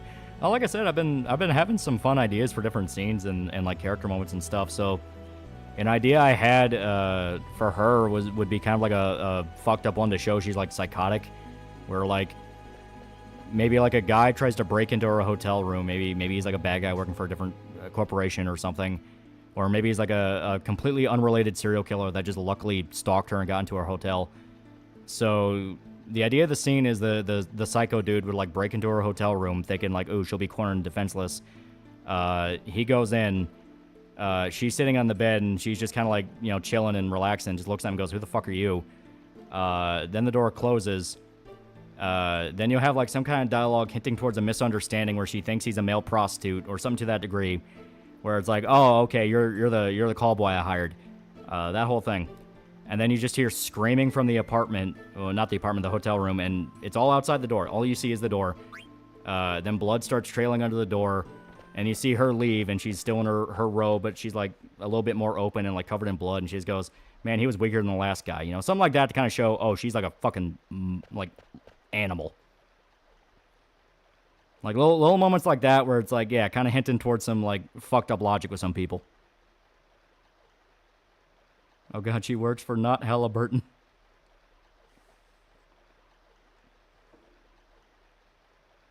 Who's gonna do that? The psycho country / Texan bad guy chick I have planned.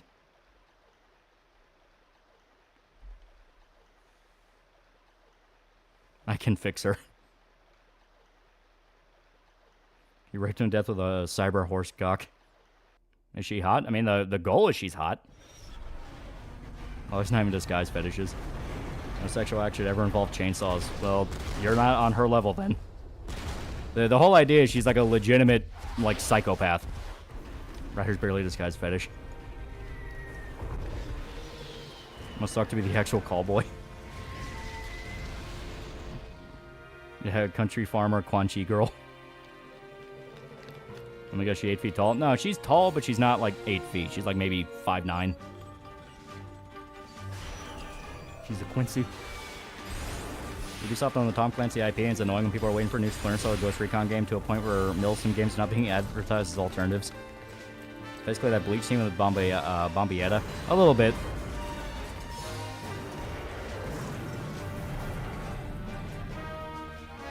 Psycho, I can try to fix her. Black Mage, rise up. Why isn't Klaus Schwab dead yet?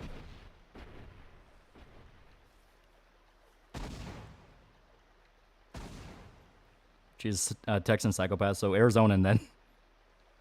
Yeah, this queen's drunk with power. Yeah, that's her whole thing. She has gone completely nuts with power.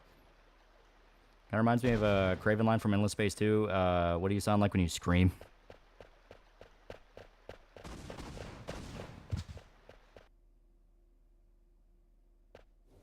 This scene was messed up. Yeah, it's just full-on genocide. Like the queen is making it very obvious. She just wants to kill everyone that's not her.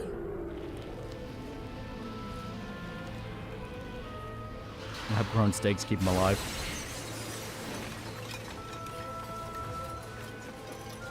And yeah, you can see people.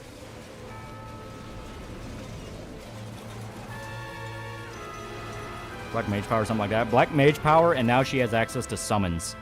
So she is summoning literal gods to destroy cities. Yeah, cutscene definitely remind me of those weird Lionsgate Care Bear movie.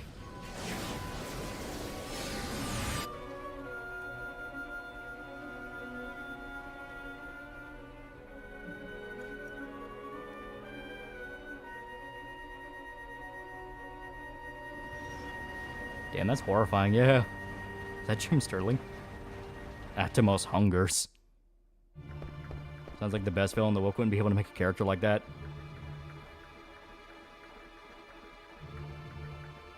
So they ain't gonna tap that. Yeah, the queen out of nowhere decides to attack a city that they were allied with. And not only that, but was literally led by the brother of the old king. It's weird, my memory, he ate the whole city. Also, a lot more pink in his design. It may have been like PS1, but yeah, no, they don't destroy the whole city. They just fuck it up royally. Trying to think the Romanians infiltrated your chat room. Maybe this hag gotta go.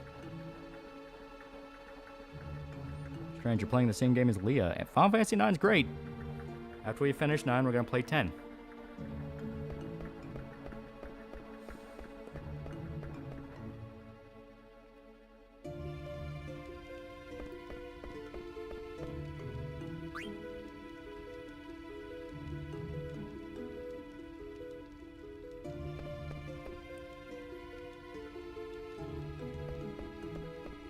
She can do worse than summon gods. She can summon Hasbro properties. Taste the rainbow, motherfucker.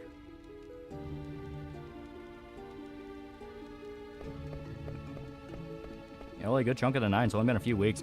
To be fair, 9 isn't really that long. I mean, hell, you get an extra weapon if you manage to beat it in less than 12 hours, though. That's a fucking pain in the ass. Because, yeah, we're a chunk of the ways through Disc 2 now. We're not, like, super far into Disc 2, but we're a chunk through it. And to be fair, there's a lot of scripted sequences in Final Fantasy 9, so... Lolly the Yuri Enjoyer and Leah the Yaoi Enjoyer is like poetry, it rhymes.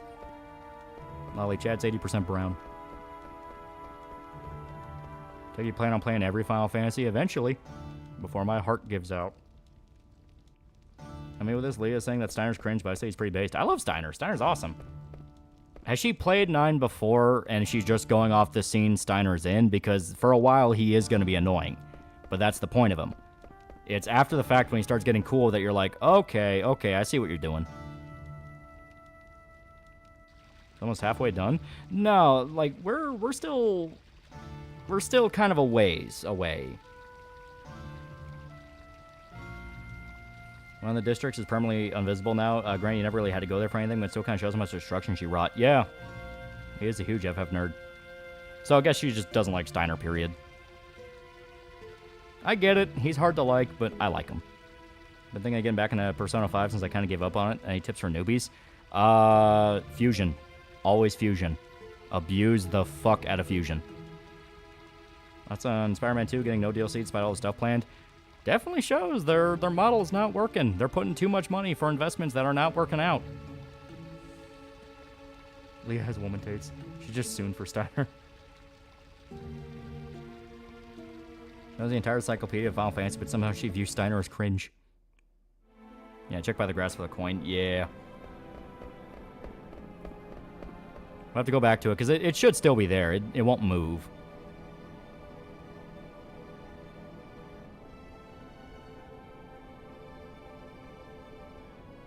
But we're definitely going to take a lot longer on this than you realize, because come close to the end of the game, we're going to have to grind like fucking crazy.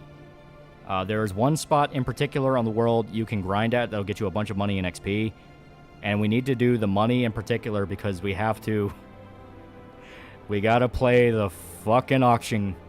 And the auction is brutal.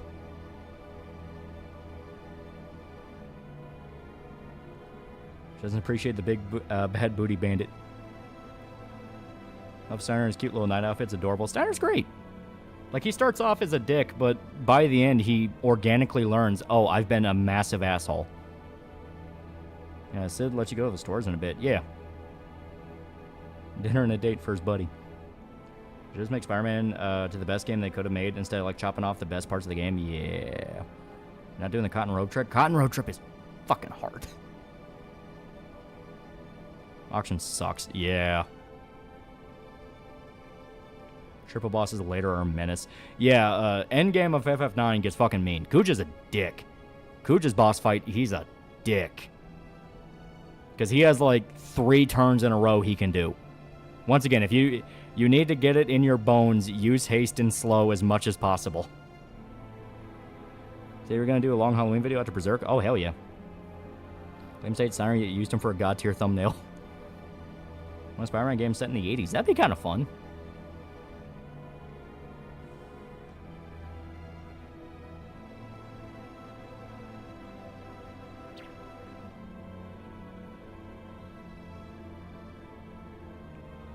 You're bullying Vivi. Are you doing a long Halloween movie or book? Possibly both. I'm talking about the movie, but I'll bring up the book, obviously. Kuja would gatekeep people. Kuja's mean. Once you figure out how to buff your party and find ways to debuff him, he's not that bad. But it's about figuring that out and going like, oh god. And even then, he's a dick.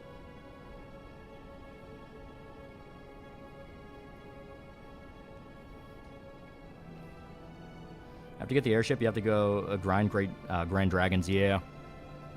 They get inspiration from Homelander from the Boys comic for the hot southern chick of the villain you're doing? No, she's just flat out evil. Like, she's just an amoral head of a PMC. Like, Homelander implies she's trying to pretend to be good. No, she doesn't give a fuck. Yeah, I got baby fever with Vivi. Vivi's great. Everyone loves Vivi. Are you a black mage? Can't just ask that, Pippa. Black Mage Race War starts now.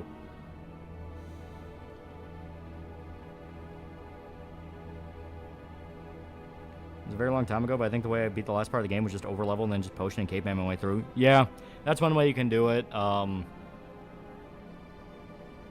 You can kind of use summons to squeak out a lot more damage. Like, obviously, if you've been good with your summons, you can have Bahamut, which will fuck him up. You can get Odin. Odin is good, but I don't think he'll actually really affect Kuja. I think he'll do some damage, but obviously it's not his insta-kill because he can't do that. How big is the PMC? Running Arkham Knight level PMC or Diamond Dogs level big? Diamond Dogs implies that they're condemned by the world. I'm going like full MGS4 on it, where like they can have commercials on TV.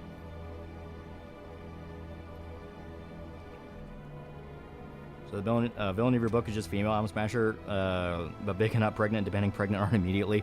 Well, she's just the lackey to the main bad guy. You know, kind of like the second in command that like handles the hard work. Give your someone's belly rubs. Everyone who plays FF9 knows that Vivi must be protected.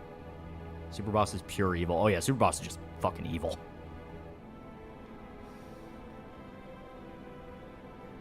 Final Fantasy Superbosses range from like, oh wow, that was a really fun fight, to, oh my god, that was nightmarish. Yeah, Blackwater had their own video game on Kinect. Consider Atom Smash her. If you're mean to Vivi, you will not see the pearly gates.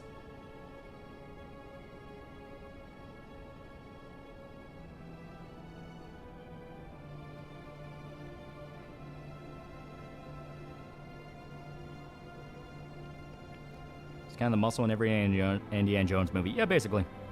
The crazy Southern MILF like to drink Diet Dr. Pepper and smoke weed while playing Burnout on the PS2 with me? Maybe. Maybe. Maybe. Vivi is pure bean. Imagine how psychotic those commercials can get. Hey kid, wanna join Death Squad? Yeah, basically. You know, FF12 has like 3 super bosses. 12 has 3 super bosses, 7 has the weapons, 8, I think, has 2 super bosses. There's the one we fought, and there was another one we didn't fight. 6, I think, has, like, 3.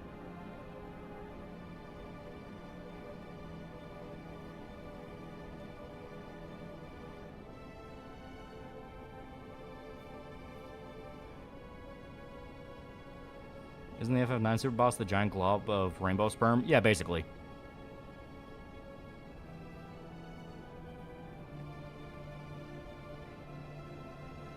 Yeah, Ozma.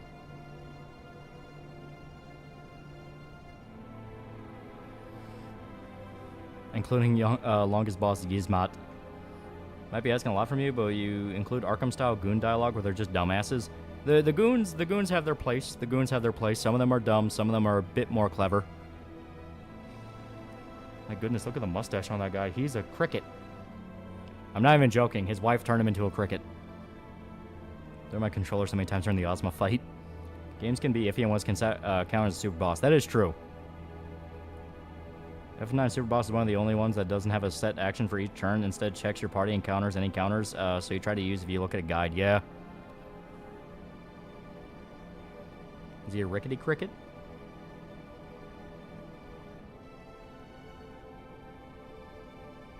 What do you think of the genre grimdark? I'm not super into it because to me it feels try-hard. I need there to be some levity in the story. There needs to be some endings where the characters win, or at the very least they're able to see some good in it. And the world needs to feel like people can live there. Grimdark has its place, but to me it's just one of those of like, I can't stay in it too long, otherwise it just gets a little, like, darkness apathy. Series still great. Actually looking forward to the next Batman movie. Yeah.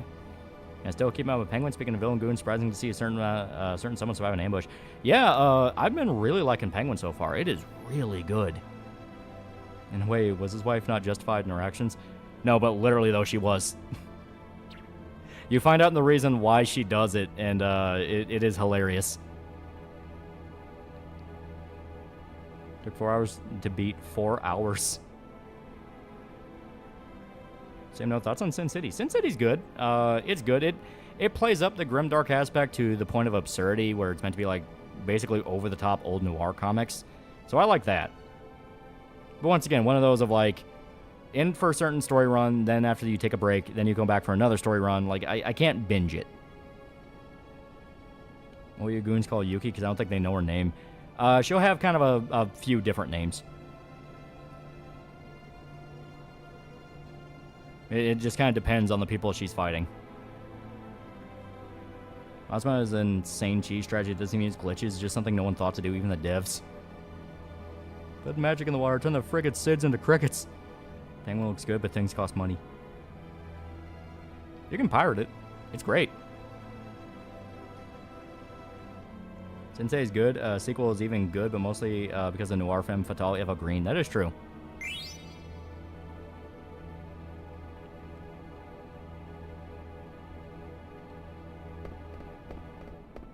Alright, let's go get that coin real quick.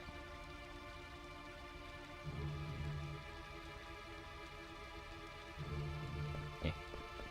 Should be in the grass somewhere around here. I think it's actually in the last screen. What's the antagonist in your comic? A few different people. Why did you attack the city? Brother-in-law tried to send me to Weight Watchers. Fuck him. You keep fucking up on notifications again? Yeah. She also threatened Sid with worse. Yeah.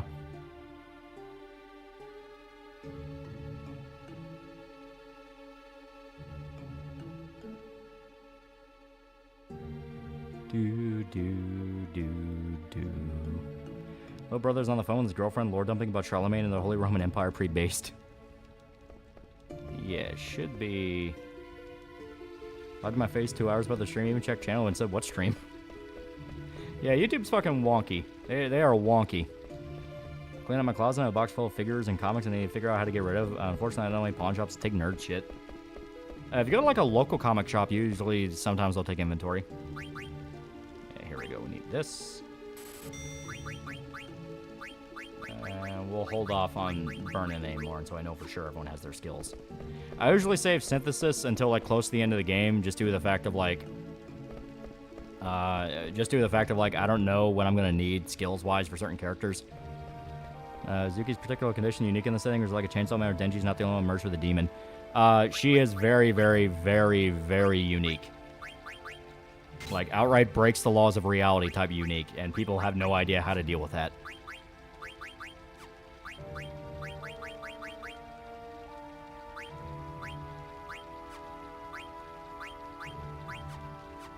There we go. Try fire.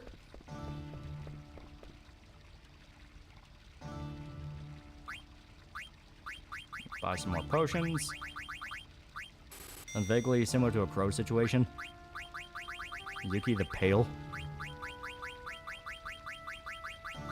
At least I assume her laws keep her from being too OP. Oh yeah, no, like you can kill her. In the first issue, she gets fucked up. You know, that's all I can say. So is Rachel's wheelchair story related, or did you add that for personal reasons? Oh no, it's story related. Suki, a demon? She is a very special creature.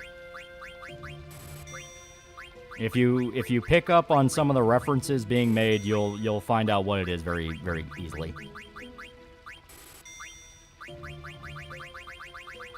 Yuki can divide by 0. Look up the level 1 one-round Ozma fight. Oh my god.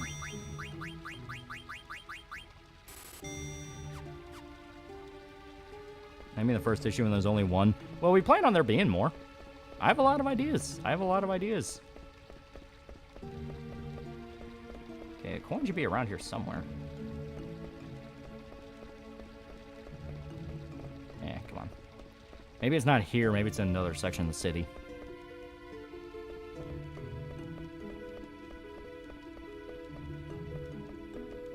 Maybe this is it. That's a Limblum card. He's a very special creature. What, an Australian? Okay. Oh, maybe it's over here.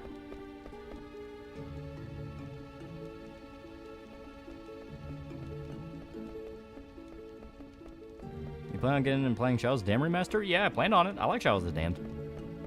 Wiki style of Japanese Wraith, right? I've seen that much representation of that in media. Well, it's a specific name. It's the specific name for it is like Onryo, which literally just means vengeful spirit.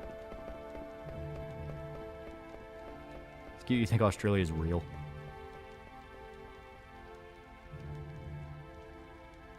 Grass to your left. In here? Or on the main screen? Because if it's the main screen, let me check here. Because there is a patch of grass over here, if I can get to it.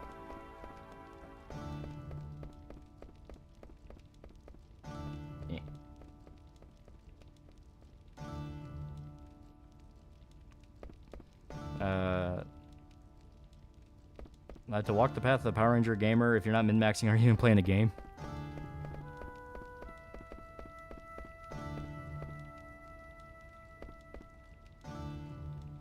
Yeah, it's the pickles. It's about first episode of The Bear. Snyder cut really equivalent to 4chan and QAnon.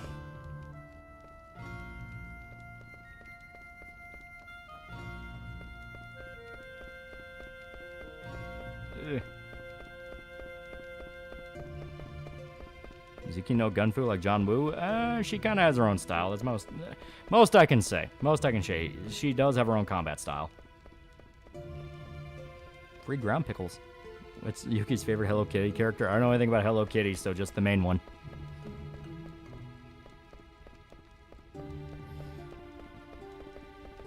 I can't find it. Try to overturn cart. I went there, but I didn't ping it, so I have to go back there and check. Oh, just card collector stuff. I'm gonna rob him. Has Zuki seen Hamtaro?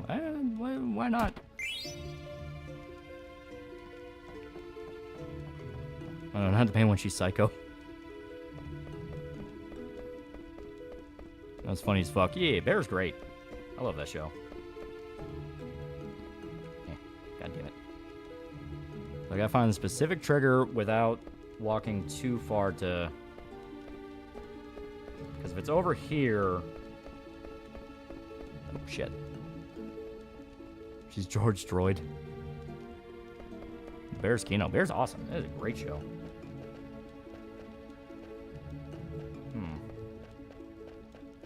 Yeah, I can't seem to find it. Maybe I already grabbed it. It's possible. You could say so Japanese Idaru when she isn't killing people. Her data is violent psycho chick regressing into a timid girl as a way to protect her mind. She's not really timid, but yeah, there is an element of that. Mark Hamill just said that Carrie Fisher wouldn't have voted for Trump. He used the words of his dead friend for politics. Fucking gross. Yeah.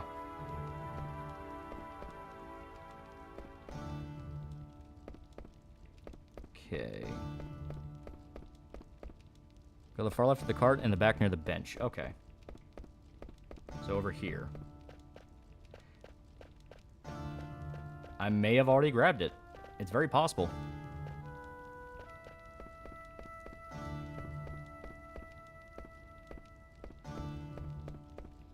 Yeah, I think I already got it. Okay. Actually, I skipped the labyrinth segment. My final time was 4 hours, 21 minutes, 59 seconds. Ooh. Alright. Sure, between the rehab and coke binges, Carrie Fisher was very into in the American political conscience. Oh, Mr. Hamill, what'd you do to your wife's son again? Yeah. Or your son's wife again? Yeah. Okay, there we go. I mean, she probably wouldn't, but still, yeah. It's the fact of, like, you're really gonna puppet a dead woman. Puppies tend to be out of touch, or bad people. YouTubers can be worse, yeah. One Sagittarius, if you haven't already gotten them, you have to wait till we clean up the area. I think I do. I think I did grab Sagittarius. I'm pretty sure I did. If not, yeah, we can come back and pick it up. As stated, right before the end game, you're able to do a lot of stuff. How's the stream going? Pretty good. We're playing FF9. It's really good.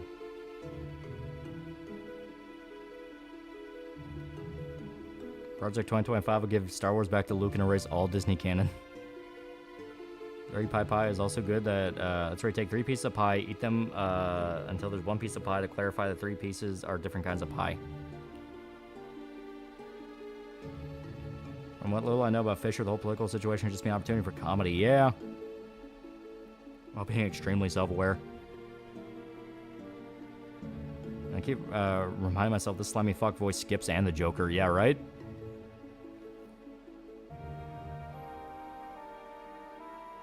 Some celebrities get told to act relatable or at least act nice since that's their profession. Yeah. It's one of those where, like, it is really sad when you see someone like Mark Hamill who just completely fries his brains on politics to the degree of, like, dude, you don't gotta taint your legacy like that. He's a great actor, and he is beloved for a lot of the roles he did, but it's like, God, man.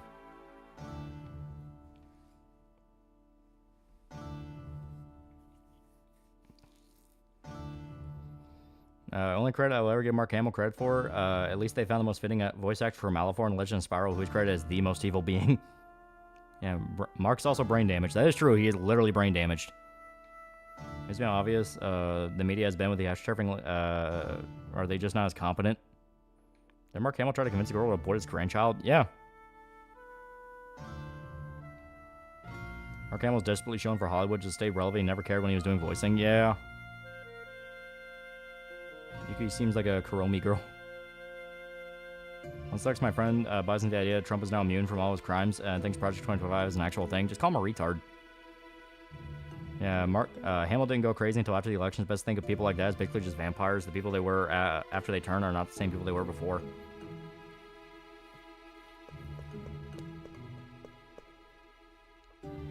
Mark is good at his job. Listen to him about nothing else. It would be interesting if we could get Disney to put sell the Star Wars. I doubt Lucas would buy it, but who would, since Disney would have to sell for less than they bought, maybe A24. Didn't he throw a terror strong to the Wolves during the October 7th attack? I don't remember. I thought he also shilled for Israel. Yeah, Mark Hamill challenges to separate art from the artist ideal. Yeah. Early news, Grumps has gone full. The West fallen over a Sonic game. I don't like censorship either, but he needs to get a grip. Yeah. Yeah, don't forget Mark Hamill tried to get his son's baby mama to a boy's grandkid. VA work is and always has been good. He's at his best when he's pretending to be literally anyone but himself. Well, that is an actor.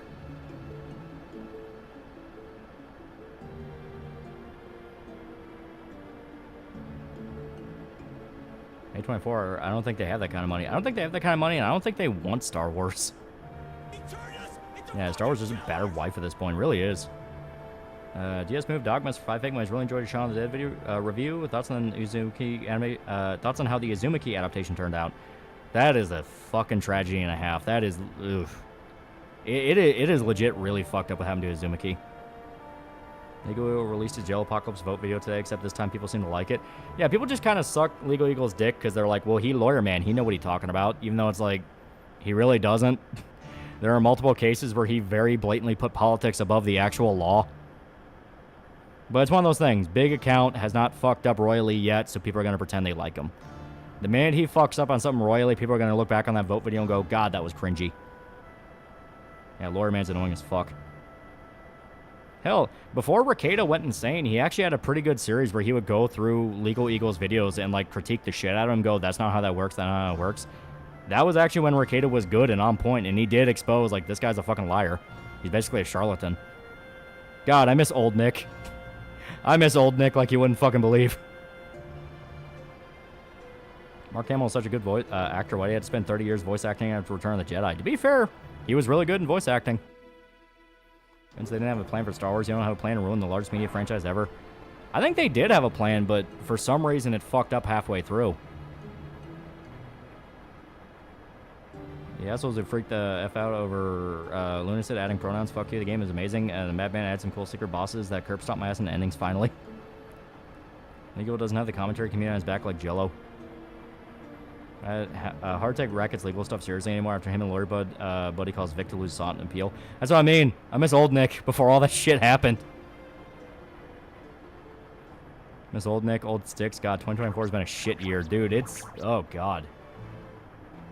The amount of people that have went crazy and the ways they've went crazy. Yeah, Racket's had a huge fall from grace.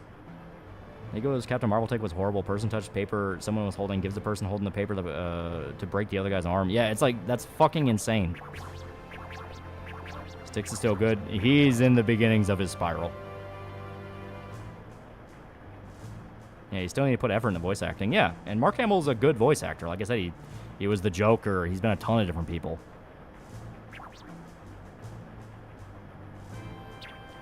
Yeah, Mark Hamill was great as Master Ericus from Kingdom Hearts. Remember his epic JSG rant? That situation with Sticks?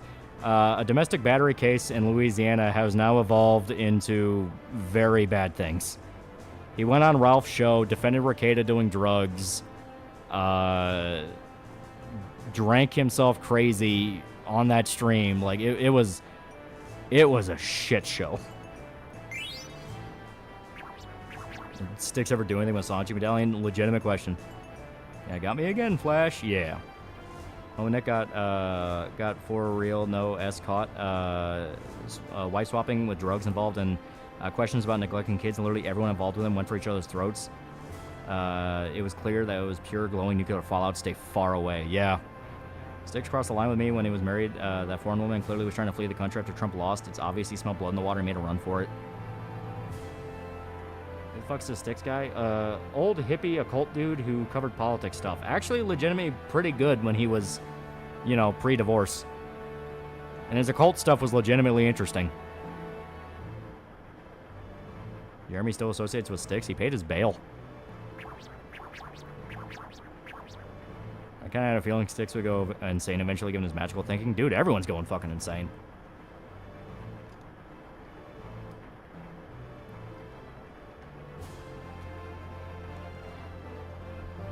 Yeah, same advice as with Niji Sanji. Shut up, shut up, shut up. For the love of God, shut up. Yeah, just stop talking. Stop making it worse. Jeremy from Quartering? Yeah.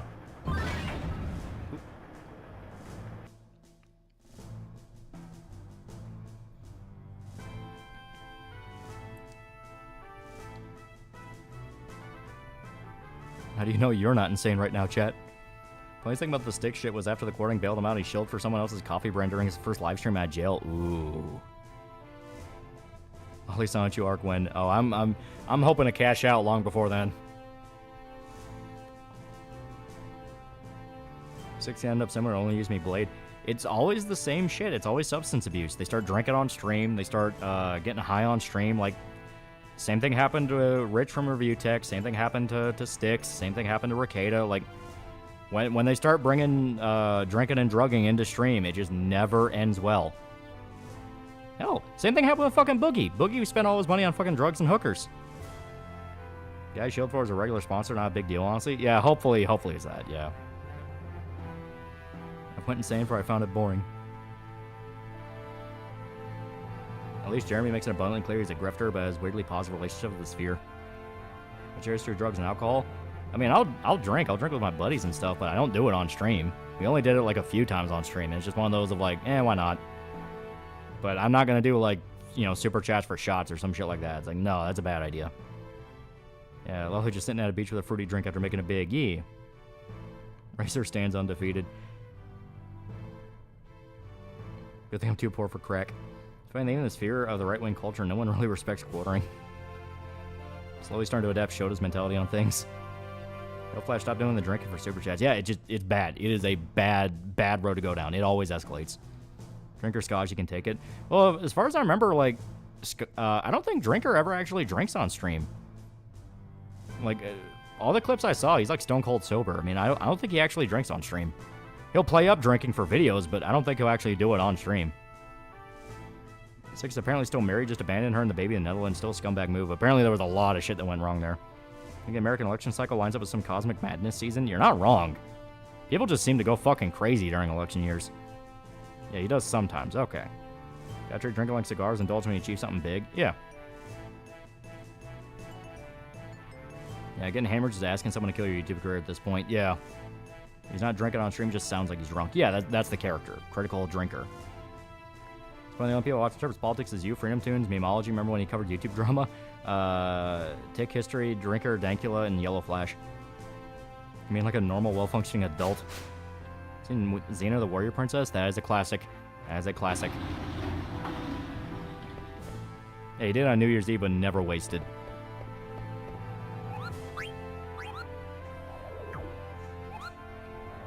Or taking a few beers when I come home. Yeah, there's nothing wrong with drinking. It's the fact of, like, if you get into YouTube shit, without fail, I have seen countless times, they start drinking on stream, they start escalating that, and from there, it just gets worse and worse until they're booger nose drunk for 9% of it. I mean, it is one of those things of it really does seem like there is an issue with and maybe it's because they're like higher tier channels where they have the money to kind of blow on it.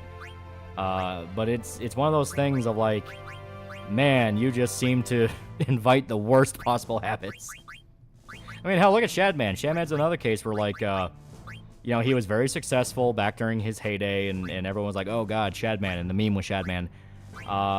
Then he becomes a fucking heroin junkie, and, yeah, just completely torpedoed his fucking life.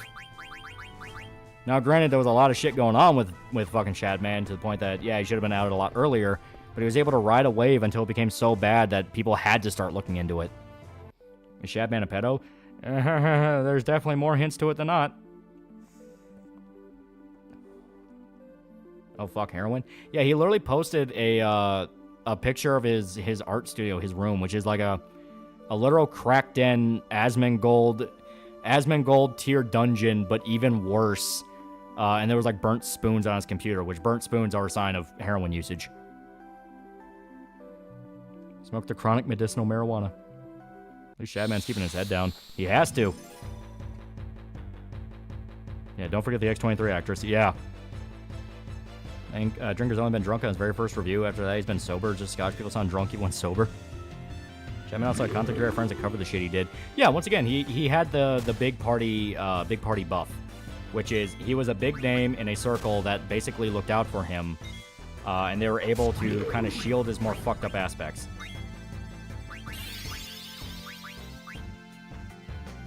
Asmongold at least just does nothing. Yeah, at least Asmongold can blame it on the fact that he's, like, clinically depressed. Chris Tyson stuff the closest we've ever gotten to Sleepy Cabin episodes featuring Shadman disappearing from the web. Some people still don't know Shadman drew his mom once and Ed Gould.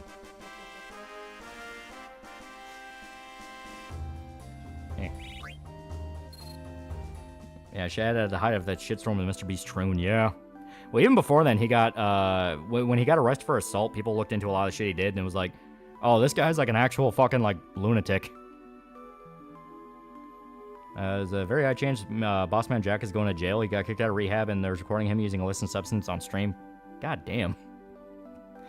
Bossman Jack's another one where, like, starts off, and he's like a, I don't want to say starts off, it did take him a while. But he's able to get, like, a very lucrative sponsorship with a casino for his gambling streams. Makes a ton of money off that. Could very easily live a very comfortable life. Gets into hard substances and just turns into a goddamn fiend. Never try edibles? Only when Weed Bro brought them. And they didn't hit until I tried to drive everyone home, and that was not fun. Yeah, Shadman got really tweaked out and ended up in a knife fight at one point, yeah. Yeah, Shadman used to be an art chat with the best advice in the truest sense. Then he stepped over the line and just kept getting worse. Yeah. Well, the problem is... The problem is, Shad's flaws were always there. It was the fact that they were very easily hidden just because nobody looked. Because he actually had pedophilic tendencies for a while. He got kicked out of art school in the Netherlands explicitly for drawing children. And he tried to blame it on, like, oh, they were just too sensitive to understand the art. And it's like, no, you've got signs. They drew actual real-life children in pornographic situations. Like, he very much is one of those dudes of, like, dude, you're bragging about this. You're not even trying to hide it. You are bragging. Didn't Spoonie also get his brain fucked with drugs and drinking? Yeah, depressive spiral. Generation upon generation show the slipping slide straight down to failure, crash the moment substances show up in people's timeline. Though in Chad's case, sounds like it couldn't have happened to a better person. It was Switzerland, I think. I thought he was in the Netherlands. Also, hey, Kina.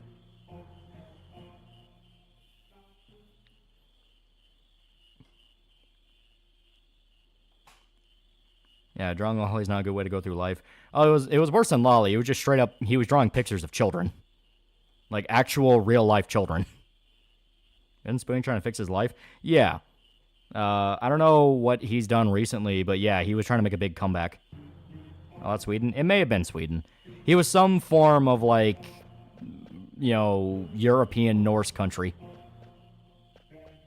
Shadman was one of the few times where I didn't think Keemstar was being a drama whore when he went after him. Yeah, no, like I said, Shadman was bragging. When he drew the picture of Keemstar's daughter, he was just saying, haha, I can do this to you and I'll get away with it. Like, he was malicious. Yeah, Keemstar's personal grudge against Shadman for good reason. Yeah, the problem is he started going after literally anyone who was involved with Shadman, and that had to die because everyone was involved with him. Shadman was Swedish. You gotta think, did Andrew Dobson ever break into a cold sweat in the middle of the night thinking Shadman stole my dream? Spoonie gets addicted to meth, we can call him Burnt Spoonie. And X23. X23 was outright the one he got sued over. I think there was another one he got in a lot of trouble for. The mom one and the Ed Gould thing, that was just him being a dick. And, you know, the mom one was him showing, like, oh, I'll draw it. And the Ed one, I think, was another commission where it's like, fuck it, I'll draw it. The kids one is the one where it's like, no, that's actually not okay. Shame about Shadman, his non-lolly art was pretty good. When he posted a photo of his service rifle during conscription, it was a SIG 550, which is Switzerland's rifle. Okay. Yeah, Keem's daughter, Daphne Keen. Shad was going out of his way to piss people off. X23. The girl who played X23 in Logan when that movie just came out, she was like, what, 10, 11? Very young. Shadman drew pornographic art of her. And it got so bad that the agency that represented her sued Shadman or threatened to sue him. It was not good. It was not good. Yeah, Daphne Keen was like 13. Yeah. You can catch a frog. They're still like little tadpoles. Yeah, X23 actor is now 19. Feeling old yet? Yeah, right. You'll catch a single frog, if that, because you gotta wait on them to repopulate. And as you can see, little tadpoles. In fact, actually, you may as well not. Yeah, let's wait till they come back and they mature. Don't forget, Chad also did 11 from Stranger Things. Yeah, that was it. It was 11. Keemstar still drama hoarder or Shadman. He can't fucking help himself. Yeah. Then he also draw Lieutenant Corpus. Yeah, that was another one. Like I said, I knew he did it multiple times. If Dobson can come back without him, cringe has no punchline.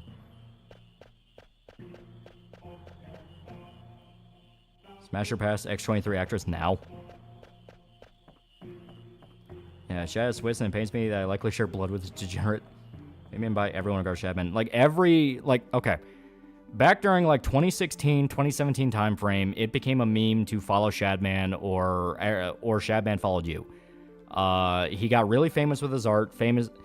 A big one that really got him famous was the Burger King soy burgers, because it was found those had higher levels of estrogenal chemicals in them, so the joke was it would give you man tits.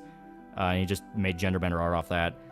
He drew Lolly Hillary Clinton during the election, which also got very popular. He drew the Lolly Smash Mouth picture, which Smash Mouth actually retweeted, and they didn't know who he was. Famously also got involved with the Merlogic guy, because the joke was Merlogic guy's tastes were so weird, not even Shadman wanted to draw his art, and Shadman would draw anything. A lot of really high up there people would reference Shadman or talk with Shadman. The fucking Smiling Friends guys, they actually interviewed Shadman and talked with him. So, and famously, Mr. Beast's friend, Chris Tyson, became friends with Shadman and got art from him. It was a thing where there was very obvious connections with Shadman to various big figures in the YouTube sphere and YouTube industry. So when Shadman got canceled, everyone tried to gun after each other and go like, will you talk to Shadman? Will you talk to Shadman? And it had to die off because it was found literally everyone talked to Shadman. Hate to admit, but Shadman's image of Ed Gould was the second thing I ever saw of Ed's World. First, it was Todd's Ed's Remembrance video. Funny, born in 2000, yet found Ed's World late. Yeah. Remember, logic on the server is pretty normal of a guy. Yeah, I mean, like, from what I understand, Merlogic is, like, decently chill. He's just eccentric, but I mean, hell, what does that even mean?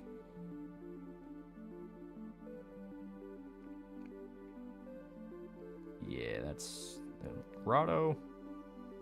Yeah, I think we go to the south gate. Yeah, because we gotta go back to, we gotta go back to Treno, if I remember right.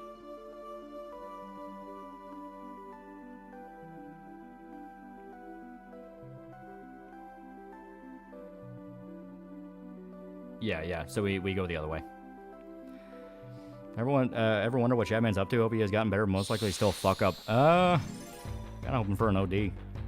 Speaking of Lieutenant Corvus, singing through Ralph's pill streams. Ralph forgot to end the stream, put on a Corvus vid, left the mic on. You can hear some sus sounds. Take that out, you will. Yeah, supposedly. Had to add a big supposed, but yeah, supposedly. Getting something on Shad Lolly. He's comic of Miss Incredible.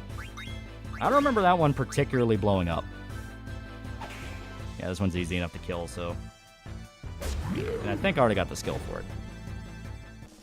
Merlogic's deforestation art with a Wonder Bread chainsaw will never not be funny. Miss waiting on a new comic from him every year.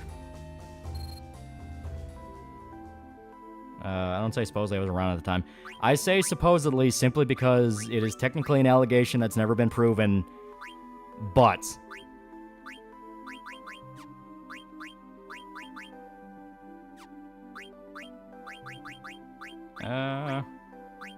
Here, we'll do chemist. Yeah, it's like when they're listing all the people that were ever in a photo with Epstein. Yeah. Fem Sonic edits with Shabban. Damn it, if he hadn't fucked up, dude. Still a skill. Last he fucked up, yeah. I think the Miss Incredible one got more popular than the second Incredibles film. That would make sense. It was coming around that time. Hedgehog pies give Pumpkinhead. I already have Pumpkinhead. So we're good on that one. Like one more. I can just wait for a level up and she'll have another one. Not to mention Flame is such a fucking retard for sticking around with Ralph, even helping him with the pill stream shit happened. Yeah, Ralph has that talent where if he has a downfall, everyone around him has a downfall as well. That's kind of Ralph's whole thing. What does Pumpkinhead do again? It does a set amount of damage, but I think... If I remember, I think the difference in damage is how much damage the enemy has already taken. So, it's the amount of damage you inflicted on them subtracted from their max health. So if you do it right as the fight begins, it's going to be useless, but if you do it towards the end of a fight, it can be pretty helpful. So I knew Twitter is literal fucking kids, because when they found first time and clearly didn't know or use YouTube in 2017. Yeah, right?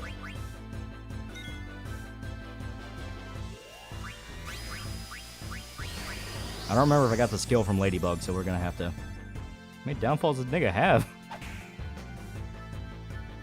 Have you done any of the Chocobo minigame? I have not yet.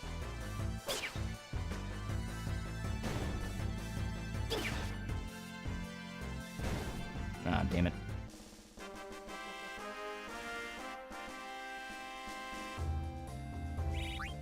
There we go. I'll run the wrong way first. I think Elvis, Alvin the Alien used his art in thumbnails too. Yeah, like I said, everyone was involved in Shadman back in the day in some way. Transforms are awesome. Yeah. Armored Chef has these cool. Okay, there's your max XP. Max HP minus current XP. Yeah. So like I said, it's based around how much damage you've inflicted on them, so you want to use it when a fight is close to ending.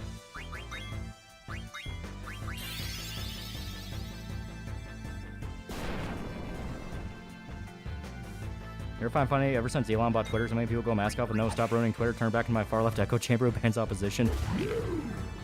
Jetman's Newground account recently disappeared after use of an activity. Found a Brazilian account that I'm 9% sure is him. Could just be a guy with a similar style. Jetman's the ubiquitous edgy artist. Well, that's the thing. He used I'm just the edgy artist as the excuse for what he was actually doing, which, from what I understand, was not great.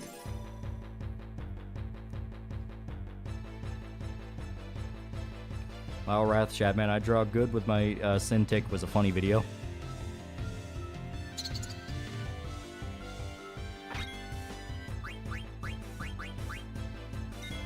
I'm gonna leave Twitter, comes back a day or two later. People are already doing that, yeah.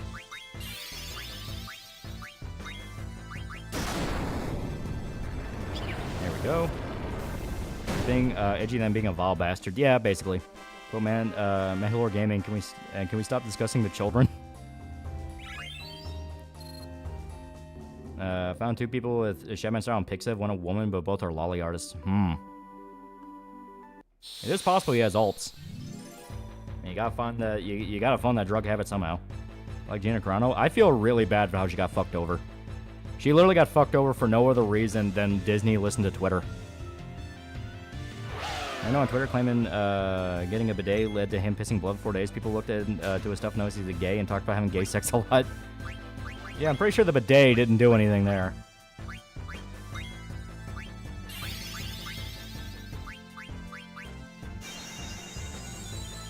Yeah, Malor needs to hurry the fuck up and make the KOTOR video. Come on, fellow lefties, let's leave Twitter for this other site. Other site gets filled with CP. Yeah, right? Anything of our Lord and Savior, the Floyd AI? Pretending to be a woman on Pixel or to make money with commission may be the funniest thing to happen to him. Yeah, but days don't go up the ass.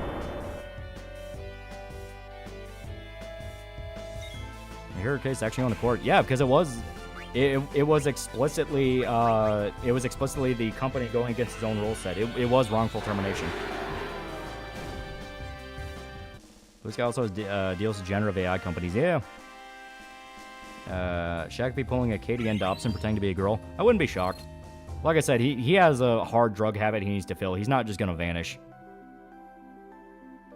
He's gonna find a way to make money again.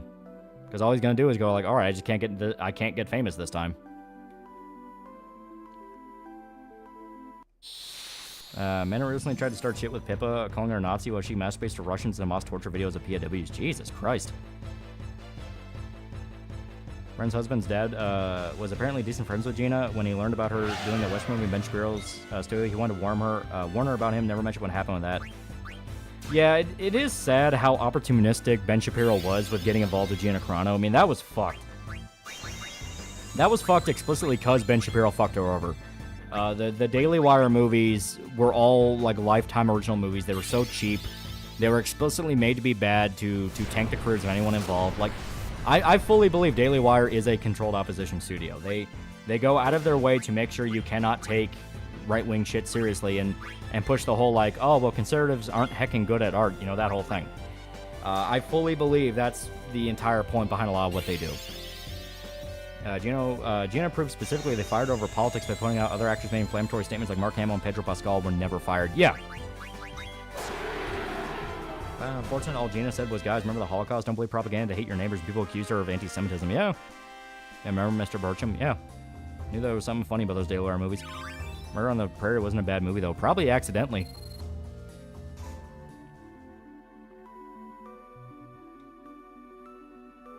What about Matt Walsh movies? Matt Walsh will come out and have a decent enough movie, then people will follow him on Twitter and see his brain-dead fucking takes.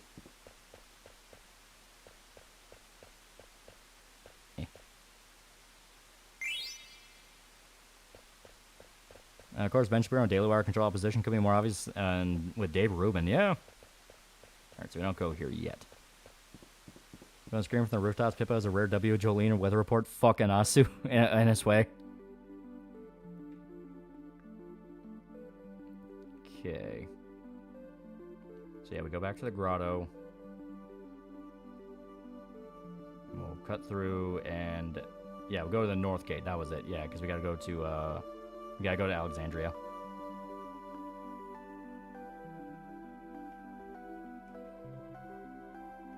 Yeah, Chowder did call them big cons. Yeah. Murder on the Prairie was more like a simple Netflix story movie, but it turned out well. It was believable. She gets fucked up. Those who survived did by the skin of their teeth, and it's tied up nice. I enjoyed a few old Western movies, though. Spain and nostalgia pulled weight. Well, no, I fully believe it could have been a case if they just accidentally made a decent movie. I don't think the new norm was Daily Wire. I think that was just some clown trying to suck up to Elon Musk.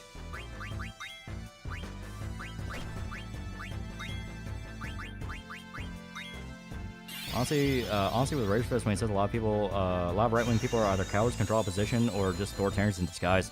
But that's true of literally any political side. Like, when you actually sit down and talk with somebody, even someone that claims they have like a radically different political sphere than you do, a lot of the time you'll agree on general points. It's why it's funny when you see a lefty try to claim that like hating rich people is uniquely a left-wing thing, when, shocker, a lot of conservative media is also about how the rich will exploit the poor and treat them like garbage.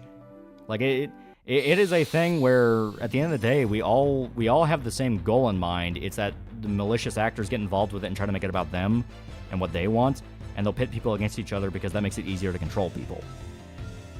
Simple just did a stream saying he might end Timcast. Comments are calling him a fucking idiot. Yeah, because he's gonna be back next week. No, not even next week. He'll be back tomorrow. I like old Western shows. I sometimes watch with my papa. It's also kind of funny. I'm never bored with it. Oh yeah, they're great. You gotta have respect for the classics. You got to. I like that one new Norm meme where you're just sitting in a void and his theme is playing really far away. I used to watch Spiro, the Knock 7th happen. It was horrible and people were right to be angry, but then Ben got extremely bloodthirsty and was very uncomfortable. Tim Pool probably trying to do his lol. I was just trolling all of you, bro. You're so dumb. Beanie will only leave when forced.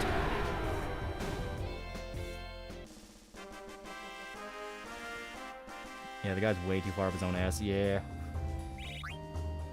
Yeah, he's already back.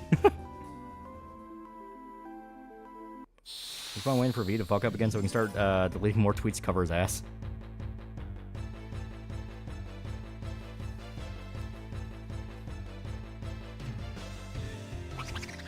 Alright.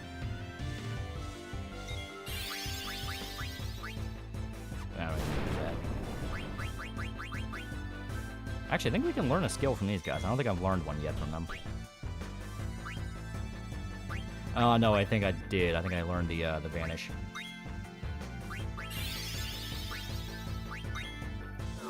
Is Tim quitting his podcast or his band? Because the dingus named his shitty band Timcast.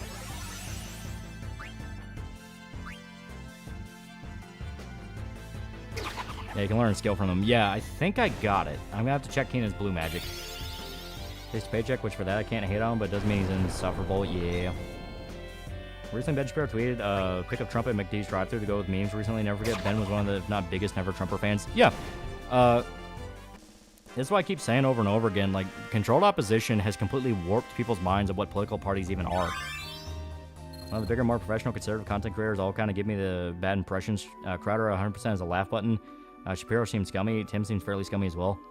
When someone like Tim Pool gets a slick studio at the moment, they become suspicious.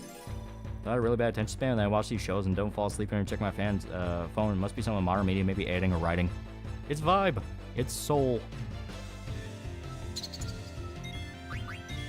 Mr. Bergman kind of got screwed by Daily Wires. Adam Carolla actually had a version of the show that was good. I fully believe it. Like I said, I fully believe that Daily Wire will go out of their way to gimp their own media department specifically to keep up the idea that conservatives are out of touch. Because a lot of controlled opposition conservatives, didn't Tim Pool get a copyright battle against a porn game? But a lot of controlled opposition conservatives play up them literally being out of touch 80s bad guys. That's always the metaphor I use. They're like out of touch 80s bad guys.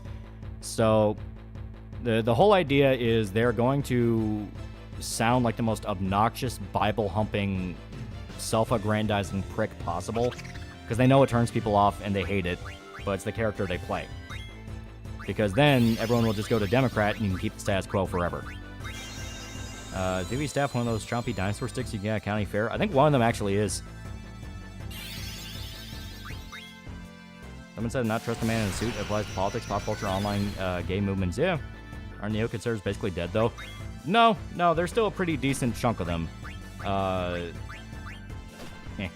mean, hell, you had the whole thing with Trump's son-in-law constantly getting in his own way. His own party gimped him for fucking years. I mean, it's a thing of they'll go quiet when it looks like it looks like may as well fuck them for now. They'll go quiet when it looks like they'll be able to get into a position to where when they fuck them over, it'll do even more damage. Ben Shapiro for years pushed the Corey Lewandowski assaulting Michelle Fields as a way to shit on Trump, even though it was on camera and never happening. Yeah. I think Tim Severs became Tenet Media, which recently courted controversy due to suspicious funders. Frankly, that's not a Dragon Ball and Chase sounded more like Russia shit. They did flat out kind of show there was some Russian funding involved. which with Tim going on Timcast and screaming his head off about how Ukraine is the worst thing on the planet and evil and Russia should invade them. Not great. My personal belief of the tenant media thing is you had guys that for sure did not know. I know Matt Christensen flat out said, I had no fucking idea. And I'm a little insulted that I didn't get accused of being a Russian spy. Then you have, Lauren Chen absolutely knew. People believe Tim probably knew. My whole theory on the tenant media thing is that it wasn't to spread legit Russian propaganda. It was to set up a honeypot to where now all these people who represent the alternative media are now, caught spreading Russian propaganda. The basic idea of it is how do you kill a movement as fast as possible? You humiliate the guys trying to rally the crowd. If you're able to humiliate the guys rallying everybody together, at that point you're going to be able to essentially stammer momentum, because people rely on that guy rallying the crowd to actually work up the energy to do something. So the whole idea of the tenant media thing is set up all these people as the voice of conservative media to then turn around and go, well, you're all spreading Russian propaganda just like we said you were, so now you have that to deal with. Be shocked next few years, Sarah Spock isn't revealed to be a pedo. A lot of tenant media was ex-RT guys getting together after the war resulted in RT's American production getting fucked. People also fall for a hook, line, sinker, like Russia's constantly making fun of Prague woke shit. Yeah, anyone that started going like, oh, well, Russia actually hates the woke, they have no idea what the fuck they're talking about. BRICS is the economic alliance they got into with China. China is the #1 funder of DEI ESG. So them going, well, Russia hates woke shit, it's like, yeah, because they know where it comes from and they're tricking you. Like, you are dancing on the puppet string they fucking set. Matt even told people, hey, I didn't even get paid for August and September. Yeah. That's how you knew Matt wasn't involved. He was making jokes about it, and they were pretty good. That's how proprietarian movement failed. Literally pissed himself for everyone. Yeah. And boomer older people in 30, 40 start saying maybe Russia ain't so bad. Yeah. Look at Nick Fuentes, and somebody still has a fan base thinks he's based. Yeah. That is the idea. It's ever since Occupy Wall Street and the Tea Party movement, the government became acutely aware of grassroots movements.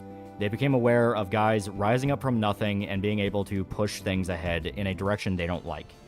Hell, Trump was kind of the last big breath of that. Hopefully this new election is going to be that as well. But point is, that was the whole point. So now their idea is to build up movements artificially so they'll be able to crack down on them when they see fit. And from there, everyone's scattered around. They don't know who to trust anymore. Reminds me of alt-right getting traction in the 2010s. By late 2010s, you could tell they're all taken over by feds. You can always tell by what their talking points turn into. When the Tea Party started off, it was like just a basic libertarian movement of we need to shrink down the government because it's inefficient and they're stealing money.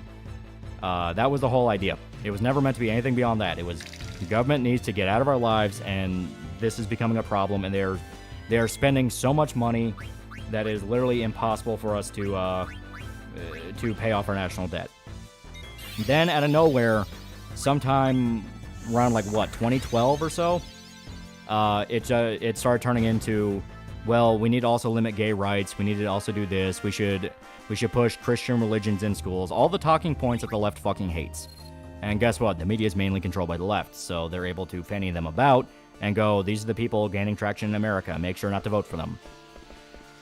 Always pay attention to when the talking points start shifting, because that's when you can tell something's being taken over. Pizzagate will always be my classic example of that. It started off as guys going, these emails are kind of fucking suspicious. Why are they talking in code? To there is a literal pizza place trafficking children. And then you had a guy try to shoot up that pizza place, and from there, it died.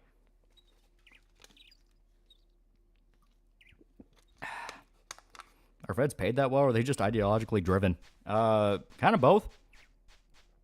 The ideology is, well, we need to stay in charge because we know what's best for everybody, and yeah, they get paid. Are you controlled opposition? Where are you going? Right now, I'm trying to see if I can also grind up a little bit, and I think... I'm trying to remember exactly where we go. I think we go to,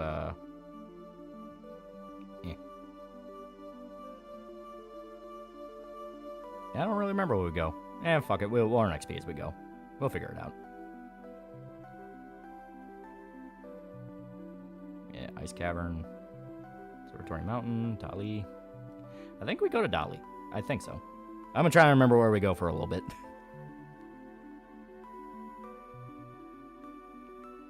You're the war media guy. What do you think of Jarhead? Jarhead's good. Pizzagate died. Meanwhile, traffic children numbers go birds to this day. Yeah. Yeah, why does Obama want that many hot dogs? Reference feds get paid $34 an hour starting off. At least that's what was shown on Indeed last year. Yeah, went around the swamp. Let's go to the swamp then. We'll hang around in Keena's home. FBI and CIA know they should have been disbanded decades ago, and I have to find a way to stay relevant. Yeah, basically. Yeah, accused marsh. Yeah. I forgot you actually, like, need to be in the marsh. I just kept thinking, like, no, you just grab Keena and you leave. You're saying Russia hates woke shit. Bitch, please, Russia may no longer be communists, but they still have their politics. Policies, woke shit came from prominent communists. Yeah. Well, it's more than that. It's, as stated, yeah, I think we use Blizzard. China is the #1 funder of DEI ESG, to the point that even Larry Fink, the owner of fucking BlackRock, goes, yes, they pay way more than us. And the whole idea of it is they know it's inefficient, they know it doesn't work, they know all it does is create chaos and class division and racial division. It's specifically about, it is specifically about putting emphasis on the differences between people and dragging up ancient history like it matters, and keeping people from working together. The whole idea behind it is people will be so focused on fighting each other, they won't notice the 2 million some odd CCP affiliated agents just from the numbers leaked out in 2022 securing positions of power. Yeah, Fink pays billions, China pays trillions. You know how much guilt by association works on normies? Look at the comment section of more mainstream left-wing YouTubers and they talk about Russian conservatives. Yeah. That's when our feds legitimately convince themselves of the good guys, they just psychopaths who don't care. It's a good mixture. Some of them are flat out like, no, they're fucking evil. 6 million, you say? 2 million. Across the West. Go visit Vivi's old house, start asking what it's like to be completely alone, and only people who look like him might be like him, destroy a kingdom. Alright, big question. Is Alex Jones planning to act crazy or just like that? I think he's a mixture. Like, he does say stuff that is very on point and ages hilariously well, but at the same time, he acts so crazy, it's hard to take those ideas seriously. And a very common theory people have about the UFO stuff, because for those that don't know, UFO movements were an actual thing in like the 80s and 90s. Like, it became an actual movement. It started off as like relatively reasonable of like, hey, there's some details of the Roswell story that's really fucking weird. We should probably look into that. And then as the decades went on, it was taken over by more and more people that were cuckoo. And that was the stories that got the most attention and got propped up the most in the media. So people weren't really taking UFO stuff seriously. And then you cut to today where it turns out, yeah, the UFOs are an actual documented thing. And they might be experimental planes or stealth planes that are spying on the U.S. that we just weren't made aware of. Stuff like that. It wasn't aliens and like probing and all that, but it was, it was something that people would probably need to know about. That's probably if you have to see a Fed who's actually a normal human. 100% China's game plan is to inject this poison into foreign entertainment, devalue them to borderline bankruptcy, buy them up for a major share, and then inject pinko propaganda. That's literally what they are doing. Tencent floated around the idea of buying Ubisoft. It is very much what they are doing.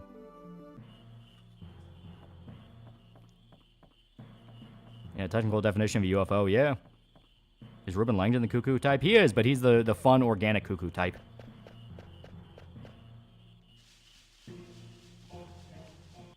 Aliens were confirmed. It's just not. It's just we're not ready yet. It's more the fact of aliens are real in the sense that there's been bacteria on other planets been discovered, but not like aliens. Alex Jones stated he's mainly an entertainer, which explains Chris' personality. Yeah. Alex Jones' big thing is he pushes all kinds of stories from smaller sources that get ignored. Occasionally he has gay frogs moments where he's right. Other times you get 5G. Yeah.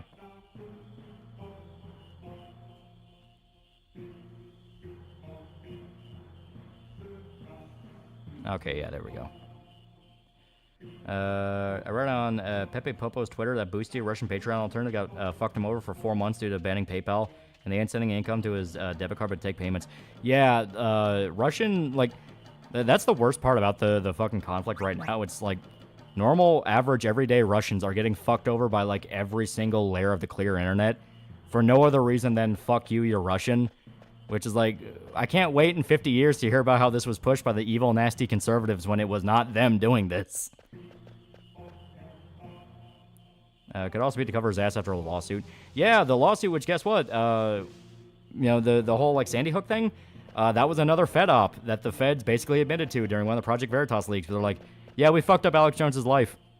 My theory on the Sandy Hook thing is he was specifically given a fake story by maybe an asset or some kind of federal informant to fuck him over and then rally the moral brigade against him, because Sandy Hook was specifically about children who got shot. Like it was like the first major U.S. mass shooting that was highly publicized where the victims were majority children and like small children.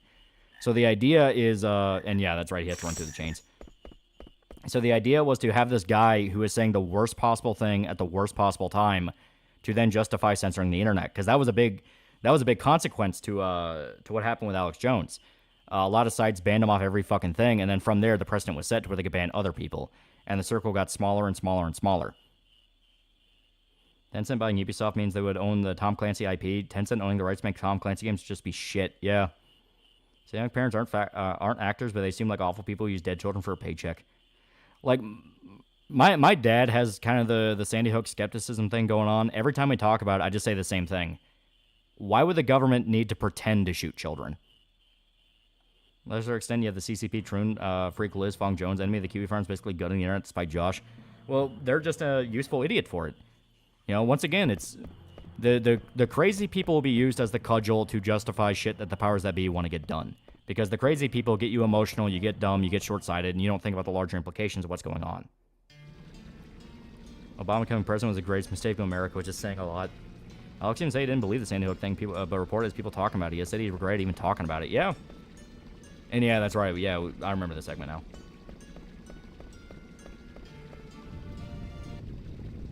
Well, the government not let a tragedy happen to use. She was always on our radar. Yeah. I'll talk about your favorite mangas besides Berserker. Of course, one knows some quality mangas. Vagabond's really good. Villain Saga's really good. Oh god. Hunter x Hunter is really good. Trigun's really good. There's so many good ones. I'm begging you. Here we go.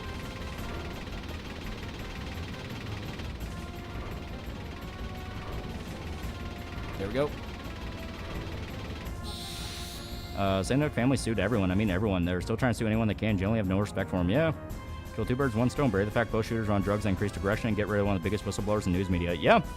Yeah, Fist of North Star. Yeah. Oh god, please. Don't hurt me. That version of Tom Clancy would be a female spy sleeping with a damn congressman.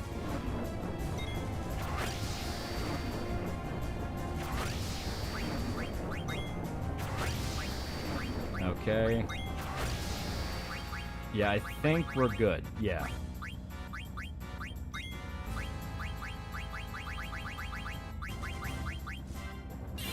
Man, Lustrous Monster, Pluto, 20th Century Boys. Still remember Alex had a bit in the Keanu movie Scanner Darkly. He's a black bag. He gets black bagged. 90% of few children is given to a sketch that they found in Discourse. Yeah, well, a lot of the doubt around Sandy Hook was the fact that around that time frame there was kind of a spree of mass shooters. People are starting to ask questions like, what's causing this? What's leading to this? And there was commonality found between the Sandy Hook guy and another shooter. I don't remember which one. Where they took an antipsychotic medication where one of the side effects was specifically violent episodes. So even though you took an antipsychotic, one of the side effects was psychosis. And people were like, what the fuck? Why is that on the market? That's very dangerous. And right after that, you started having the Sandy Hook truthers come out, and they completely derailed the conversation. Yeah, it was also an election year, yeah. Run Sandy Hook families the reason games stopped using real gun names? One of them, yeah. It was only for a little bit of time because games eventually went right back to doing it. But yeah, they were used as the cudgel to gun after so much stuff. They milked the fuck out of Sandy Hook. which is why people started getting suspicious.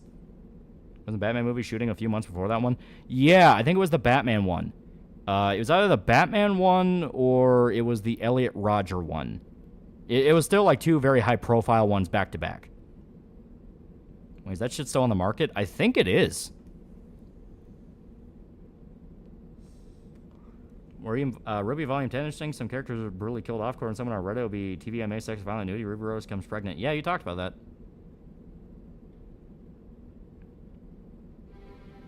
Argue America has had problems with every president, not just Obama. No-fault divorce for one, but all this shit builds up and affecting everyone in future generations. Yeah. That is the whole idea of long-term consequences. Your actions right now seem like they won't do anything, but down the line, there's going to be consequences. Check Discord, can't send message about ready or not. Also love how Ready or Not has the balls to not only have school shooting level, but have one of the rewardable evidence pieces be a bottle of faulty antidepressants-based devs. Yeah, Ready or Not devs are fucking great. They give a shit about their game. That's all I can say about Ready or Not. They don't give two shits.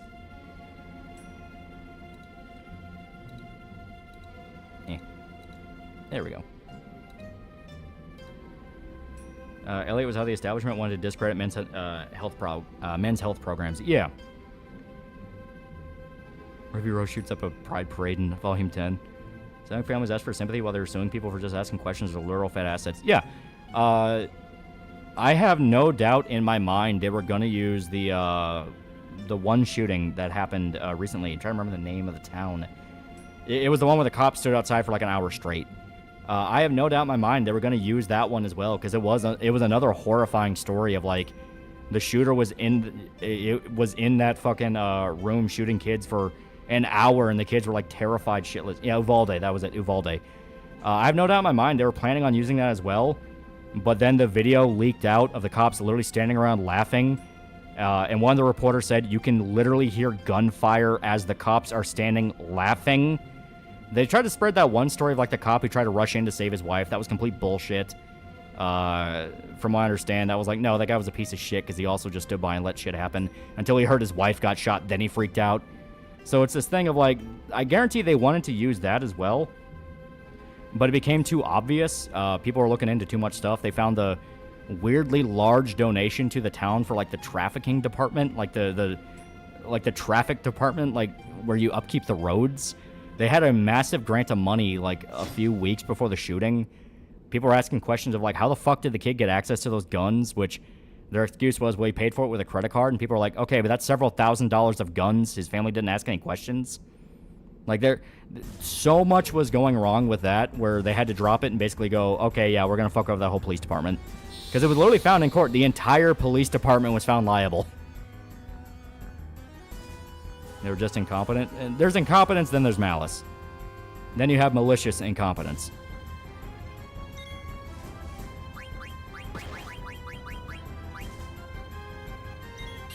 And if this shit was playing on his phone using hand sanitizer. Yeah, it's like it's one of those things where it got so blatant with it that they had to burn them. They had to be like, yep, you're fucked. Extremely glowy. And not only that, but recently you've had literal court cases, like proven in court, not bullshit, of dudes being groomed by the FBI to do shit. You had that Muslim dude who got groomed by a girl on Discord into trying to buy an illegal gun. He's like, I'm not gonna fucking do that. What are you doing? And then she tried to talk him into doing a mass shooting, and it's like, what the fuck are you talking about? And as soon as he started going like, I'm not gonna talk to you anymore. What is wrong with you? He got arrested for trying to buy an illegal gun. And he proved in court, I was being groomed by the FBI. Yeah, there was a furry dude. Yeah.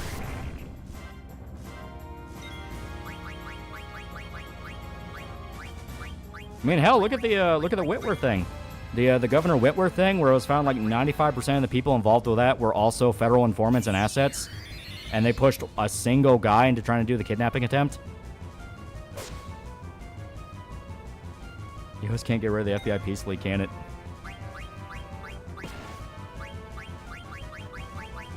When in doubt, Mighty Guard. It's expensive, but worth it. Remember to say you're not suicidal before you end the stream, yeah, right? Never forget the mom had to go to the media so that the feds would stop trying to get her off this son to do a mass shooting. Yeah! Remember Congress said the cops are not obligated to protect or save you? Protect and serve my fucking ass. Yeah, no, that's bullshit. That is a bullshit decision. It is useful advice in life, but having it be a literal court decision that they're not obligated to help you is something that should have been stamped down when it fucking happened. You on disc 3 now? No, we're still on disc 2 as far as I'm aware. Well, the Tennessee training shooter, how glowing do you think that was? That's another one where I've had my suspicions about that. First time I hear about this, just wow, new feds are using people. This is insane, yeah. But I've had my suspicions for a while with the tranny one, because the tranny one had some fucking weird-ass foreshadowing. You had a literal segment from Tucker Carlson talking about how trannies were getting radicalized and you need to be on the lookout for tranny violence. This was a literal thing he did, like 2 days before the fucking shooting. But he was talking about this. It was an entire segment. Then the shooting happens. Then right after that, people were looking at like tranny discords and not just discords. It was Reddits as well, subreddits. And they were teaching each other how to straw purchase firearms, where it's like, this is how you illegally purchase a gun without using your real name or information. And as soon as people start looking into that, it all fucking vanished. So it's this thing of like, what the hell is going on? Yeah, that's some Oda level foreshadowing. Yeah, right? So unreal, it's gotta be real. Dude, it fucking blew my mind when it happened. I was like, what the hell? So I'm convinced to this day, the reason it's such a pain in the ass to get access to the shooter's manifestos and journals, because she wrote multiple, she specifically wrote multiple, is because they're trying to basically censor out as much as they can that would either name drop specific people she was talking to that taught her how to purchase guns, name drop specific medication she was on.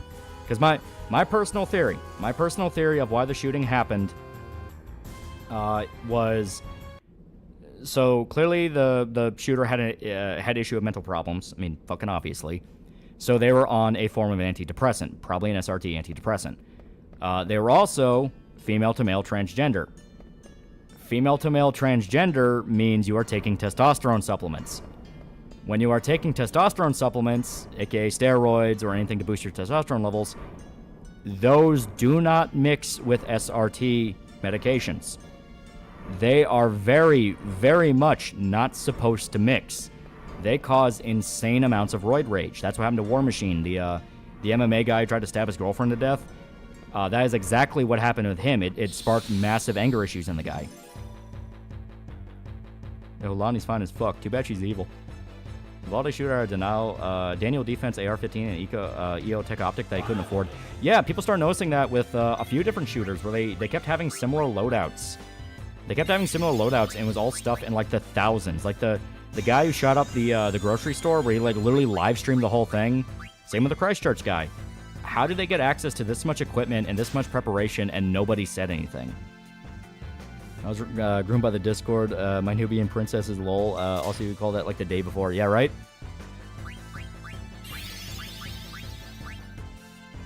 So check what meds you do before taking them. If you have a doctor that puts you on an antidepressant SRT and gives you hormone supplements that boost your testosterone, sue that fucking doctor. Because that is incompetence to a degree of you're gonna get somebody killed. That already came out of her show. She was also an evil person. And that's just what they publicly released. There's more. Like, the chunks we saw were chunks of other journals put together. Once brought the fact DEI comes from China on someone else's stream, not anyone you would know, and he was super fucking confused, thinking it was crazy to talk on my end. Yeah. Once the talking points are in your brain, it's hard to get rid of. I want to watch out Lolly down this road of questioning this madness. Oh yeah, War Machine. He almost killed Christy Mack. I remember seeing that shit a lot when it happened. Shit was fucked. Yeah. The Care Bears taught you nothing. Good dicking, aka love conquers all. At this point, Fed's attempting to bury the train shooters manifesto to hide the fact they're using trains as low foot soldiers isn't surprising. Good news, Marvel Spider-Man 2 is going to be on PC, and again, turn the Flame Cult into Shadow Company from MW2. Also swapping Cletus Cassidy for General Shepard in the voice with an AI mod. And again, the main quote, System of Downs, maybe to be crazy but cringe. Well, the insanity comes from the mixture I'm talking about. When you have somebody that's on an SRT medication and you have something that fucks with their hormone levels, that causes psychosis. It causes psychosis, and in particular with testosterone, it causes massive amounts of aggression. So you have somebody who's completely blitzed out of their fucking mind, and they're highly aggressive as well. They're not going to make any sense. Christchurch native here. Cops ignored the general process when they gave him his gun license. Interesting. Christchurch guy was especially ridiculous since it was already very hard to get a gun in New Zealand and new laws didn't do much.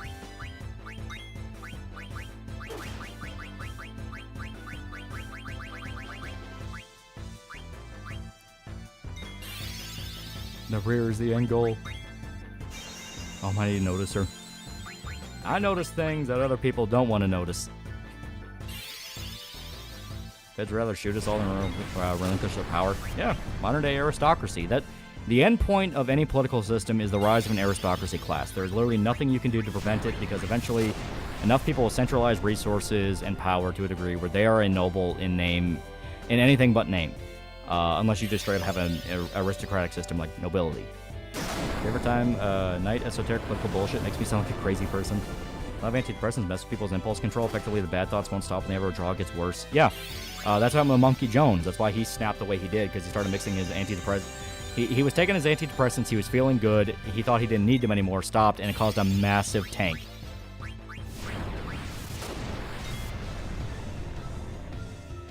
So you remember when you don't have to? Man, it's depressing. Yeah. Went to interview your next of kin, longtime close friend. They didn't do that. They interviewed a guy on a forum he had never met in person. They gave him a license off of that. That's fucking sus.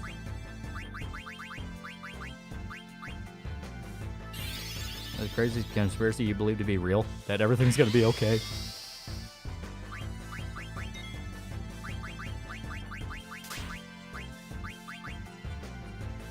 Stockpile sound stream down and locked away in my basement. Am I providing a public service or am I doing myself? Check Discord.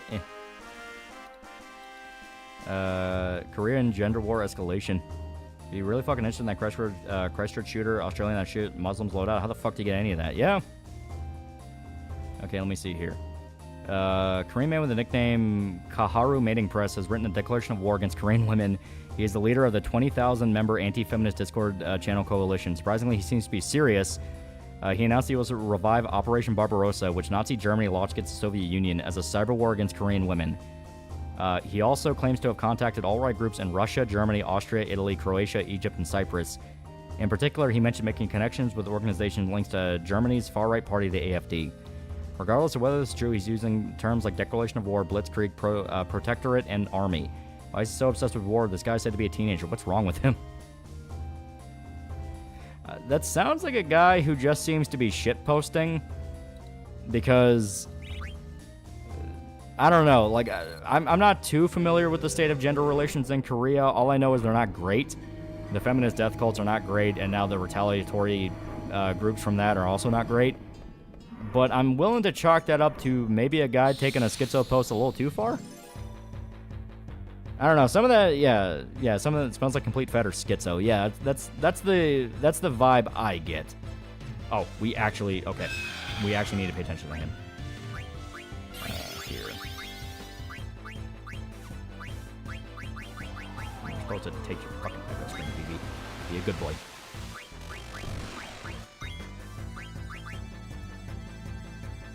Korean version of a cosmic intelligence cult.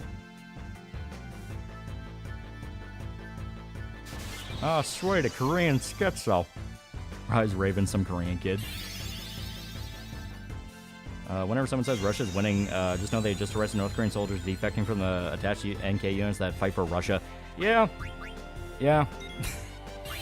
The whole fucking thing is a massive shit show and a half. Like, a lot of people are dying for no fucking reason over there. Literally no reason.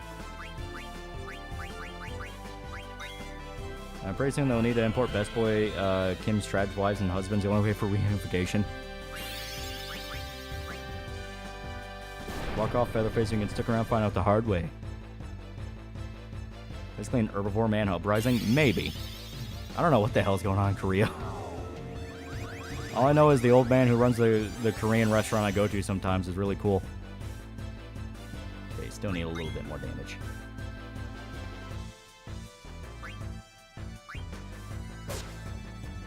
Okay, this is more than enough. So, defend. Shit, okay, I forgot. God damn it, okay. Yeah, Griffin gives you white wind, yeah. I didn't realize Kina does that much damage now. I'm used to Kina only doing like 100 damage. So let's actually wait around for the next one.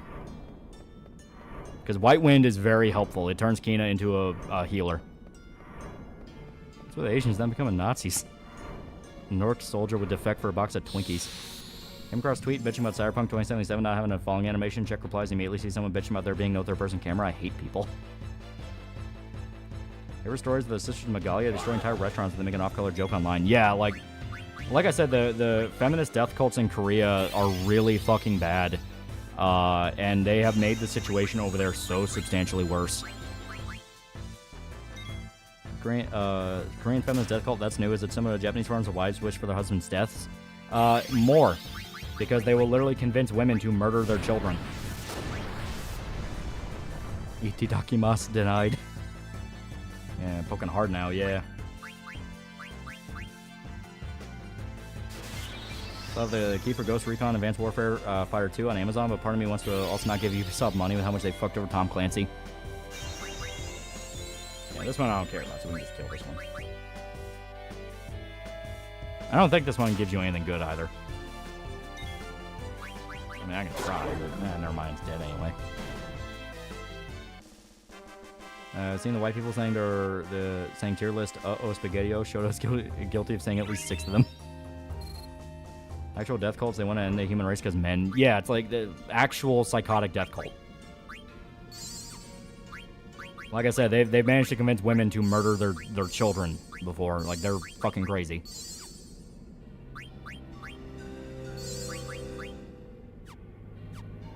We're tired of politics. I crave videos of hippos eating pumpkins. Is there anything on these feminist death cults? One of them straight up groomed the Korean president since childhood. That was the Magalia of the 8 Goddesses, I think it was called. But if you look at it now, like, the internet's basically scrubbed all mention of them away, and people just praise them and go like, well, have you seen Korea's history of sexism? It's like, yeah, it's not great, but death cults are not a good thing. So a lot of people theorize that maybe they're backed by China or North Korea as a way of, once again, divide and conquer. You know, build up this group that is doing high-profile, horrible acts, build them up to be a powerful base to then keep people divided and not paying attention to other factors in the background. Is tragic reality for you? Korean feminine death cults probably look infinitely more attractive than American stabby feminists. Yeah, antinatalism is our version of feminist death cult. Yeah.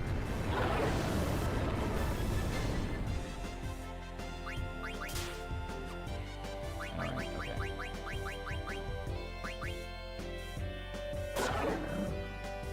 Also have less wangs than your average American feminist. Grooming women to kill their own children is not good. Yeah, it's not good.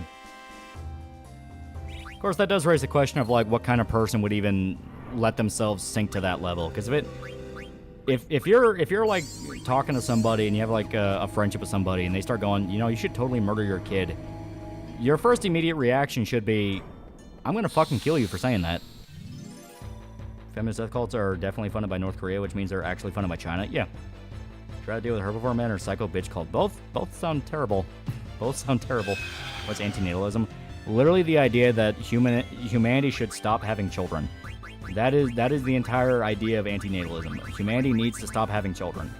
For any number of reasons or explanations you want to give it, the whole point at the end of the day is humanity needs to stop having babies. It is taking the mindset from children of men and turning it into a legitimate political philosophy. By my North Korea is a statement that would, should immediately inspire skepticism on part of North Korea being North Korea. Good thing driving the wedge between genders in Korea is only men get drafted on top of women getting money for college. Yeah. Once again, equal opportunity shit kind of causing unintended consequences.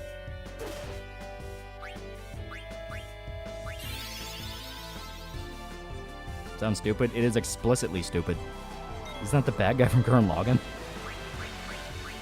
I don't think North Korea's competent enough for that kind of psyop. Well, that's where, once again, you kind of have the theory that love is backed by China. You have the Punisher. Feel bad for Korean bros, yeah.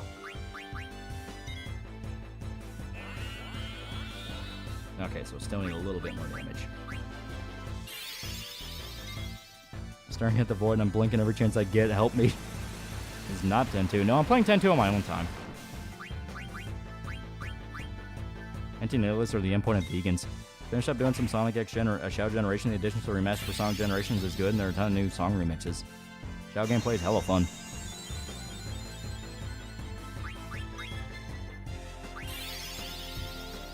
Okay. How about we take all of Southeast Asia and push it somewhere else? Japan doesn't seem to have these problems.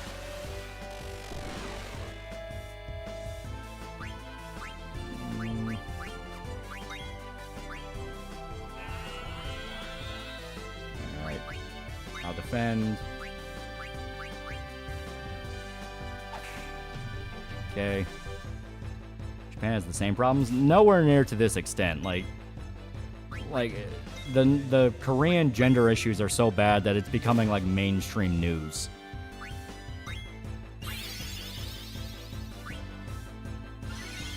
One thing I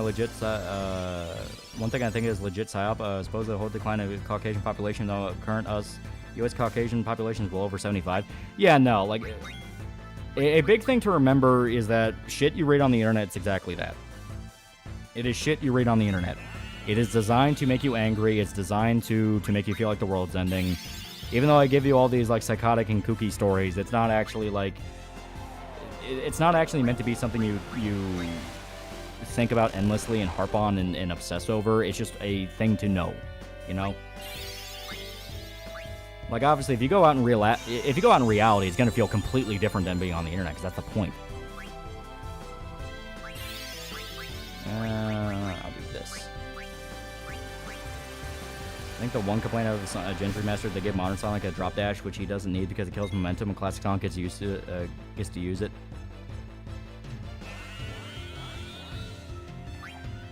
Japan also wants you to go home and fuck your wife. Okay. Gacha companies in Korea are walking on eggshells because people are going frame by frame and trailers looking for megalo symbols. Yeah. Doesn't matter how you slice it. South Korea and Japan literally will not exist in 50 years. Population's destiny. No. Japan's upping their birth rates. They're nowhere near the worst in Southeast Asia by far. South Korea is the one where it's like, yeah, they're kind of in some trouble, but there's a lot of things going on in South Korea.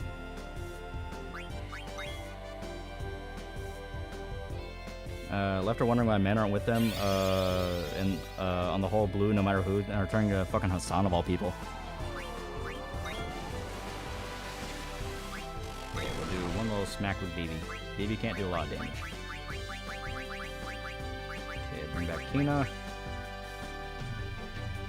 Bad Japanese, no need to breed when you make perfect 2D girls. Bunch of addition Sonic Generation cutscenes, and I managed to add more on nice audio to them rather than half being quiet. All I care about is how good is Keanu. How good is Keanu? I must know. Abe Simpson started selling his famous lovemaking drink in Japan.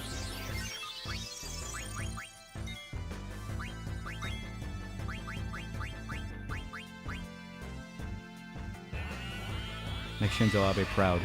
A lot of things going on in China, too. There literally aren't enough women for each man on top of having a lot of shit to deal with. Yeah. Keanu isn't getting out until December. Damn it! There we go. Kina now should know White Wind. Assuming that was the one he actually learned. Yep, there it is. Fuck yeah. Itidakimasu. Chad, if you think government has only acted chase in Cold War, look up Operation Keelhaul. I got an elixir. Yeah, China's the self-solving problem, yeah. I think the one-child policy is stupid. Oh, it burned them bad. It really burned them bad, because the whole thing with the one-child policy started off another retarded program, guess what, by Mao. And anyone that tries to simp for Mao, just say you are literally cheering on the first retarded dictator in human history. Because you look up so many different times Mao has gotten people killed and things that completely warped China's history for the absolute worst. It is amazing. It is genuinely amazing. Because Mao was the one who wanted to change all the colors. They wanted to change the national color for progress to be red. Because red, you know, communism, red. Because of that, he even demanded that they change the goddamn streetlights. Green no longer meant go, it now meant stop, and red meant go. It's the exact opposite. People couldn't figure that out, and because of that, deaths by car accidents fucking skyrocketed. You have the story about the bugs, where people were complaining about birds making too much noise, so Mao had a bunch of them killed. And because of that, locusts infested crops and caused a famine. And causing said famine, they also tried to industrialize at a rate that was way beyond what China was physically capable of. So they wanted to melt down as much metal as humanly possible to build skyscrapers, because this was the beginning of China's industrialization period. During the industrialization period, you had the issue of they were even taking farmer tools and melting them down for metal. Farmer tools. So now farmers couldn't, once again, take care of their crops properly. Meaning, farms were going fallow, people were dying, things were not being harvested properly. And to add another layer onto that, because they were melting down literally any piece of metal they could get their hands on without actually understanding why metal is made the way it is, they were stuck with cheap pig iron that would break immediately. So a lot of their big grand projects for cities and houses and apartment buildings became nothing but cheap crap. Chairman Mao was a fucking retard. Yeah, all those farm tools were melted down to useless rebar, yeah. Ollie, how much for you to beat show his ass until he watches heavens feel? Not only that, send farmers to the city and send people who did not know how to farm to the farms. Same thing happened in Soviet Russia. Big reason for the Holodomor was Stalin nationalized the agriculture industry and put a bunch of his friends in place. His friends had whack-ass ideas and had no idea about farming, and they killed all the kulaks, which were the rich farmers that owned that land for generations. So they killed all the people that knew how to farm and replaced them with guys who had no idea what the fuck they were doing, because they were just college intellectual types that studied. And you know the book club from Disco Elysium? That. It was literally that. They were pushing the idea of like, well, crops can grow if you believe in it hard enough, and crop rotation is just capitalist propaganda to encourage competition. All this dumbass shit. And guess what? It caused millions of people to die. If you think tanky symbol for Mao is bad, look up the people saying North Korea was doing better than South Korea until the 70s, and North Korea was more democratic. Yeah, they're stupid. Communists are just stupid. Yeah, if you pre-order a digital deluxe version of the game, you get a bunch of goodies plus DLC pass and a digital art book. Keanu Shadow comes in December with me in Tokyo. Oh. Don't forget him abolishing the entire idea of the military having an officer corps, so when they actually fought Vietnam, they ate worse shit than America. Yeah. Check Discord real quick. Motherfuckers. Yeah, the sparrows must go. Yeah, that whole thing. Yeah, Mao killing all the sparrows, which once again was directly the reason for that famine. That's why whenever a communist tries to say, no, it was always capitalism's fault that happened, they're just fucking lying and they're stupid. It's like, no, you don't. You are unwilling to admit maybe some of the people were put in charge that didn't need to be in fucking charge. What I'm taking mine is Stalin. Stalin had lived to the Cuban Missile Crisis, I legit think nuclear war would have been guaranteed given how much of a psychopath Stalin was. Yeah. A very big reason why America wanted to hide the idea of the atom bomb from the Soviets is because they were well aware of what Stalin was. You know that fear in Oppenheimer they had of like, oh, if we set off a nuke, there's a possibility to set the atmosphere on fire. If Stalin had access to nukes, he would have set the atmosphere on fire. Soviet Union were so incompetent with farming, they dealt with every years until 1950s. Then they spread their famine to Warsaw Pact, stealing all the crops. Yeah. Yeah, Mao was a dumbass. Yeah. Never get the fact Stalin in his 40s followed in the footsteps of Karl Marx and raped a 14-year-old girl. Yeah. Like that. That's why I said in the Disco Elysium video, like, there is a reason some people just view the Nazis and the communists as the same fucking thing, because in certain parts of the world, they were. Like, it was just the same shit. In fact, one of the first people in the West to hear Stalin died was Johnny Cash, who worked as a radio operator in Germany. Stupid imply they don't understand what they're doing. I genuinely believe they're evil and go so far as to say there's a very real possibility they're demonically possessed. No, they're stupid. You talk to them like they're an idiot. You talk to them like they're special needs, and it's like, do you have any idea about the ideology you're even talking about? They'll try to one-up. They'll try to puff up and be like, well, you need to read communist literature. Just say, yeah. How about those sparrows? Like, you have to talk down. You know, you are not trying to convince them of anything. You are convincing everyone else that this guy is a retard. You know, that is the big thing. You are not appeasing the person you're talking to. You are showing them to be an idiot. If not, looks so good as the Steam PC version. Yeah. Wasn't the Tsar Bomba going to be more powerful than it originally was? Like, affecting our biosphere bad? Probably. Never forget, North Korea was where all industry and most cities were located prior to the Korean War. Yeah. Sorry for bothering being a bit contrarian. Have you seen the bullshit spun by Chernobyl story not being fully told by the U.S. TV series? Historically worst documentary. What do you mean? Like, are you talking about like Chernobyl the miniseries? Because it covered the vast majority of details as much as it could.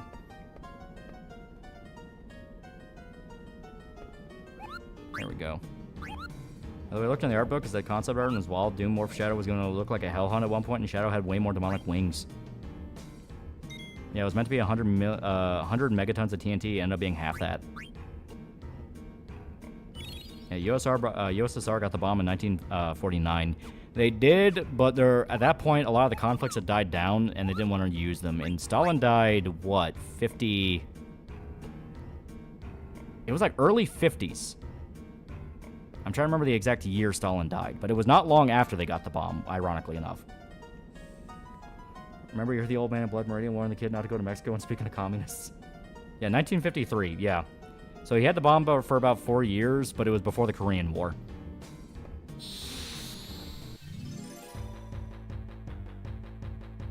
Reminds me of my friend who's stereotypically Polish, and I mean stereotypically, dude's quarter Jewish. His great-grandparents were gassed in Auschwitz, who hates commies more. Yeah.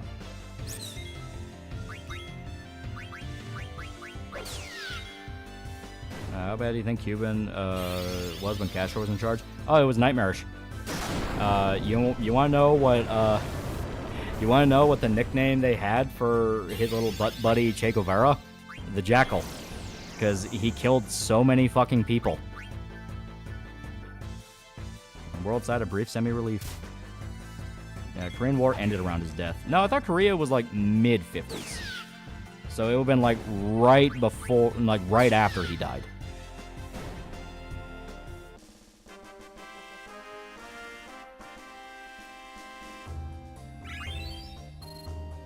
Because, yeah, Korea was like 10 years before Vietnam when that ended. Because you had kind of that little grace period. Korean War was 1950 to 53. I thought it was a little bit later than that. Because, like I said, I thought Korea kicked off right after Stalin died. Oh, it ended 53. Okay. Honestly, I don't blame Guevara for hating the U.S. Still don't like the guy, though. No, I'm going to blame him, because he is no. He's a fucking communist revolutionary that butchered, like, God knows how many people. Fuck him. America, for all its faults, is still a million times better than any fucking commie utopia. There we go. And we're actually going to swap back on over. Yeah, Truman lost re-election because of the Korean War. Oh. Stalin died in March. It ended in July. Oh, wow. That's not fucking prophetic. And here we go. I'm going to go ahead and close the video game. There we go. We got a lot done tonight. We actually went further than I thought. Holy shit, it's almost 3:30. My sleep schedule is so bad. It's so bad now. It's so terrible. Oh, I'm just trying to patch a game without my permission. There we go. But it wasn't real communism. Digital art book comes to the main soundtrack and get vibe to, and a few vocal themes from Shadow, even going from Riders Frontiers. Made a lot of progress. We did. I say we're about halfway through. No, we're a little bit over halfway through Disc 2. I think Disc 2 ends when you get to the Black Mage Village. I think so. I'm trying to remember. Spoken to a man in Kirsch server, suffered the malice of communism after the Berlin Wall fell. These people hold a grudge. Yeah. Well, it's always funny when you hear people go like, well, there's guys in Russia that miss the Soviet Union. Because the response every fucking time is, yeah, and there was old people in Germany that missed the Nazis. What's your fucking point? Who do you think is the coolest dude in the gaming industry? I'll say John Carmack. I'll go with Mick Gordon. I like his music. Che Guevara was a rich kid who played revolutionary. Castro was only took over because the actual revolutionaries that overthrew the government disarmed. Yeah. Just to enter the big battle of the Great Tree. Yeah, that's right. Yeah, it's the Great Tree, which we're still a ways from because we need to get to the Black Mage Village. Because that's on the other island. Surprised I didn't say Kojima. I like Kojima, but Mick Gordon makes good tunes. Speaking of Cuba dealing with blackouts because socialism works. Apparently they went to China to ask for advice, and China just flat out told them, yeah, maybe stop being communist. Loli really gonna simp for a mid-composer instead of a game dev lead. I like his music. He makes good music. I wish Mick would stop getting fucked by the industry. Yeah, right? I gotta do more Goon tiers with a future issue. I'd love to see my own jaw get ripped off. Yeah. Like, I think for like every issue, having a little bit of an exclusive Goon tier would be pretty good. Should I go to the gym? If you can actually make yourself go. See, Aardman, creator of Wallace and Gromit's doing animated revival of Pingu. Not only that, there's gonna be a new Wallace and Gromit movie. So I'm like, oh, hell yeah. Isn't China still communist? They're weird. China, unironically, might be considered the dictionary definition of fascism. It is the merger of corporate and government control with a sense of national pride. Remember how Mao kept offering Chinese women to the U.S. in talks? As a Mexican, I'm obligated to hate Che on principle. Yeah. How much you pay the artists for your comic? We pay him pretty well. We pay him well. I am not giving exact numbers because that's very unprofessional, but we pay him well. He's very happy. And he does very good work. The vibe the vibe on the comic I'm hoping everything has is it feels like people had fun making this. Because when they have fun making it, you'll have fun. I'm sad they recast Mel Gibson in the sequel to Chicken Run. Communist overlords, what must I do? How about you stop being communist, idiot? That's some people still praising Confederacy. Listen. Wrong side lost the war. Where'd you find your artist? I literally just looked around. There is a subreddit where I think it's called Artists Looking for Work. And it's just guys who, some of them are like insanely talented, but they can't find anybody to work with. There was another guy who was actually really fucking good. And we wanted to work with him, but it was just the thing of Manito got to us first, and I felt really bad. And I was like, I'm going to eventually message that guy and ask him like to do something, because I did like him a lot. And it was one of those where I did feel bad going like, yeah, sorry, we already found a guy, fuck. Because I was doing the spitball thing of just ask as many people as possible and just, go with the first guy and go with whoever responds, that thing. You got the correct series name there for Chernobyl, but God, you don't know how much inaccuracies the general causal chain, people's characters, and the history of Chernobyl. Well, yeah, it had to break a lot of it down because it was a very big story, but I think they did a pretty good job. Be fair, fascism was just the result of socialists rejecting the lib-prog elements of their movement and taking a more militant stance. Well, the actual dictionary definition of fascism is the merger of corporate and government to where essentially it's like two separate entities, yet they're connected at the hip. That is the, like, no emotion involved dictionary definition of fascism, is the merger of government and corporation, and there's some sense of nationalism involved there, because it's like, it's like, for the good of the people and that kind of shit. So China, ironically, follows under that definition a lot harder than people think. Remember, Chernobyl proves communists can't boil water. Communists won't show up that America stopped training for communist nations in South America. Like, how the hell can you do that when they could have just farmed like they goon about? Ever find it coincidental after Fat Man and Little Boy, Japanese hentai industry exploded? Same thing with 3 Mile Island, Chernobyl and Fukushima, porn rates skyrocketed after several years. There is an actual, it's not even a theory, just flat out documented thing. In times of crisis where people think that they're about to die, people's natural instinct to reproduce and carry on a new generation will kick in. That's why, ironically, if civilization starts going downhill, people are going to start popping babies out like crazy. Because it's only when you have the luxury of comfort and the luxury of self-reflection and being like, well, do I really want to do that? Are you going to hesitate? The luxury of feeling like you're going to be in permanent comfort. If you feel like the world is going to end and, oh my God, what are we going to do? People just have that instinct to reproduce because it's just your monkey brain taking over. Why'd I get an ad? Speaking of Doom, what's Romero doing these days? I don't know. I think he's mainly gone quiet. Didn't he actually make a new Doom episode? I thought he made a new Doom episode recently. Like a new one, not just the one he was working on called, like, what was it, Sigil? Yeah, survival instincts makes babies for everyone. Yeah. And they literally lied about how certain people acted and were as people to the point of defamation. I mean, I have no idea. Fascism is basically everything is for the state. The state controls all aspects of society, and everything you do should benefit the state. Yeah, which is why every single communist regime will eventually turn into fascism, because that is what happens. That's the end point of any civilization is it will turn into an aristocratic class, and from there, the aristocratic class will become more spoiled, more sheltered, more cut off from the general populace, and it will nosedive everything because they lose touch with what their people need. That is the end point of any civilization out there. I say end point, but it's just, the end of that cycle, and eventually be replaced by either a new generation that actually does care, or at least pretends to care, / a new thing will replace it. No, this question isn't really related to the topic at hand, but I feel like it would be cool if the creator of Final Fantasy VII made a Star Wars comic. So if I get a Doomer GF, I can repopulate for Abe. It's all authoritarianism anyway. That's the end point. Like, that's why I'm trying to blame any specific, everyone believes they're immune to that cycle without realizing we all play into the cycle in our own ways, because it's just eventually what happens. If you want to know why Stalin got into power, it's because he was involved in organized crime and could just kill his way to the top. Because there's no way to prevent that. There's no way to prevent the guy who is just going to kill his way to the top. Because what are you going to do? Big Boss with a damn villain. Who cares that Kojima used parallels to Guevara?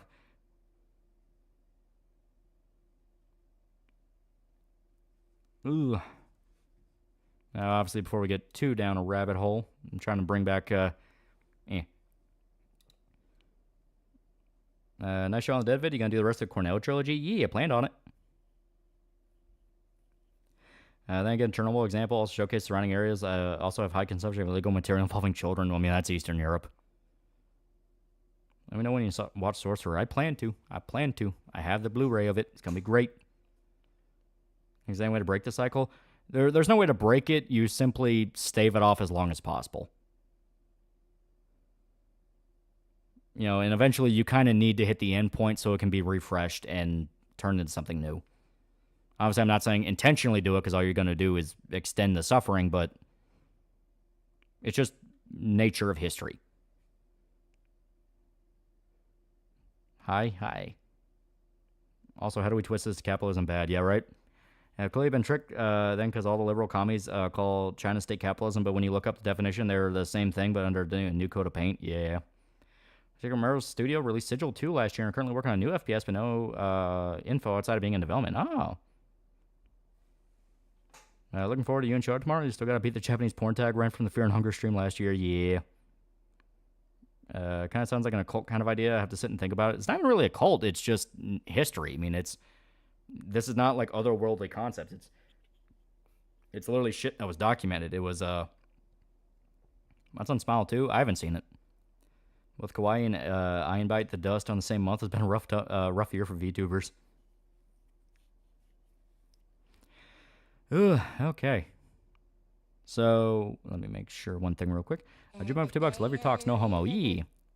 Let me check Streamlabs. Once again, I do want to talk a little bit more about the comic, so I'm not going to end just yet. Okay, caught up on Streamlabs. So, as to the comic, you still have technically 16 days. Yeah, 16 days. If you want to grab your dockies, you want to grab anything cool. Let me move this real quick so you can. But yeah, you have 16 days. 16 days. We're still doing really good with this. We're still doing incredibly well with this. It's almost at 25K. That's great. 30K, we get the bonus cover tier. The bonus cover tier. So if we're able to stretch it to 30K, that'd be great. If we get to like 28K or 29K, I am willing to. I can't say anything official, but I am willing to stretch it a bit and be like, well, close enough so we can get a third one. But that's if we're close enough to justify that. If we're still a few ways off, it's going to be, throw us a bone to the Last of Us 2 stream. Another Yakuza stream, maybe Judgment. That would be great. I love Judgment. But yeah, so we still have plenty of time. Let me look at picture. Looks cool. Can you show us another drawing? I have more. Yeah. Just give me one quick second. Did more than most Comicsgate people. Well, because I actually want to make this. I think it'll be really cool. Like, I promise you, this is not going to be super killer where we gamble it all in crypto. Let me get to it. Yeah, we still have 3 of the all-in-one boxes. So if you want to have like your big package of goodies, you still have that. We still have 5 of the Dockies left for both. So if you want your Rachel Docky or your Yuki Docky, you can get those. Still have plenty of chances for those. So, don't be afraid if anyone's holding off on on it because they're waiting on maybe a payment or something like that. That's perfectly fine. As stated, we still got plenty of time. So the big thing is pushing patience. You can. We are willing to wait on you guys. We are willing. Because we're still working on this, even without, even though we extended it, we're still in process of it. The whole thing with the campaign is showing enthusiasm and getting the money so we're not dipping into our own stuff. You know what I mean? I still never got my copy of Super Killer. Wherever it comes, I'll burn it. So the thing about Cuba is before Casher was on track to become a major resort destination rival Las Vegas. Yep. Got my mailing list covers and big box bundle already ordered. Fuck yeah. I don't want to take too much away from talking about your stream, but there's now another Pathfinder RPG in development because they met their initial goal different from Owlcat this time. Oh, okay. Do I get a free pepperoni pizza? Maybe. Once it gets going and it gets big, we do collab with Rippa. Rippa is a cool dude. We already talked to one of his artists, Kanan White. He's the one who did the second cover. The one that's actually like the thumbnail for the trailer there. Kanan White did like a fucking great cover. Really, really good. Really cool. That was the one that, like, when I was talking to my brother, because my brother actually watched the stream with the fucking campaign when we launched it. Even he was like, God damn, that cover looked good. It's like, yeah, he's a really fucking good artist. You actually want to release the comics instead of bitching about other people in ball caps? What a fig. Yeah, no, I have a lot of different fun ideas I want to do, and I want this to be good. The big thing I've emphasized over and over and over again is I want this to be good without anyone knowing who we are. Cripple butt emoji when. That would actually be something to work on, yeah. But, my best possible scenario is a guy randomly finds Cyberpop, maybe on Amazon, maybe he gets it from a buddy, maybe something like that. And he just reads it blind. He has no idea who the fuck we are. And he goes, man, that was like hype as hell. That was great. That would be my best case scenario. Because, the last thing I want is somebody going, yeah, the comic was just sort of okay, but I like the guys who made it, so I'm going to support them next time. That would to me feel like I failed. That would feel like, fuck, I screwed that up. I shouldn't rely on name recognition to make sure people like this. You know what I mean? I still don't get how you maintain a day job with this lousy sleep schedule of yours. It's not fun. It's really, really not fun. Have you heard that past celestial dragons as elites who are slavers, cruel torturers, stuck up, they view themselves as separate species above the people? I think Oda wasn't subtle. Yeah, right? Is the emote max only 4 or more members you get, more emote slots you get? I just need to go in and tinker with emotes. My big thing is figuring out how to actually, frame the emotes in a way that works. But no, I have plenty of stuff I can use for them. Yeah, don't pull an AVS. Yeah, right? Rainbow Brute. Joseph Conrad's great. What else is he? He's how old? Yeah, right? But yeah, no, it is something that I'm hoping is good. Do you believe in your writing? I believe so. Like it's a mixture. I believe that I did the best I could with this, and the fact that I am trusting that. So a big thing I'm telling people nowadays, because we've been in the process of making this, is when you're making a piece of media, is a collaborative effort. You are not the only guy controlling things. That is a very common misconception, and it will lead to you stretching too far, too fast, and you burn yourself out. I have seen that happen so many times of some guy who gets a grand idea in his head, he tackles it all himself, and he ends up screwing everything up because it's just too much. It is just too much. Give me back Eve's ass. I may bring it back in some way. But yeah, so it's a thing I'm talking, it's a thing I tell people where it's like, when you're making a piece of media and you want it to be good, you have to trust other people and trust that they have their own ideas. Obviously, you're going to have some douchebag that has the grand idea of it was a dream the whole time, that kind of shit. Obviously, you think about that, then you are like, no, I'm not going to do that. But so many times, listen to any random, go to a Barnes & Noble, sit at the cafe, and just listen to any random dude typing on his laptop about the thing he's writing. It'll always be some very big scope idea he can't really flesh out or think of. And eventually it'll get to a point where it's just too much to handle, and he scares himself away from doing it. That whole thing. I hate Rip Reverse Comics, but EVS feels like a scammer now. Yeah, no one's a one-man show. Very, very few people are a one-man show. And even then, they have to rely on other people to kind of guide them along with it. So with Cyberpop in particular, you know, like I have the script version of it. I have it all typed out and it's been edited. You know, Micah took a look at it and edited it. So there's stuff we had to break down and refine from there. On top of that, Manito, when we gave Manito the script and he started drawing it, he was like, I have to cut out some panels and change around some things to make this work on a page.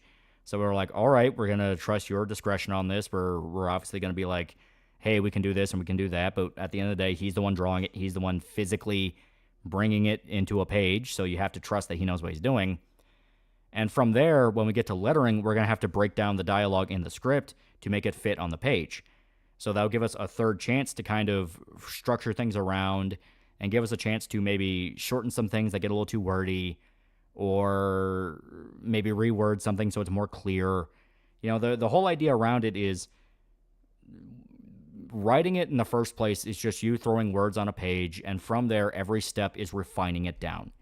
You are chopping a little bit more down, you are breaking it down a little bit more, making it more clear, ironing out ideas you want to have further. The first idea you have is not going to be the thing that exists. It's why when we were watching the Embrace of Shadow stream, when Zane is like, you can't just come up with fun ideas for scenes and tie it all together. It needs to have more than that. I literally paused and said, that is the same dipshit top 10 tips for writing crap that everyone says, and no, it's not. It does not work that way. It does not work that way. Some people, yes, they can do it that way, where they have the whole thing planned out in their mind and they know exactly what they're going to do beginning to end. A lot of those guys end up being on the discount. They're going to end up being on the discount rack at an airport. You know what I mean?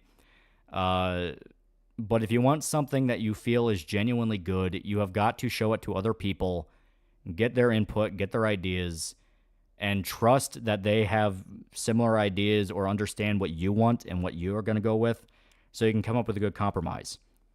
And, you know, things like that, you know. At least it's being done digitally. Imagine the headache of doing this old school without digital editing tools. Yeah, right? Did you write out a script or general outline for the overall story and dialogue? I'd like to create my own comic one day. It was both. I wrote up a general outline of how I wanted it to go, and when making the script, I was thinking about ideas from that outline and shifting things around. My input's more nudity. Geez, EVS campaign Rainbow since January 2021 still hasn't shipped. Yeah. That is what we want to avoid at all costs. Is like, no, we don't want to do that. But, yeah, the whole thing is you need your outline so you know the basic idea of what you want to do. And when you're making the scene, you have to think about scene structure and what you're doing in each scene. So from there, you have to iron out the concept you had in the outline. So now you have a stage of, all right, I broke this down to be a little bit more digestible. And then each step of the process will make it even more digestible. But that's just my personal process on it. That's how I liked it. That's how I had fun doing it. I can tell you I've had like 5 radically different versions of the story that I was thinking about and went through until I became comfortable with this version that I'm liking a lot. So it's one of those where understand that don't be afraid to completely remix things, but at the same time understand you need to put that limit on yourself of how many times are you going to remix things for you're just constantly chucking out the same idea over and over again and just trying to find excuses to not touch it.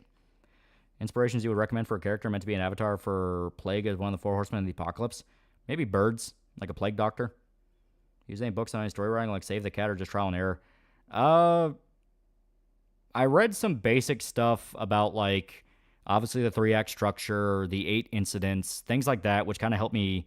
The 3-act structure is basic enough of, like, introduction, conflict, resolution, that whole thing. Then the 8 incidents is more of an expanded version on that, where you have the introduction, the quest, the motivation, the challenge. It's literally the 8 incidents. The 8 incidents that cause the story and go forward, and it plays into the 3-act structure where it's another layer of that, where it's breaking down what each 3-act actually is. And there are a lot of different things you can do. Very good advice that a lot of actual like directors and shit like that will tell you is just watch media. Watch media, pay attention to the story devices in media, and you'll start picking up on patterns on them that you can expand on yourself. You know, that's where tropes come from. That's where cliches come from. That's why tropes and cliches are not bad. It's just how you use them.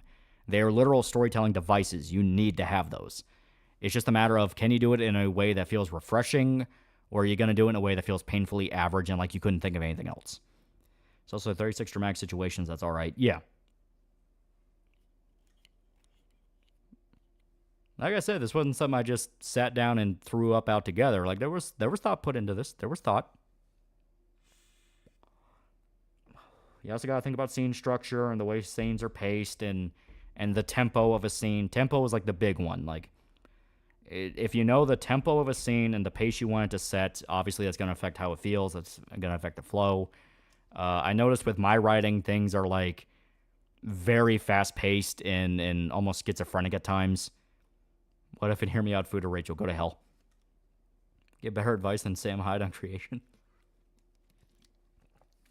See, Rachel's wheelchair represents the oppressive nature of capitalism. Her juicy, maintained yet cripply ghetto booty represents why my pants fit funny. But here, I'll show you another picture. Another picture that's really cool. I swear to God, we're actually going to wrap up soon, but, you know. Oh, hell yeah, he got this done. I didn't even notice he got it done until I looked at it. Yeah.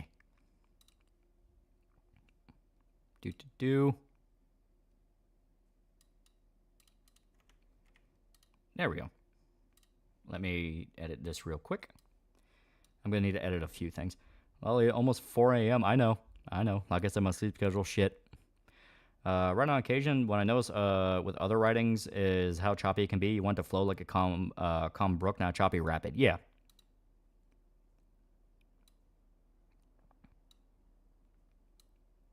So here we go. Save as copy.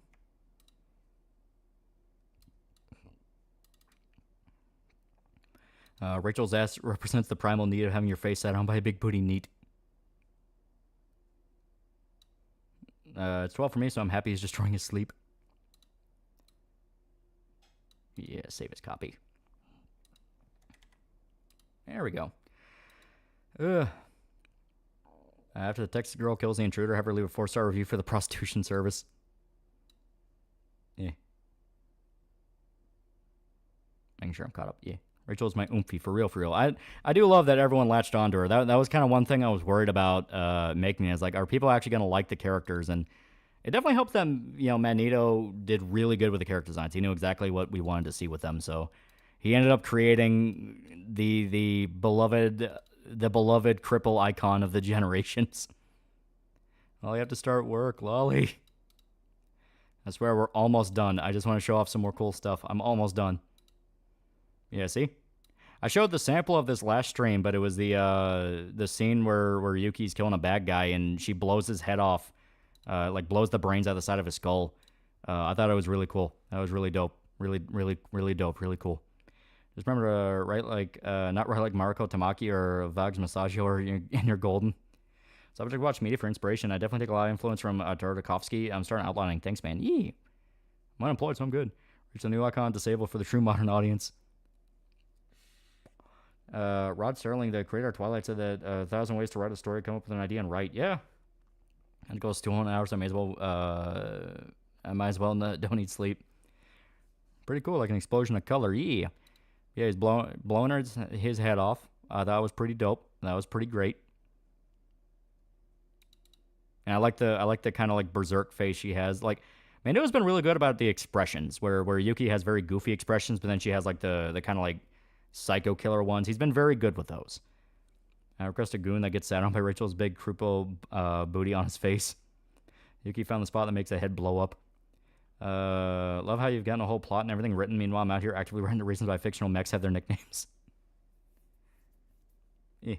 Like that was kind of one of the big things that I noticed with a lot of like crowdfund comics. Obviously, I don't want to throw anybody under the bus beyond, fuck Superkiller, but a lot of them will start campaigning before they're even done with the script, and it's like that is very early into the process. Like you want at least a decent chunk done to show that it exists and it's in the works, and then when you crowdfund, you show that this is still a thing.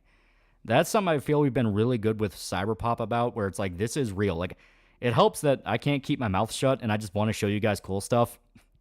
So that's been kind of my big thing. It's like, no, but it's really cool though. So I'm excited. I'm like a kid in a candy store showing his friends like the cool Pokemon cards he's got. That's kind of how I am. So that's kind of I guess that's kind of a weird way to kind of keep us in the know and in check of like I can't shut up about how cool I think this is. Thinking of releasing a color edition of Cyberpop, seeing it look sick in color. We're not planning it at the moment because we just want it out the door before anything, but a color version wouldn't be bad. Maybe like certain pages that would work really well in color, yeah. But at the moment, we want to stick with the black and white because it's supposed to be like an old action manga. Holly gave chat cripple wife. I did. Yuki has guts, black eye when she kills. Nice, yeah. You see, it's called a school kid because of the gigantic backpack area that holds his ammunition. No, don't give me my meds. Yeah, don't touch Yuki. She's a real live wire. Doing great, champ. Putting it right on the fridge. Hell yeah. You want to get a bloody black and white version where only blood's colored? That would be kind of cool. Look, I got the cool Typhlosion card. That's when you swear around Yuki and there's no jar. Oh, God. Just passionate about your work. Rather seeing on a sea of grifting. Yeah, I'm excited. Like I said, I'm a big kid, happy to show off this stuff. And I'll show you this last one. Yeah. And we'll start wrapping up. I'm not tired, quite the opposite. Like I could live another 5 years or more. Yeah, see? I showed it off a little bit last... I think I showed it off last stream. Where it was kind of the first-person POV shot where you kind of see from her mind and her perspective. I love the joke about like the 100 XP because she just killed 2 dudes. Like, I love that. It's so good. And you have all the mooks, the terrified mooks. You have her... I love her little health bar here. Her little face. I love that. You have the map. Like I said, I just love this so much. I just love this so much. CAE. Hell's empty, blood is fuel. Yuki played DMC, she's going for that SSS rank. Yeah. Making it like a game to reflect Yuki's childish psychopathy. Yeah, basically, that was the idea. So Yuki's a schizo noise. Have Yuki and Rachel struggle to open a pickle jar and have a dying coon open for him? That would be funny. See you in a few hours. Good night. Imagine if you're only worth 50 XP. I believe this is what Asian people see all the time. I love the Muppet faces. The Muppet faces are great, yeah.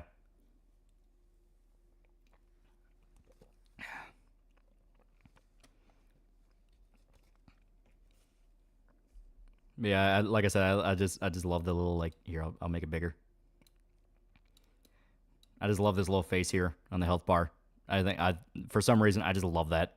I may actually make that into an emote. I love that.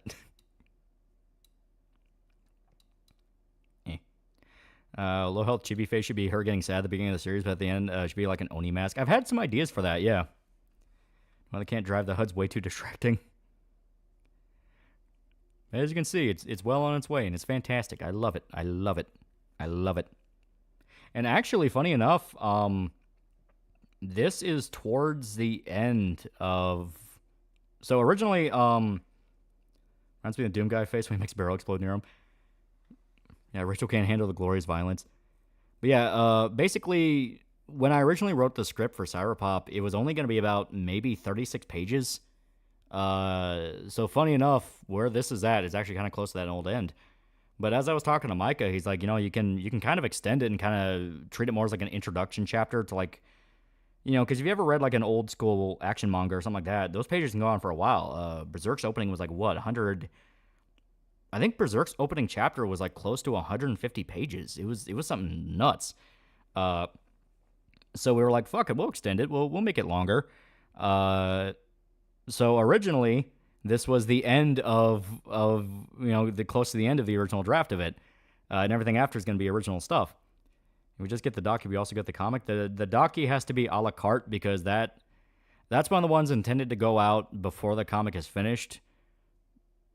But I am... Because the big thing is the docu's shipping. Shipping's a pain in the ass. But I am trying to see about different ways we can kind of alleviate the shipping issue. And who knows? Who knows from there?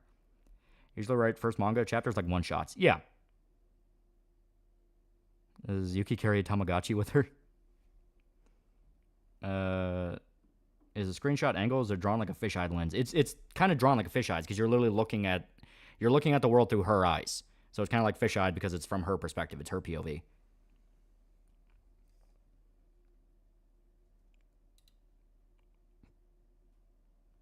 Yeah. Also, I love the little score up here. I love the score. Very nice touch with some of the stuff. It's really good. Really good. Really good. Oh yeah. As stated, I'm all excited about this. I'm giddy. I'm giddy as hell. If you can ship it flat enough, it doesn't count as a parcel. That is true. So there's stuff we're still trying to finagle with distribution, just due to the fact that we don't want to fuck people over on shipping. Shipping is a pain in the ass. So that's something where if we can find a way to kind of alleviate that, it'll be very, very good for people. But Game 3 Zuki a fish. Yeah, go to sleep. Yeah, exactly. I'm going to be winding down now. So I'm going to be winding down, but it's super good. Yeah, Yuki Berserk Rage on the left corner. Yeah, I love it. I like the little rage meter here. It's a good one. So expect for shipping is insane. Yeah, that's something we're trying to figure out, where it's like we've got to find a way to help people with that. Yuki competent enough to keep her Tomodachi alive. I believe it. I believe in her. I believe. Whether or not it's true, that's another story.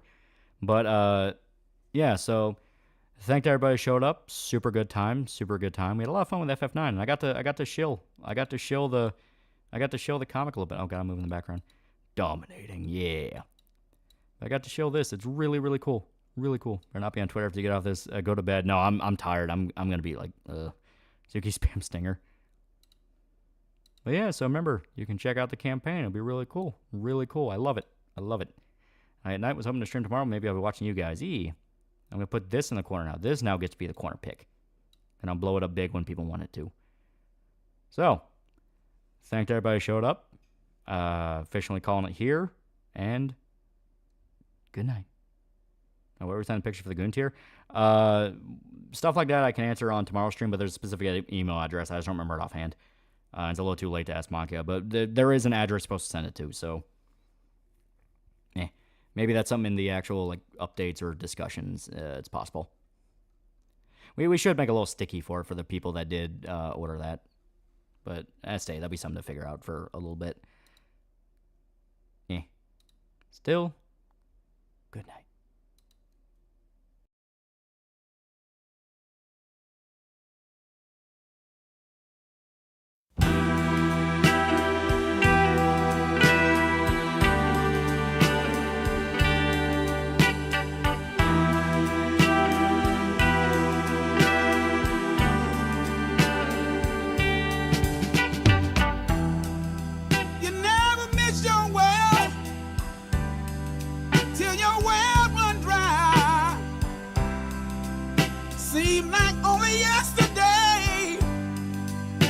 Here smiling. Now you're gone away, but I know you're in a better place. No traces of you. What can I do? Alone and confused. How long till I see your face? How long till I see your face? How long till I see your face? How long? It's just not fair. Wish you were here. Spend all my days wasting away.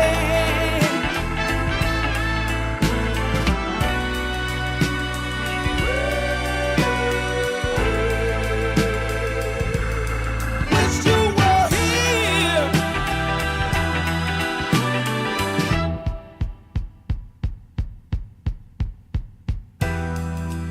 So I'm living life without you. And yes, it's hard to go on. 'Cause your memory means so much to me. And I need to stay strong. Bad as I want you here, it's a shame to know you're not coming back.